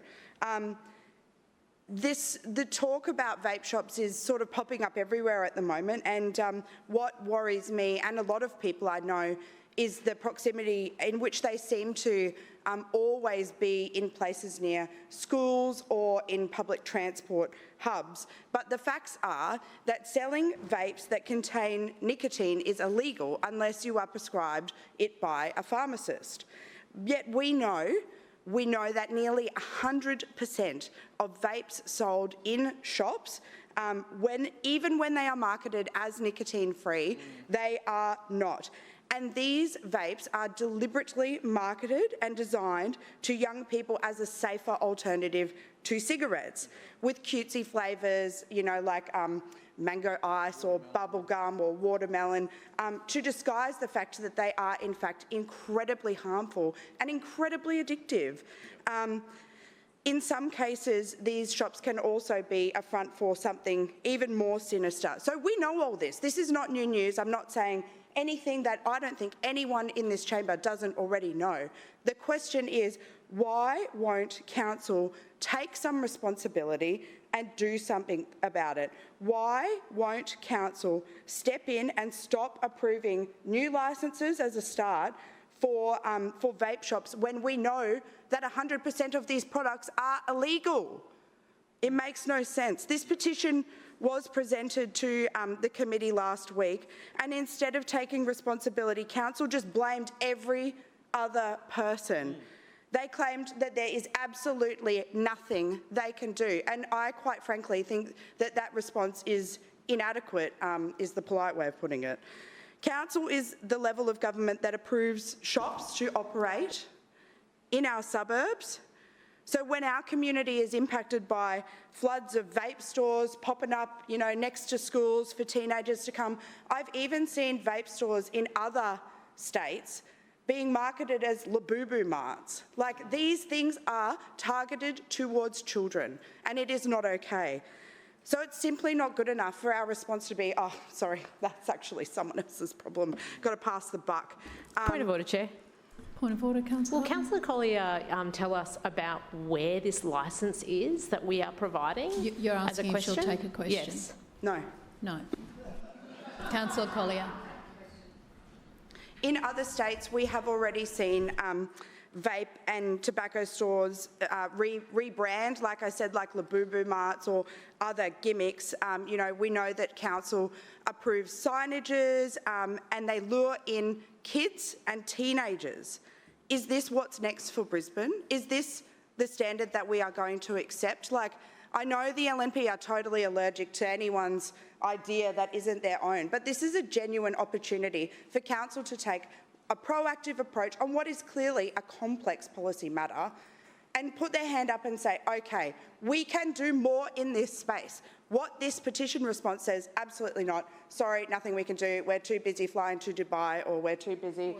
Yeah, won't even talk to the state government, won't talk to the feds, happy to, you know, go on expensive trips overseas and shake hands with billionaires, but won't actually address what is a genuine health concern in local communities.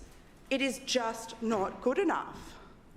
Councillor Hutton, your point of misrepresentation. Yeah, Councillor Collier claimed that I was in the committee laughing. I actually don't attend that committee, so that's completely false. Thank you. Councillor? Point of order. You can't continue to banter across and debate across the chamber. Councillor Chongwar, your point Thank of you. order. I'd like to now take item B and D in seriatim separately for voting purposes. Yes, they are. So we've got A and C together, B and then D. Further speakers? Councillor Wolf.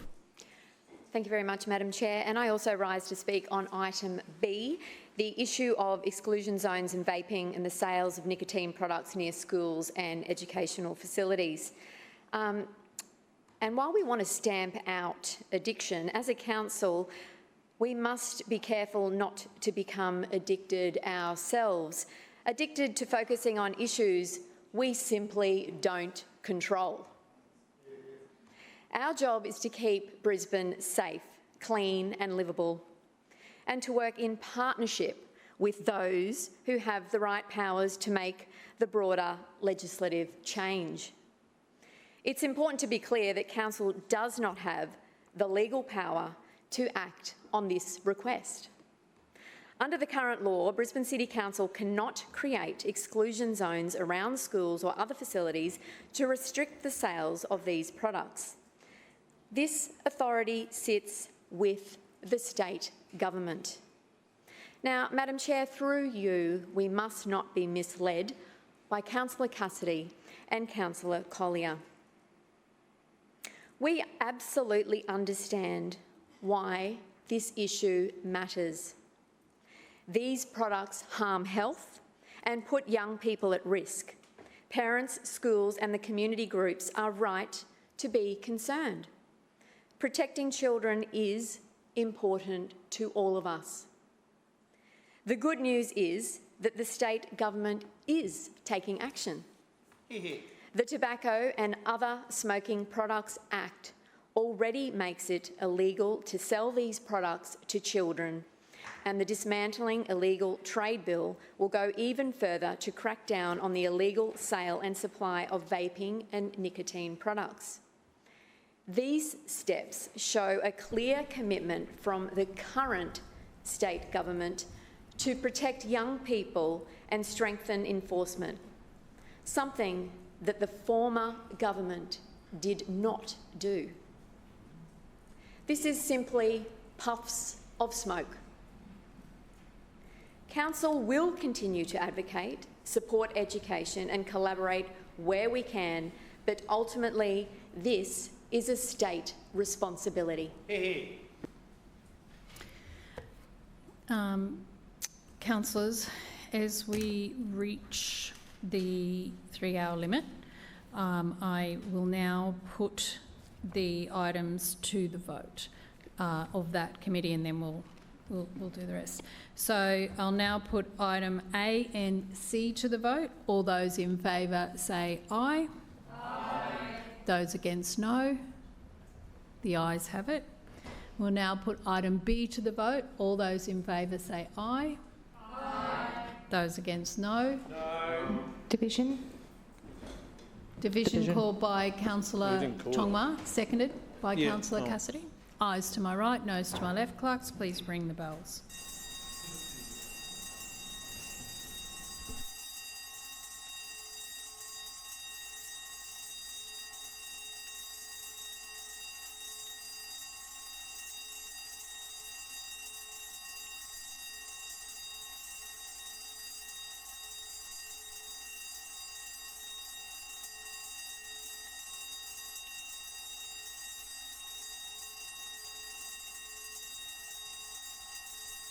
Clerks, please read the results. Madam Chair, the ayes have it, the voting being 17 in favour, 5 against and 1 abstention. That is carried. Councillors, resume your seats.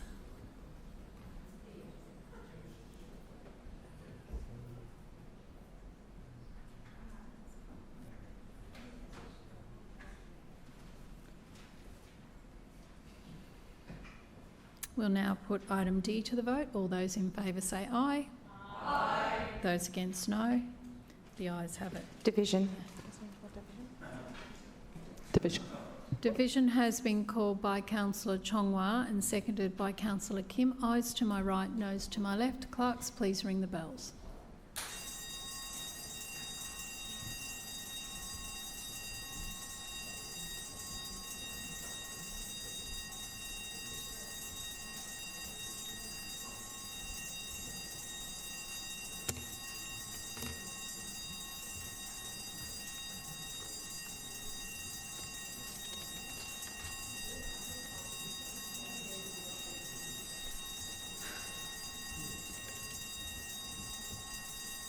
Clerks, please read the results.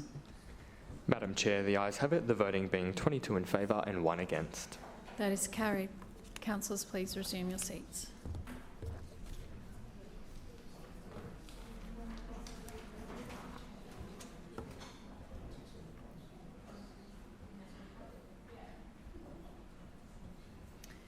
Councillors will now put Environment, Parks and Sustainability Committee report to the vote. Point of order, Councillor Chongwa. I'd like to take C and E and seriatim separately for voting purposes. Thank you.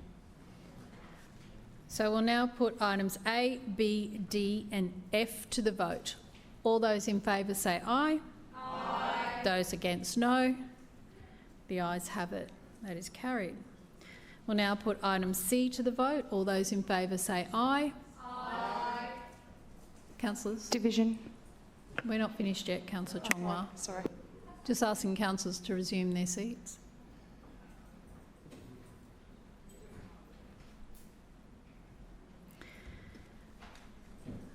Those against, no. The ayes have it.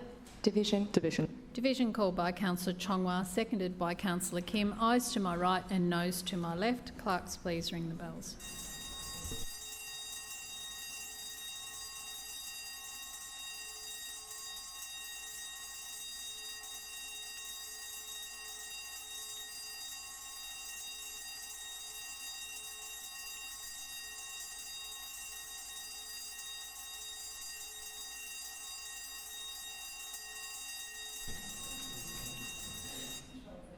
Clerks, please read the results. Madam Chair, the ayes have it, the voting being 17 in favour and 6 against. That is carried. Councillors, please resume your seats.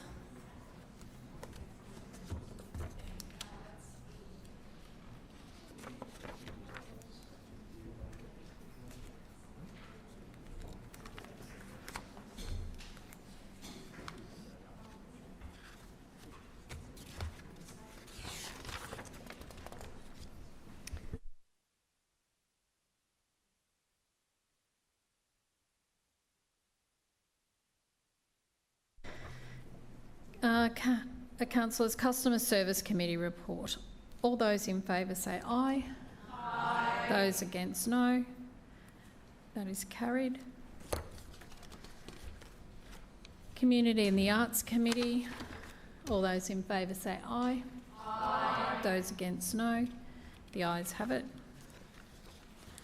Finance and City Governance Committee report. All those in favour say aye. Aye. Those against, no. The ayes have it. That is carried.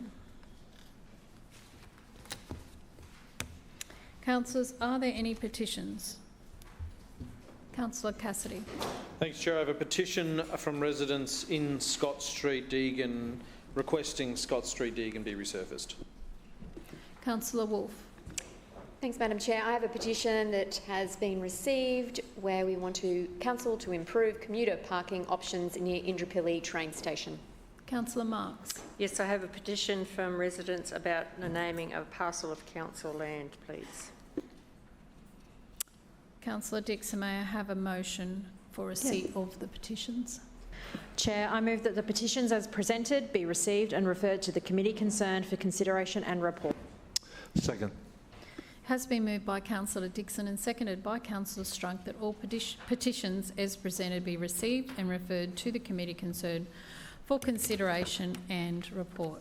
Councillors, are there any statements required as a result of an Office of the Independent Assessor or Councillor Ethics Committee order? We'll now move to general business. Are there any speakers? Councillor Huang. Thank you, Madam Chair. I rise to speak on the recent LGAQ AGM, which I attended as a Brisbane City Council delegate during the recess. Last week, Councillor Edwards shared her views from the AGM, and while I agree with much of what she said, there are a few things I would like to raise in this chamber and making my contribution. This was my second time attending the LGAQ AGM, and I have to say the atmosphere felt very different compared to the last year's AGM in 2024. The main issue last year on everyone's mind was about cost shifting, a topic that seemed to dominate every conversation at the last year's AGM. But this year, the agenda was far more varied, with subjects like artificial intelligence, livability, and housing featuring prominently across both plenary sessions and the smaller breakout sessions. Having that extra experience meant I got to choose sessions that I felt most relevant to Brisbane. For example, last year I joined the Public Transport Forum, hoping to pitch Brisbane Metro, but the conversation ended up with focusing on truck infrastructure in regional areas. So really, every council has its own priorities. This year, the range of topics reminded me again that LGAQ is a forum for all 77 Queensland councils, and each brings a unique set of challenges and interests. As delegates, Councillor Edward and I, we worked together to advance every motion moved by Brisbane City Council, and we defended our city whenever any proposals conflicted with our interests. Throughout the conference, we made sure Brisbane's voice was heard, and we built connections with local government colleagues from across the state. I'm really looking forward to keeping Brisbane active in LGAQ and supporting the wider Queensland local government community.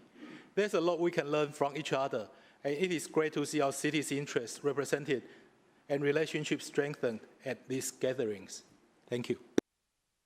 Further speakers? Councillor Strunk. Yes, Madam Chair, I'd like to speak on some events that have happened in my ward over the last few weeks.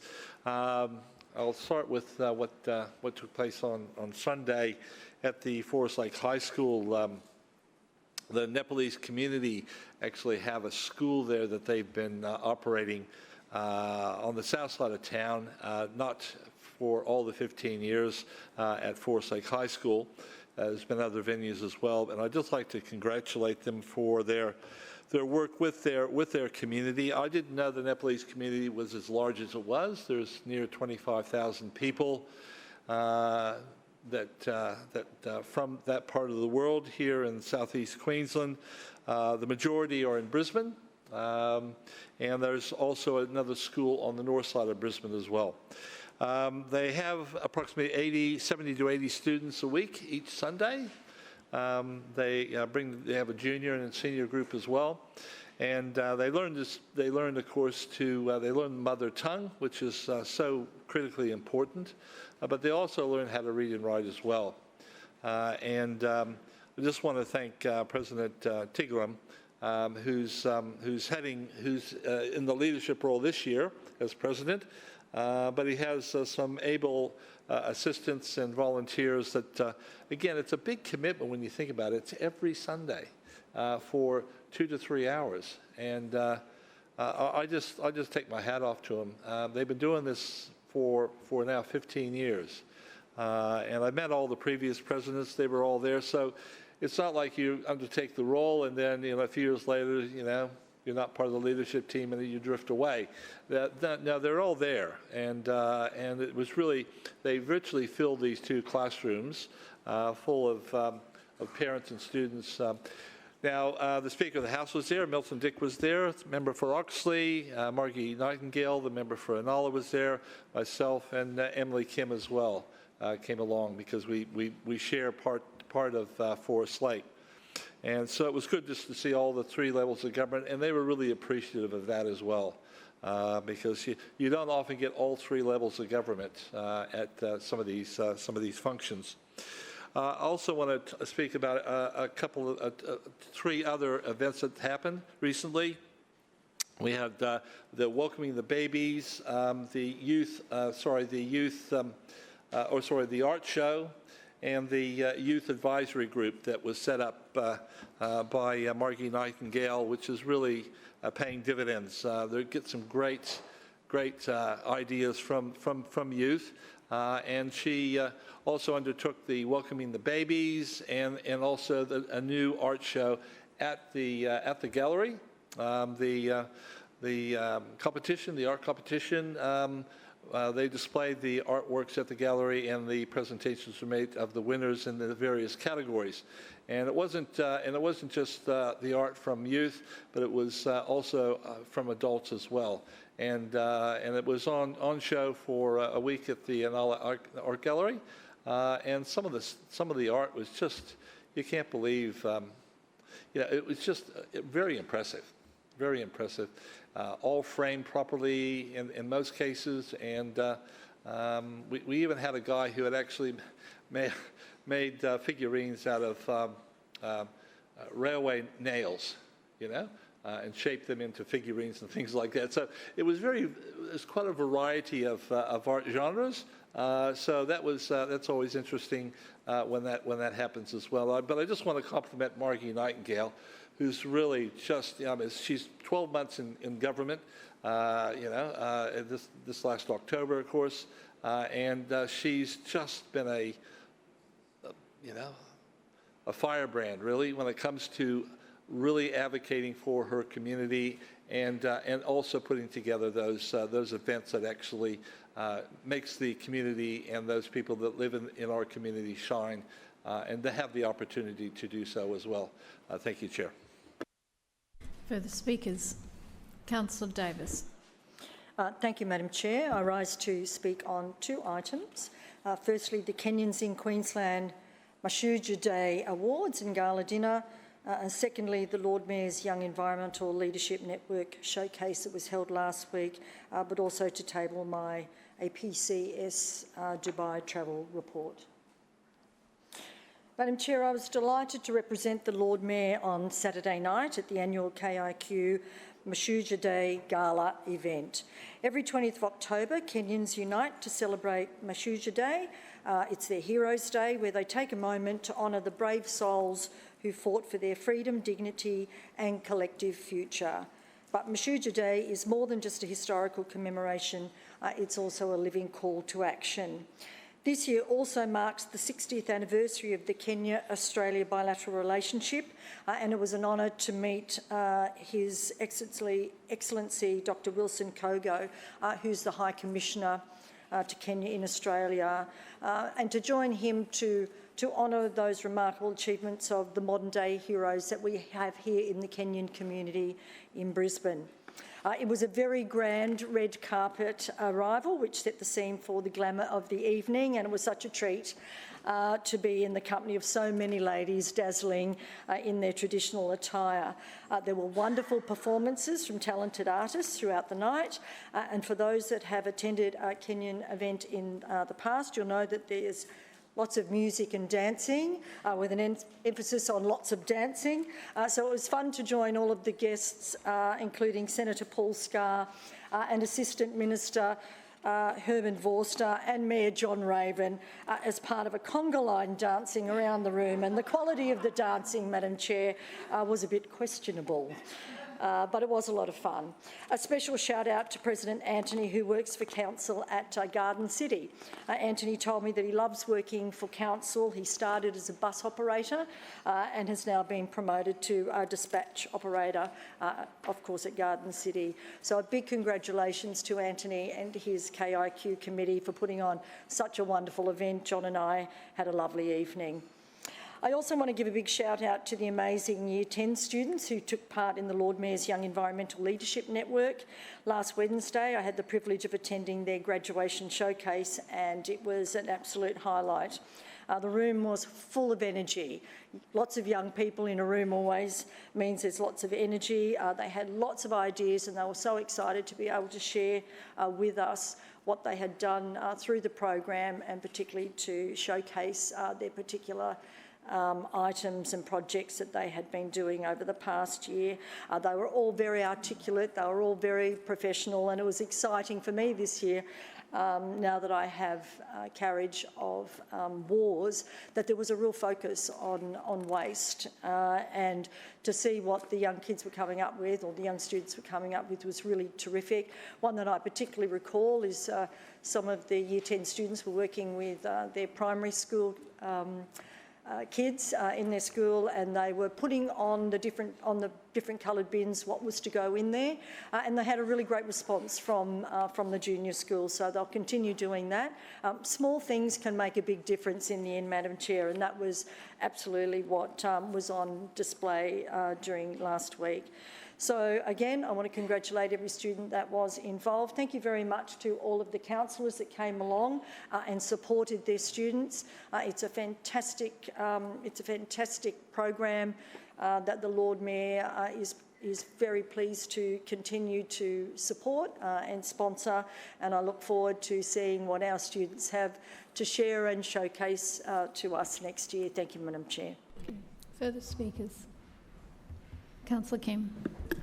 Thank you, Chair. I rise to recognise Remembrance Day today and also give a very special thanks to Bill Ward, OAM MM. He is a local veteran who has helped organise today's service at Calamvale District Park. He has been serving in the Army for 35 years and a recipient of both an OAM and also a military medal as well. And he is very well respected in our community, so I just wanted to pass on his thanks and formally recognise his hard efforts, as well as veteran Alan Price, who organised another service nearby at Algester Sports Club today. So everyone went down to the sports club for some food afterwards, but I stayed here to come make sure I went to council meeting today. But it was a very beautiful service this morning. And I also wanted to give a special shout out to the Girl Guides, Algester, Islamic College of Brisbane, Stretton State College and the Callum Youth Advisory Council members who came and spoke today, as well as the Callum Salvos and Algester Anglican Church who came in to say a prayer and do a reading as well. It was a really beautiful morning, and I also look forward to working very closely with our community groups as well. Thank you. Further speakers, Councillor Adams. Thank you, Madam Chair. I rise to speak about activities in October, and I have to say I want to start by thanking the Deputy Mayor in partnering with me again for a Seniors Expo on the 16th of October. It's our second year that we've done it. It wasn't quite as hot as last year, which was about 38 degrees, I think. We had a fantastic turnout. We changed it a little bit this year, but we saw a great interest in having some of the workshops that we held with guest speakers in home and personal safety, health and wellbeing, government services and social sports and recreation. I think the air-conditioned space at Wellers Hills Bowls Club is perfect for it at this time of the year, and a great time with Seniors Week as well to make sure we support them in all of the information that they need to get out. It was a great morning, and again, as I said, thank you, Deputy Mayor, for joining us with that as well. That was at the Wellers Hills Bowls Club. We also had a big night there on Halloween on the 31st of October, this time with the Tarragindi Community Garden in partnership with them for a Halloween night. The first one I've done. I've resisted. I'm an 80s girl. We didn't have Halloween when I grew up. It was just something Americans did. I've resisted for many, many years. This year we had a great night at the Tarragindi Community Garden and then inside Wellers Hills Bowls Club because it was a bit wet and stormy for the movie. But a treasure hunt, a fancy dress competition, a family movie, of course, Hotel Transylvania is what you need to do for the families for Halloween, and it was a fantastic night. The kids really got into it. I learned a bit that I realised I'm out of pop culture. I did not know what a K-pop demon hunter was. My kids are too old for that, but it was definitely a very popular costume. I now know it's like a golf vest and a beret and green hair. That was a common one. I think Timu had a lot to answer for in our costumes that we saw on the 31st of October, and no one was lighting a match anywhere near those children in their costumes as well. We've got a couple of extra things coming up in the next couple of weeks. I'm very excited about the Macravat Rotary Christmas Carols and a movie that is at the Macravat Showgrounds on the 29th of November. And of course, the yearly Tarragindi Christmas Markets on Sunday, the 7th of December, which we ask everybody to come and join. It's great for all those knickknacks and Secret Santa presents. I also would like to table my APCS 2025 report. Thank you, Madam Chair. Are there any further speakers? No further speakers. That now concludes today's meeting.